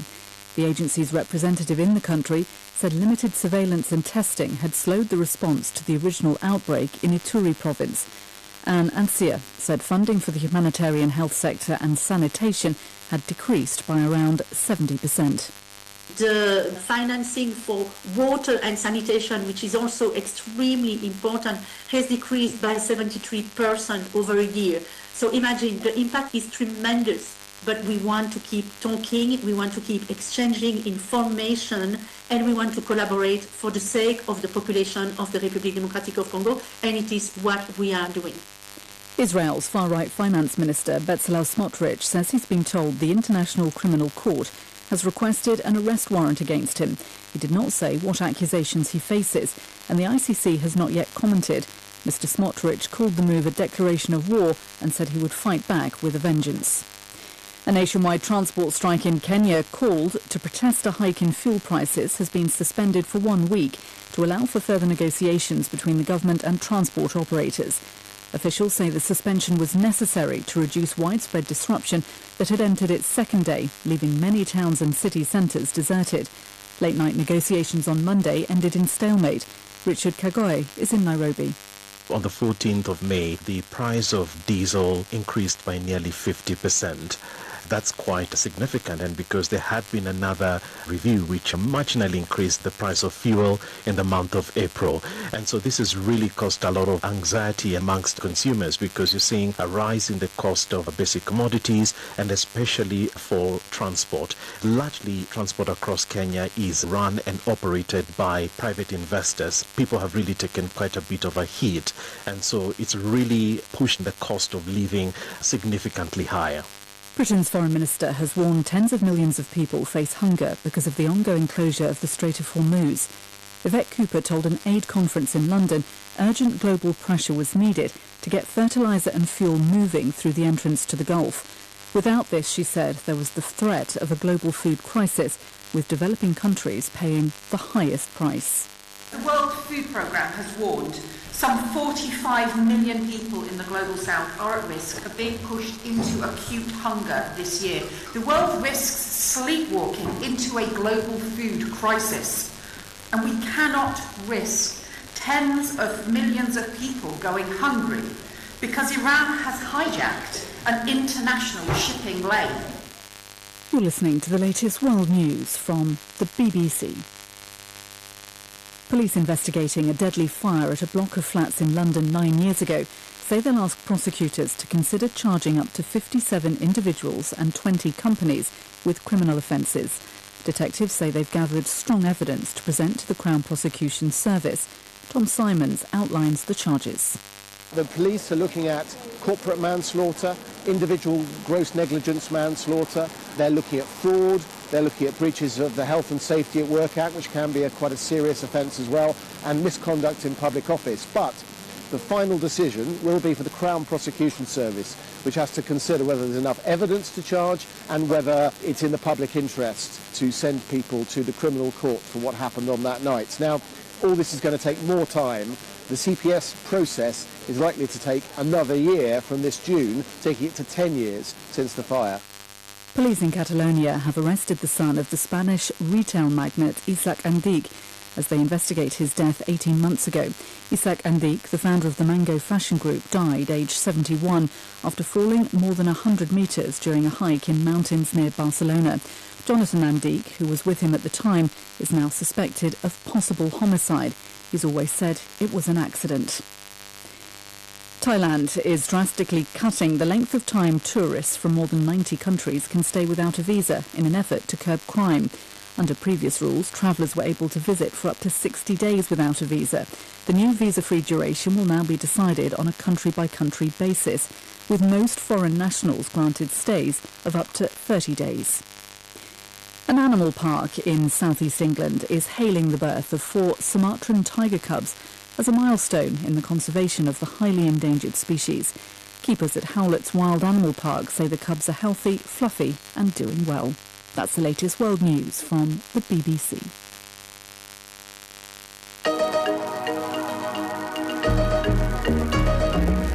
Hello there and welcome to Focus on Africa. I'm Nkechi Obonna in Nairobi.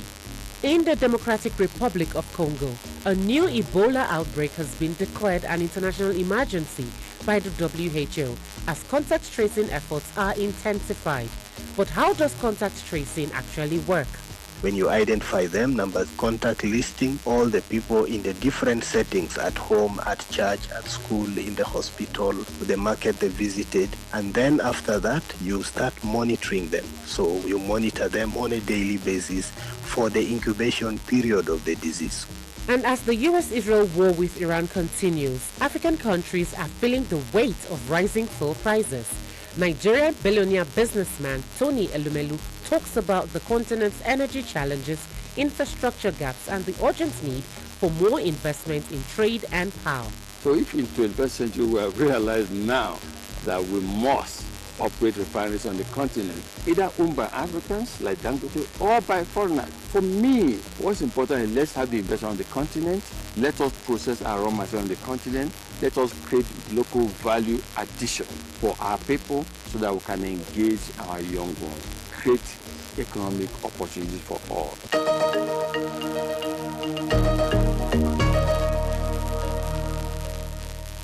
It's Tuesday, May 19th. Early on Sunday, I declared a public health emergency of international concern over an epidemic of Ebola disease in the Democratic Republic of the Congo and Uganda. This is the first time. Today we begin in the Democratic Republic of Congo, where the Ebola virus has recently reawakened. The World Health Organization has designated this as a public health emergency of international concern, with over 400 suspected cases and over 130 deaths already recorded. Now the twist that has scientists worried is that this is the Bundibugyo strain. Why, you might ask? Well, this particular strain has no known vaccine, unlike the more common Zaire strain. Here is my colleague Rukia Bule with an explanation. Ebola is a severe viral disease first identified in 1976 near the Ebola River in the Democratic Republic of Congo. Scientists believe the virus originally came from animals, most likely fruit bats, before spreading to humans through contact with infected animals or body fluids. Ebola spreads through direct contact with blood, sweat, vomit, or other body fluids of an infected person, not through the air. Symptoms include fever, weakness, vomiting, diarrhea, and in severe cases, internal bleeding. Although Ebola is incredibly deadly, with the Centers for Disease Control and Prevention reporting a mortality rate as high as 80 to 90%, early treatment, vaccination, proper hygiene, and quick medical response have helped control many outbreaks and save lives. The DRC has faced over a dozen Ebola outbreaks since 1976, according to the Centers for Disease Control and Prevention.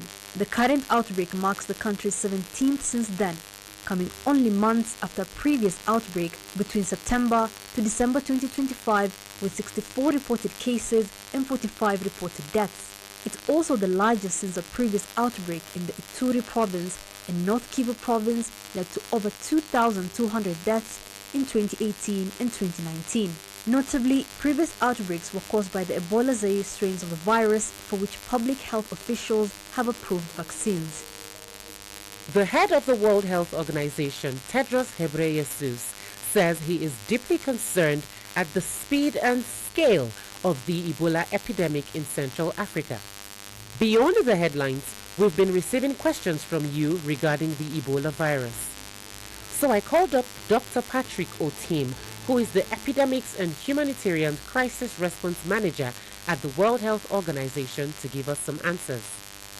Now, contact tracing is a public health measure that we use to identify people who could have come in contact with a person who is infected with a disease that can spread from person to person, and then we monitor this person for a specified number of periods depending on the disease that we are dealing with. So I usually talk about contact tracing having 4 components. The first one is that you need to identify the case. Who is this person who has the disease? The second one then, who are the people who came in contact with this person? So we call it contact identification. When you identify them, contact listing all the people in the different settings, at home, at church, at school, in the hospital, the market they visited. And then after that, you start monitoring them. So you monitor them on a daily basis for the incubation period of the disease. So if you are dealing like with Ebola, the incubation period is 21 days. So you have to check on them daily for 21 days. And if they complete that 21 days without developing any symptom,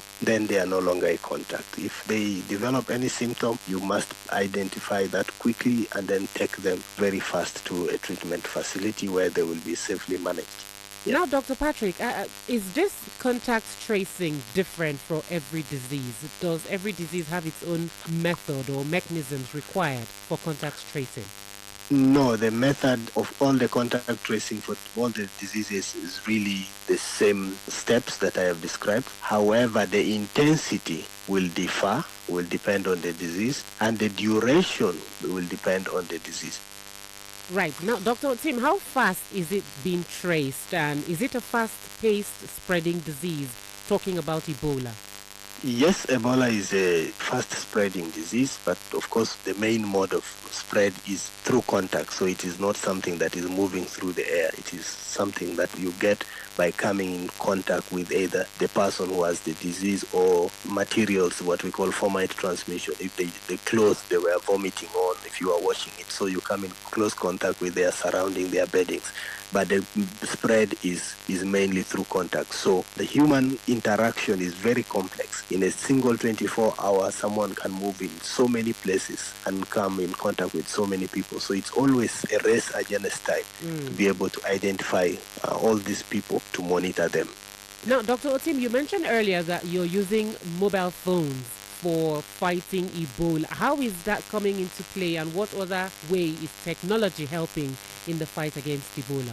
So I mentioned that one of the key things is how real time we have information available, and so that we can make decisions. So one of the tools that we developed from the lessons we've had with all these outbreaks is what we call Go Data. So Go Data is an application that is put on mobile phones of the contact tracers. So then they can have the contacts that are assigned to them on their phone, and then they go to the house, they check, they do it on the phone, and the moment they have finished asking the questions, they click upload. At the command center, at the EOC, you can already see that this contact has been seen, this one has not been seen, so you can be able to map them. And if somebody develops a symptom and they have to be moved, it can be picked immediately and an ambulance is dispatched to be able to do that. Having this technology and connectivity, phone connectivity being available, helps fast track this process. Yeah. Right. Now, Dr. Tim, I would just want us to take a very quick pause here. Some of our listeners sent us questions concerning Ebola. Take a listen. Hello, my name is Emily, a Ugandan based in Nairobi. My question is the declaration of a public health emergency on account of the victims having been found in the capital rather than in the outlying districts in the countryside? Thank you. Okay, so the declaration of public health emergency of international concern is based on a clear criteria that is contained in the IHR. So it looks at the totality of the situation. First, it looks at, is this a serious public health event? Is it unusual? is there a risk of spread internationally? And then does it require a concerted global response to be able to contain it? So when the answers to those 4 questions are yes, then the declaration is met.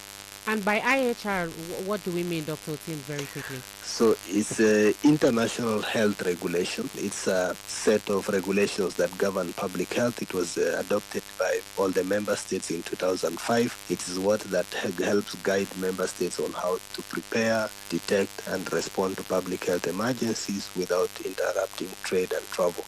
Dr. Otim, I have a final question from another listener. Please take a listen. My name is Ivan and I'm based in Nairobi, Kenya. My question is, why have Ebola vaccines failed to prevent new outbreaks of the disease? Okay. Now, let me explain a little bit. You know, we have 5 strains of Ebola virus. We have the first one, which has been occurring very commonly, is called the Ebola Zaire. Now, because of the strength, the size of those outbreaks, we were able to do a number of clinical trials and we developed vaccines. So the outbreak we had last year in DRC, in the Kasai province, was due to the Ebola Zaire species. And we deployed the vaccine quickly because the vaccine is there. But the other strains of the Ebola virus, we don't have vaccines for them. So that includes the Sudan virus, which caused outbreak in Uganda last year, the Bundibujo virus, which is causing this current outbreak. There is also another one called Bombali virus, which was identified, which has not yet caused any outbreak in humans, and the Reston virus. That one has also not yet caused an outbreak in humans. So for the Ebola Zaire now, we have not yet started doing preventive vaccination. You can, when you have a vaccine for a disease, you can prevent outbreaks by vaccinating people before the outbreaks occur. Now, the vaccines, we have only been using it in the context of an outbreak as a reactive vaccine because it's not yet been introduced like we have the routine vaccines that are there. We also have been seeing a number of questions, especially on social media. The first one I have here is, if Ebola is curable, why does it keep resurfacing? Every year we keep having these outbreaks. For you to get a disease, it comes from somewhere. Ebola is a disease we call zoonotic.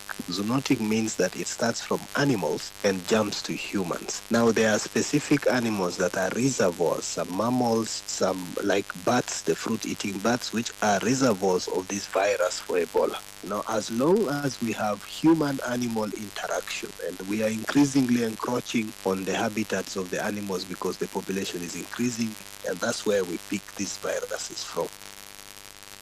Many thanks to Dr. Patrick Otim, Epidemics and Humanitarian Crisis Response Manager at the World Health Organization. This is Focus on Africa from the BBC World Service.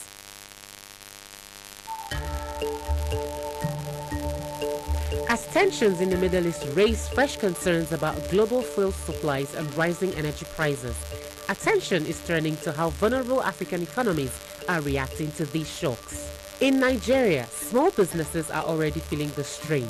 We spoke to some young entrepreneurs about how higher fuel costs are affecting their day-to-day operations and the adjustments they've had to make to survive. I'm a photographer based in Lagos.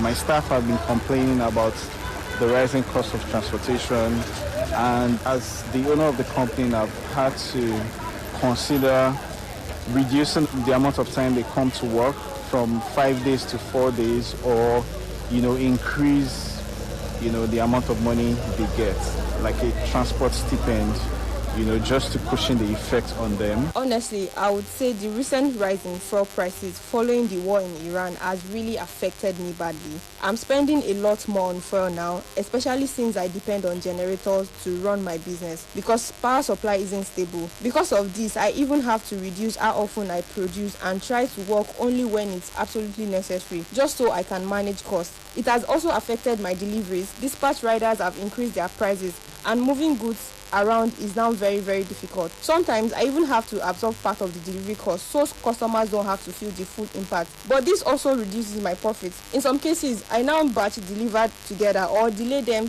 slightly just so I can save costs. So if small businesses are under pressure, what does this uncertainty mean for bigger investors and major industries?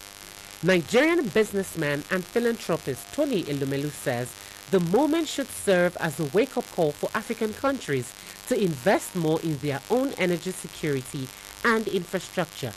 Speaking to Focus on Africa, Elomelo discussed foreign investment, the challenging global energy landscape, and whether the current uncertainty is making refinery investment more attractive. The BBC's Waihiga Mwawara began by asking whether he too was considering investing in refineries amid concerns over fuel supply shocks. I think there are many derivatives of the oil, crude oil. Refinery is one, petrochemical is another, fertilizers, or more importantly, for me, there's significant energy deficit in Africa. Gas is a major issue. Gas is a constraint. I have one of our businesses. We have 2,000 electric generating power plants, but we generate less than 700 megawatts a day. The major constraining factor is gas. But yes, about investing in refinery, yes. My friend is going to list his company soon, Dangote Refinery. If the opportunity presents itself, I would like to invest. But more importantly, I think... Are you talking to him about it?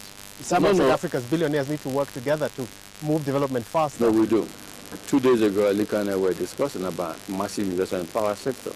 I was encouraging him to invest in power. Today, in Nigeria, I'm the largest power generating company. We have 2,000 generating capacity plants. But we can't do everything. We can't optimize it because of gas. What impact would you say the U.S.-Israel war on Iran, the issue in the Strait of Hormuz has had in how you're rethinking your businesses? I commend the foresight of Aliko Dangote. I just wonder what the situation would have been for a country like Nigeria, some other African countries, if we didn't have Dangote refinery today. But more importantly, for us as a company, Seplat, we are now realizing we can do more, especially in the area of gas. We say we cannot supply gas to Europe, so the future is huge. And yes, when global developments occur, companies strategize, rebalance. For me, what's most important is that Africa should feed itself, and Africa should cater for what we need. And all of us, it's good to look at market beyond Africa, but more importantly, we should look at opportunities we have in Africa. Where do you think Africa missed the boat? Why are we talking about building refineries in 2026? I'm a good student of history, but I'm also futuristic. So the past we didn't do well, but we have realized that we need to cater for our needs on the continent. Africa, we have massive resource endowment, yet we import almost everything. So if in 21st century we have realized now that we must operate refineries on the continent, either owned by Africans like Dangote or by foreigners. For me, what's important is let's have the investment on the continent. Let us process our raw material on the continent. Let us create local value addition for our people so that we can engage our young ones, create economic opportunities for all. If we don't do that, we would have wasted our time. So yes, we missed the boat in the past, but realizing that we missed the boat in the 21st century and taking concrete steps to correcting that is wonderful. Renewable sources of energy. Is it time to have that discussion? Yes. For me, we have acute, I repeat, acute energy deficit in Africa. My position is that it's a problem we fix through a combination approach. I call it a combination therapy. It's not just about renewable, it's thermal, and it's hydro.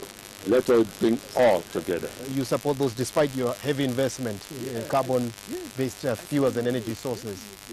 Because what we need in Africa and where we are coming from in Africa is huge. So we must always remember that energy in the 21st century in Africa is scarce. And we must approach this climate change conversation with equity. And that equity is, let's take Africa to a certain level. We need energy equity in Africa. Do you think increased risk in the Middle East could be a bonus for companies in Africa? There are those who speculated that that's a possibility. Are you seeing that happen? When there's crisis or global development, companies re-strategize. We are researchers in our group. You see, what are they? Companies in Africa, we operate in Africa, I've told you, for our gas business, we're saying that we can actually be a gas supplier to the world. And we also see the need to deepen our Africa, not just our group, everyone, to deepen. Africa is a huge market, but oftentimes we think beyond Africa. So with AFCTA, with liberalization in tariff movement of goods and services within intra-Africa, and a realization by the private sector that we have this huge market. We don't need to transport our goods through difficult global waters.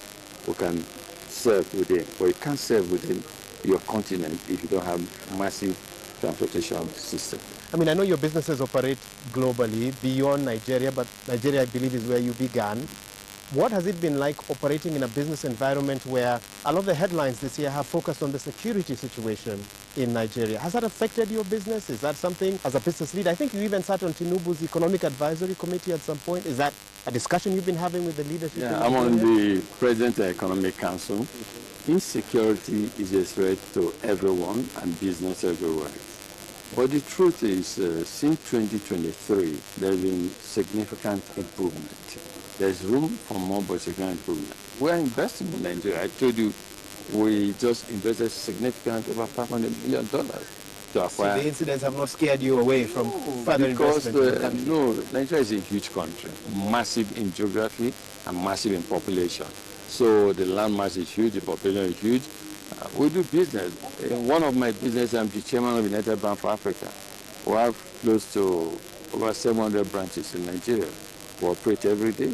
At times also you must understand that certain things are also blown out of proportion. The truth is there's insecurity, but the level of insecurity we had before is nothing compared to what it is today. Because I am a producer of oil. I used to complain about oil theft, okay?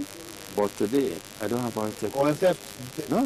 Right. Month of April, one of our companies, S Energies, we produce about 50,000 barrels of oil every day. Oil and gas equivalent about 70,000 barrels.